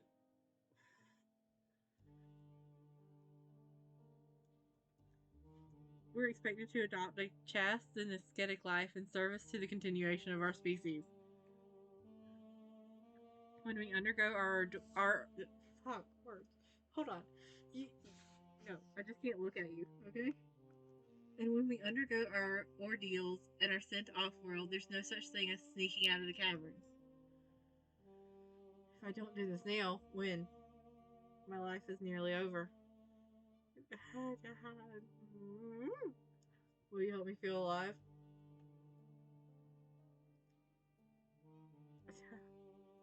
But before you can answer, Bronny's voice starts to rise shrill above the heavy music. Look!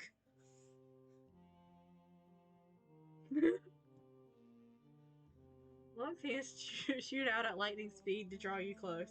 Before you can so much as gasp, he presses one of his palms over your mouth to keep you quiet. Oh, fuck, is it this one? Wait, this is the last one. Of course it's this one. I'd forgotten about that, not gonna lie. Oh shit, she's close. And from the sound of it, she's getting closer. Look! I know you're here!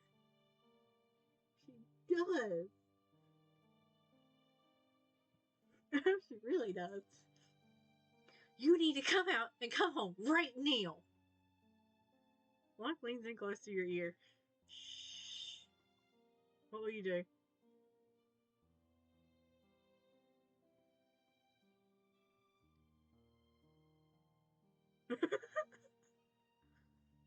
No, I want to see where this goes. We keep him like quiet as a goddamn mouse. You keep your mouth shut and wait for Bronny to pass. She only shouts for a little while longer before the sound of her voice fades away. There are too many blocks in this hive for her to be trying to break down the door to every one. And she didn't look too closely at this one. You've lost her. When it becomes clear Bronya is gone for good, Locke lets his hand fall away from your lips. You feel him smile against your ear. Where were we? You turn in Locke's arms and look up into his blazing eyes. How can you alien pale without a bucket? I don't mind doing it without one. Sometimes it can be fun to get a little messy, don't you think? You're like, weren't you just saying this was your first time? Locke answers you with another kiss. This time he means business. I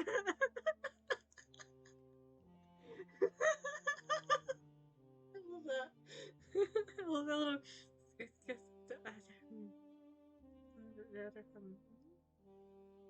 Right, yes. Whew. You go all the way with this super slutty alien. And then you slump out on the ground completely wasted. That fucking profile is gorgeous.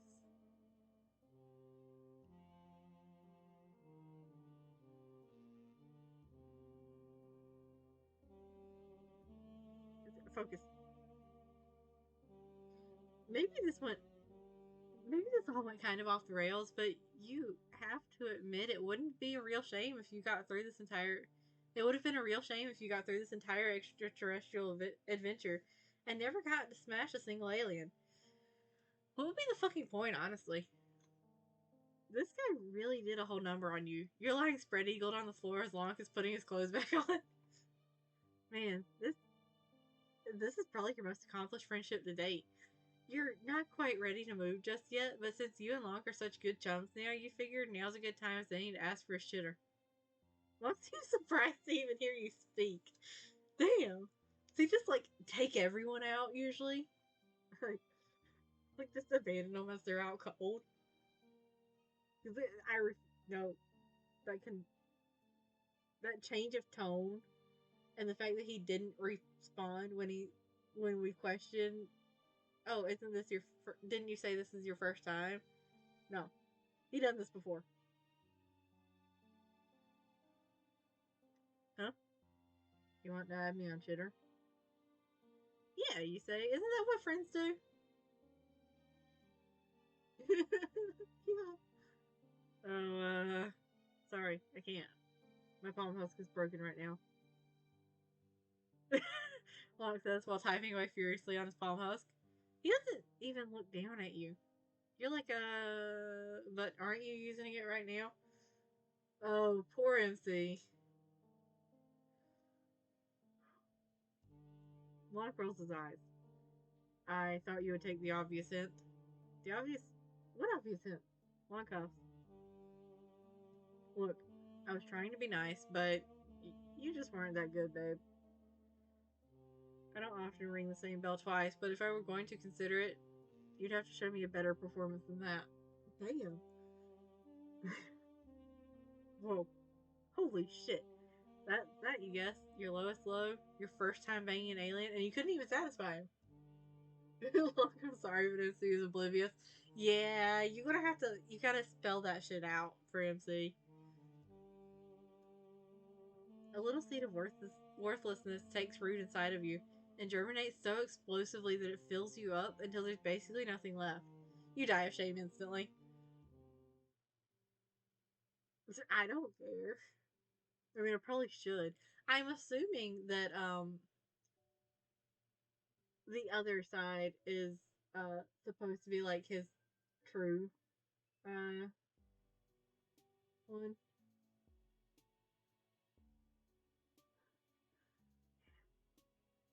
Does not change the fact that I did quite enjoy how fucked up that route was. Alright. Mom! You rip Locke's hand off your mouth and start yelling for Bronya. What the fuck, dude? Locke tries to scramble away from you to to make some sort of last-ditch effort to escape, but it's no use. Bronya hears you and comes running, furious. She she halts the locked door off its hinges before you can even get up to let her in. You duck flying chunks of alien architecture and scuttle off to avoid what you fear might be further alien fists. Go, Bronya. Lonk.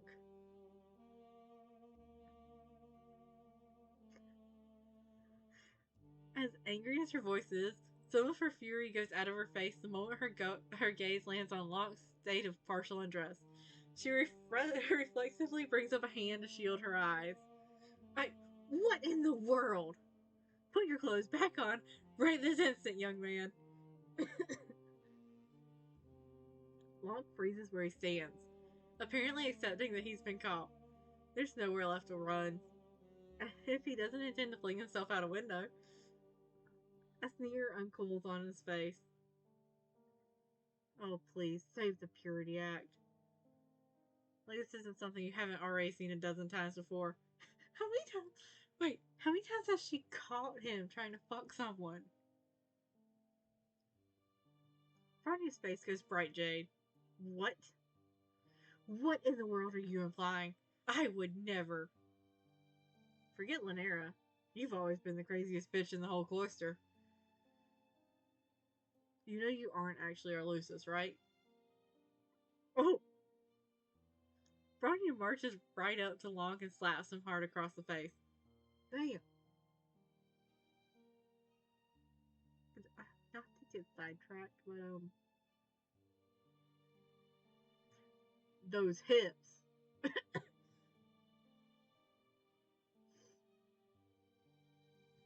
Sorry, I really like hips.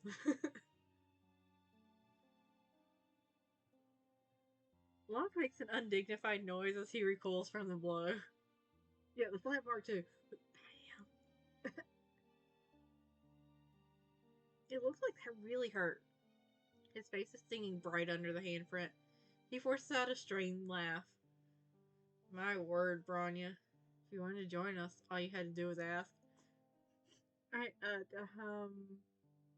not to immediately say yes to that, but yes. I'm on board there. Damn. You wish you had some popcorn right now. You just kind of sit back and take it all in. Lonk's invective has its apparent desired effect. Bronya is all but steaming at this point, hands balled into fists at her side. You kind of want to say hi to your friend, but she's a little preoccupied, it seems. I am not going to rise to your petty baiting.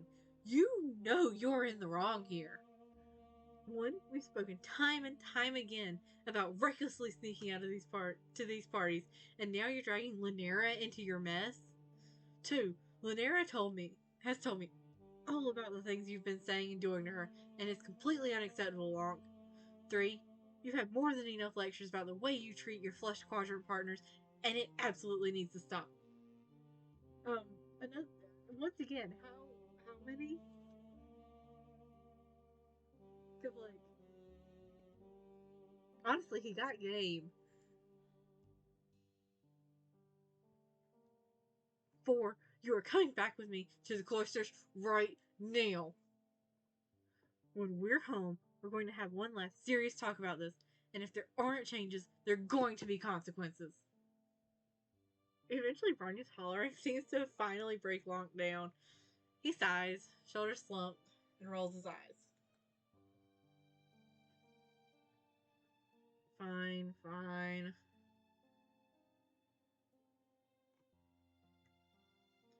Bronya crosses her arms indignantly as she waits for Lonk to finish fixing his clothes. Lonk buttons his shirt, puts back on his jacket and his tie, and then he has to go retrieve his palm husk, which he seems to have discreetly slid over to where you're standing. Wait, what? Why? He casually saunters his way over, and instead of picking up his own device, he snatches yours out of your hand. Hey, I've got to go, but let me give you my chitter information. Maybe we can pick up where we left off later, sweetheart. I was fully expecting Bronya to wail on him again. Barney stomps over to grab Locke by the ear and drag him away, but not before he's finished putting his chitter contact into your palm husk. He shoves it back into your hand and mouths, see you later, and then is fully hauled out of the room. Go, Branya! Hypocrite! You need to shut your mouth! And they're gone. Friendship accomplished, you guess?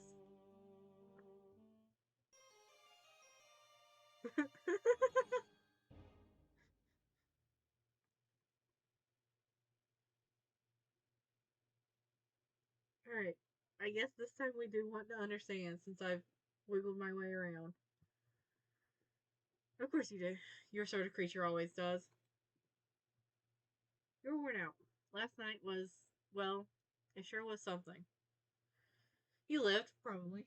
You learned, definitely. You made choices. You had to. And after all this time, here you still are. So, after a day of recuperation from Ragers and Houses of Horror, you're out walking the streets of the place you may well start calling home. You changed out of your party gear, opting for your old hoodie standby. If it's the mood you're in. You're not really looking to meet anyone new tonight? Well, like, you wouldn't say no, probably, but you're not jonesing for it. Only a little. It's complicated. After an indeterminable amount of minutes, after an indeterminable amount of minutes of aimless walking, you look around at where you've ended up. You seem to have wandered into a dirt pile. Oh, you know this dirt pile. It's Fozzer's corpse field. How did you get here, you wonder? You're pretty sure you were just on the other side of the city with no particular desire to come anywhere near here? It's probably fine. Just your deep, innate bro-honing skills taking over your goddamn body. Just little friendship things. You look around for your pal Fozzer. Peeking down into a few of the deeper holes, you might as well say hello since you're here and all. Holy shit, that again? Curiosity killed the cat, but you've definitely got more than 9 lives, so you shrug and slide gracefully, not gracefully, down into the shiny hole. Fozzer is nowhere to be found, but there is a window down here. It's almost completely unearthed, and doesn't take much effort to free the rest of the way. At first you think it might be some cool new trash you could make art with, but when you look closer, you reconsider. There's a whole ass room you can see through the pane of the glass laying at your feet.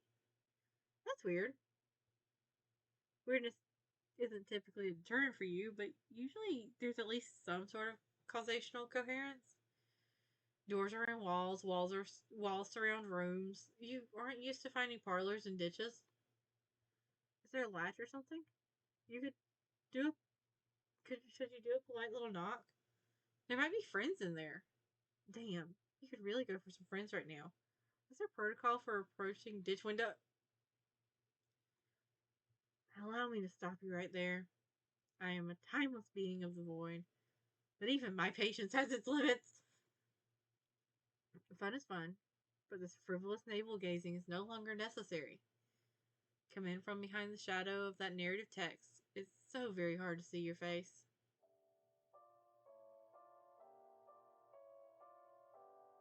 You aren't sure where you are, and it's unsurprisingly a little nerve-wracking. You look over your shoulder at the window. You guess you just fucking came through? MC! Yeah! Look at them, they're adorable! The alternating sky is framed by the edge of your dirt hole, and the knot in your stomach loosens a bit. Hopefully that means this is a two-way portal. You turn to look at your surroundings and oh, there's someone there. The guy you just heard, you assume. He doesn't look like any of the other aliens you've met. Oh, I'm not an alien. Or no more than any of us are alien to each other. In fact, nothing is alien to me. The root concept behind that term is alienation, being forced from that which is natural. Nothing is unnatural to me. I look upon all realities as equally inviting and approachable. To you, my dear, who are out of place. I could see that even if it was not, even if I, a word, jeez. Yeah, he is a smug fuck. I could see that even if I was not omniscient, which I am. Okay, so not an alien. No horns or a cast sign, though he's definitely not a troll. Whoever he is, he seems to be white. Just really white and round. And his outfit is admittedly kind of dope. Looking at him really ramps up your friend thirst. He's got this quality about him that you've got to get with. You take a step forward almost without thinking about it. Oh, my apologies.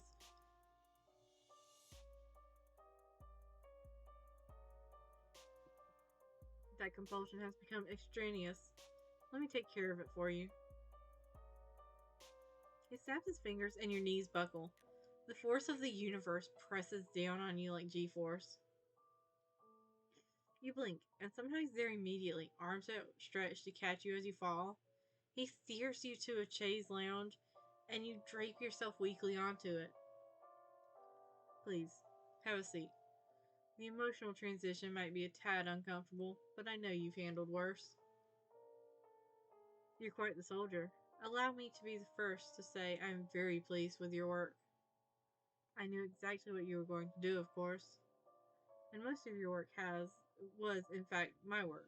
Regardless, congratulations are in order. What is this guy talking about? Your work?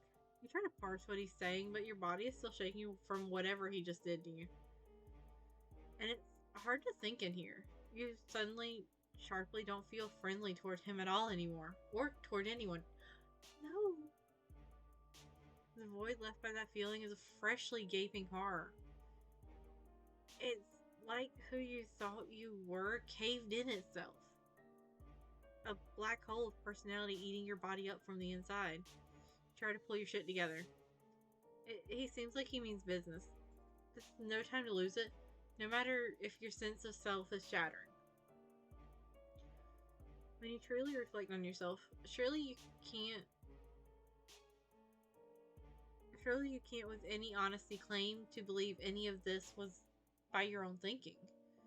Crash landing on a hostile alien world, surviving the impact, dragging around a half-broken body and somehow not immediately being eaten by local fauna. Honestly, yeah, that part's probably the most surprising part, that we didn't get eaten by fauna. Did you learn an alien alien language just by thinking about it very, very hard? Right, Malik said something about that you were speaking perfect Alternian. And it was kind of weird, but you just kind of accepted it, for no good reason. That's your whole deal. Your friends all accepted your quirks. That's what friends do. You say it to convince yourself as much to prove to him. So many trolls. So many fascinating aliens. And all of them wanted to know you. Did you really think you managed that on your own laurels? They were all drawn to an indefinable something. Je ne sais quoi. Well, yeah. You had this whole emotional arc. You got self-confidence. You grew as a person and helped others to grow. The white text guide doesn't make expressions, but you get the feeling he's looking at you pityingly. I find you sweet. I honestly do. I don't intend to cause emotional injury. I'm just telling you the truth. Whatever it is. I'll never lie, you'll find. It isn't like you don't have admirable qualities of your own, of course.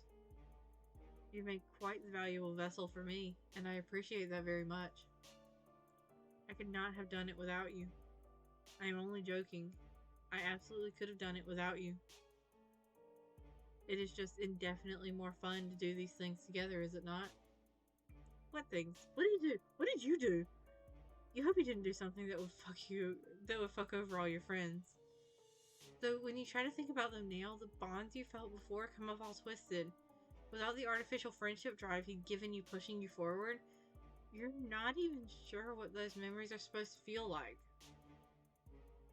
You close your eyes and breathe. You try to remember the way Philippa touched your face after you touched hers, her claws trailing down your cheek, how Tyzia slept, trusting as you kept watch, how Tagora gave you a chance when he saw something in you didn't see in yourself, how not that long ago you got the chitter handle of an extremely friendly Jade Blood boy. That is a way to describe Lonk. Those moments are like the memory of warmth for you now. Blurry, cold, and out of reach.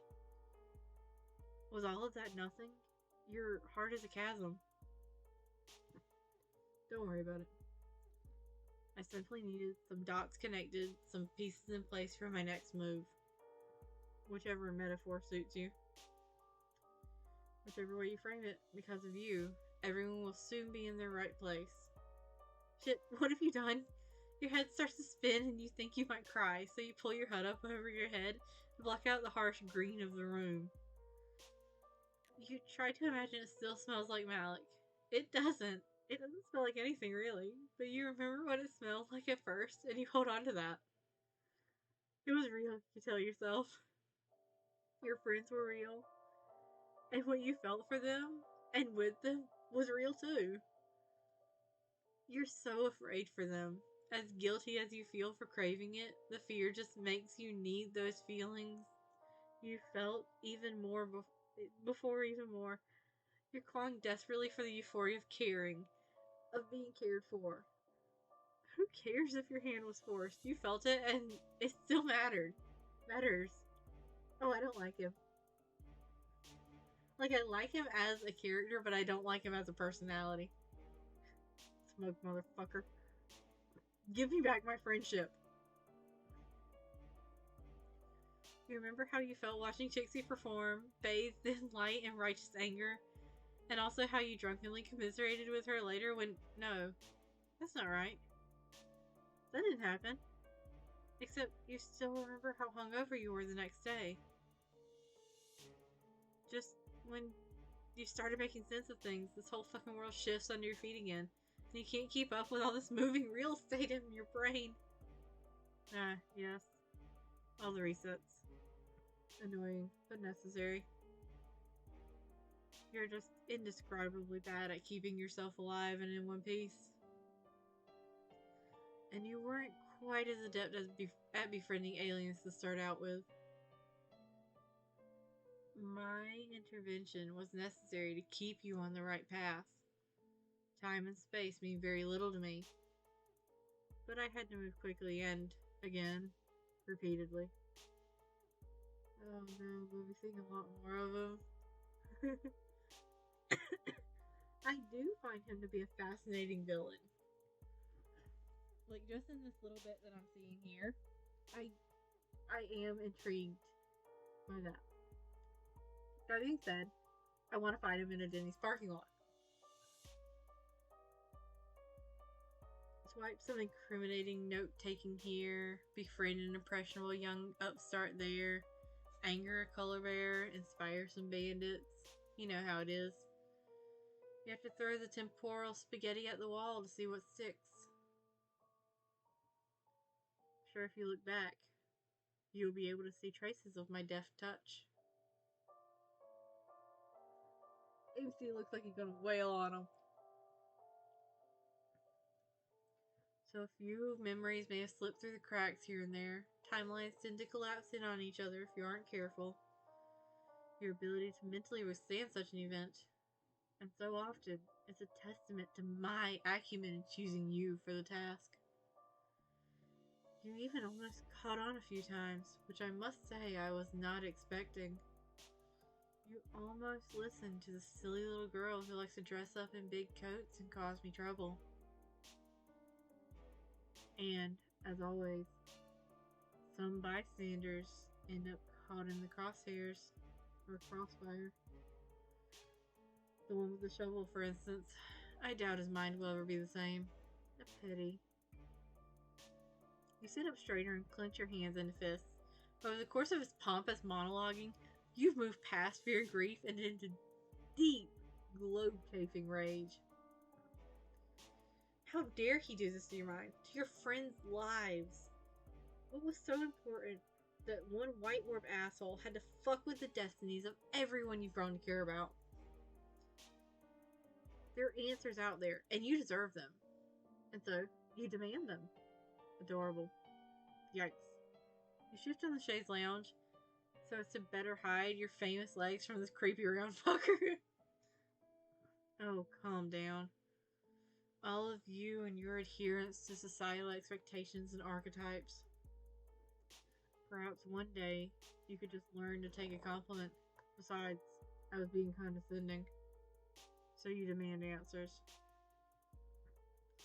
He sighs theatrically. You aren't sure where the noise is coming from? He doesn't have a mouth? How is he even talking? How the fuck does anything work at all? I knew you would, but I find explaining myself incredibly tedious.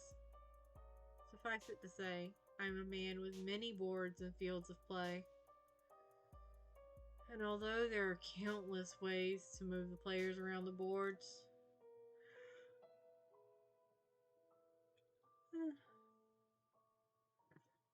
some are doubtlessly more entertaining than others. You are simply one pawn among many. I won't bore you with the details. Doubtless you are aware of the greater contextual framework of the story. The hell you are? You're unaware of jack shit. Your head is full of question marks. Oh, of course. How thoughtless of me.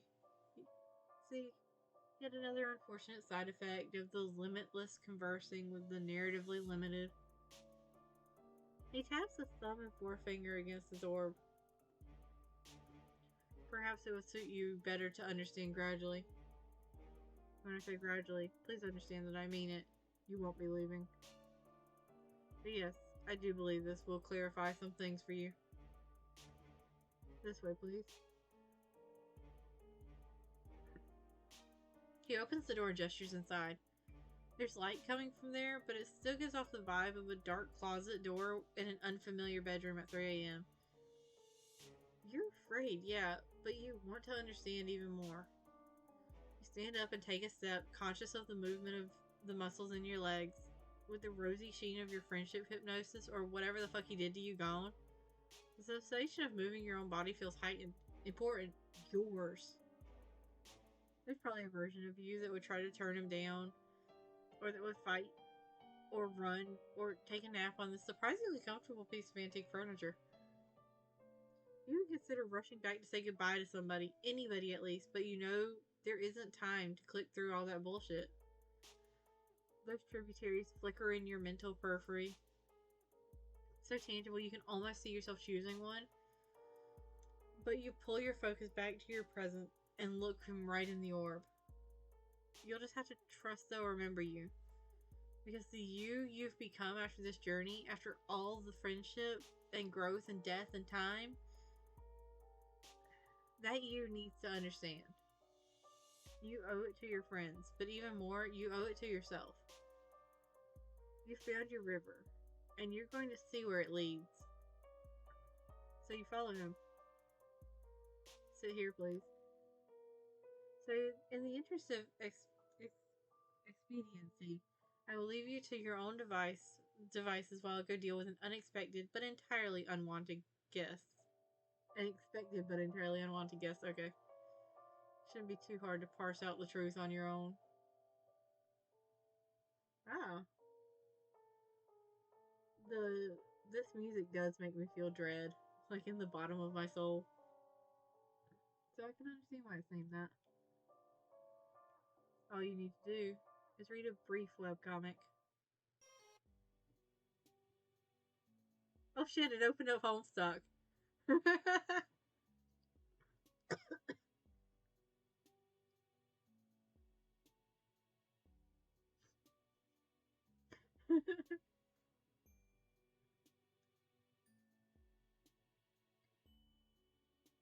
My favorite is still Barzum and Bisley's.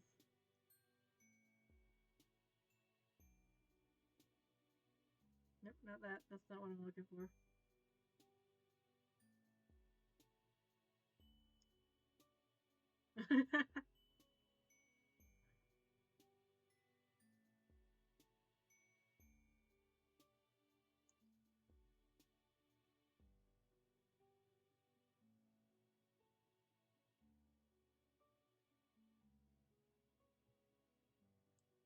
Wow.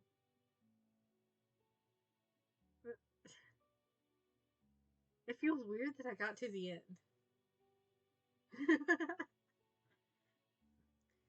Now, if it wasn't for the fact that I feel like that would take so much time, I would consider it, but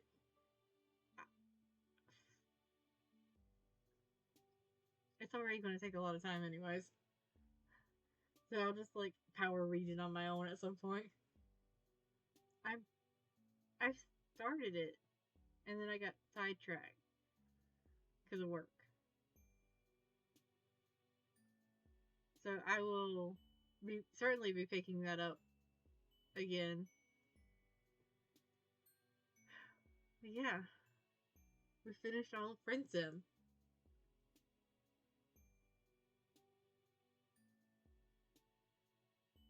Honestly, I might take a break next week.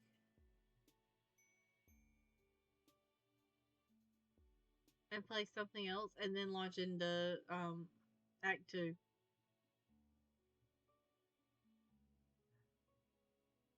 I want to fight him in a Denny's parking lot. But I am intrigued to see more of him. Because I do find him to be a fascinating villain already. Smug asshole.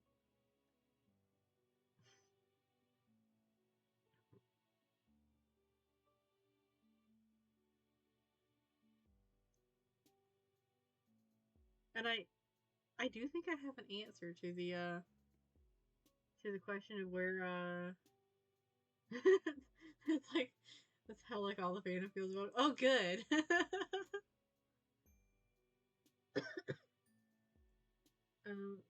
I will say that I think as as much as I really like Lonk, um, I think Malik and Gorgor are still tied for first.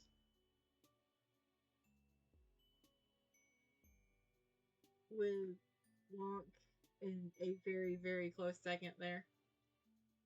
Oddly enough, tied with Gallic.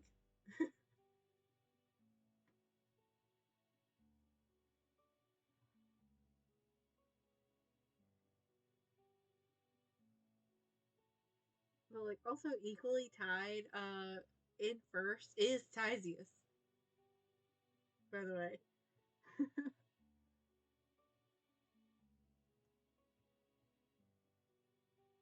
What did you think of the game? I loved it. Like there is exactly one character in this entire game that I did not like. And I am satisfied with how we got rid of him.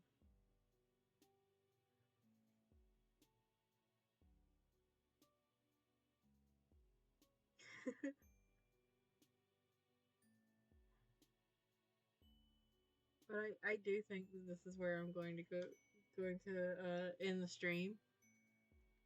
It's been nearly 5.5 hours.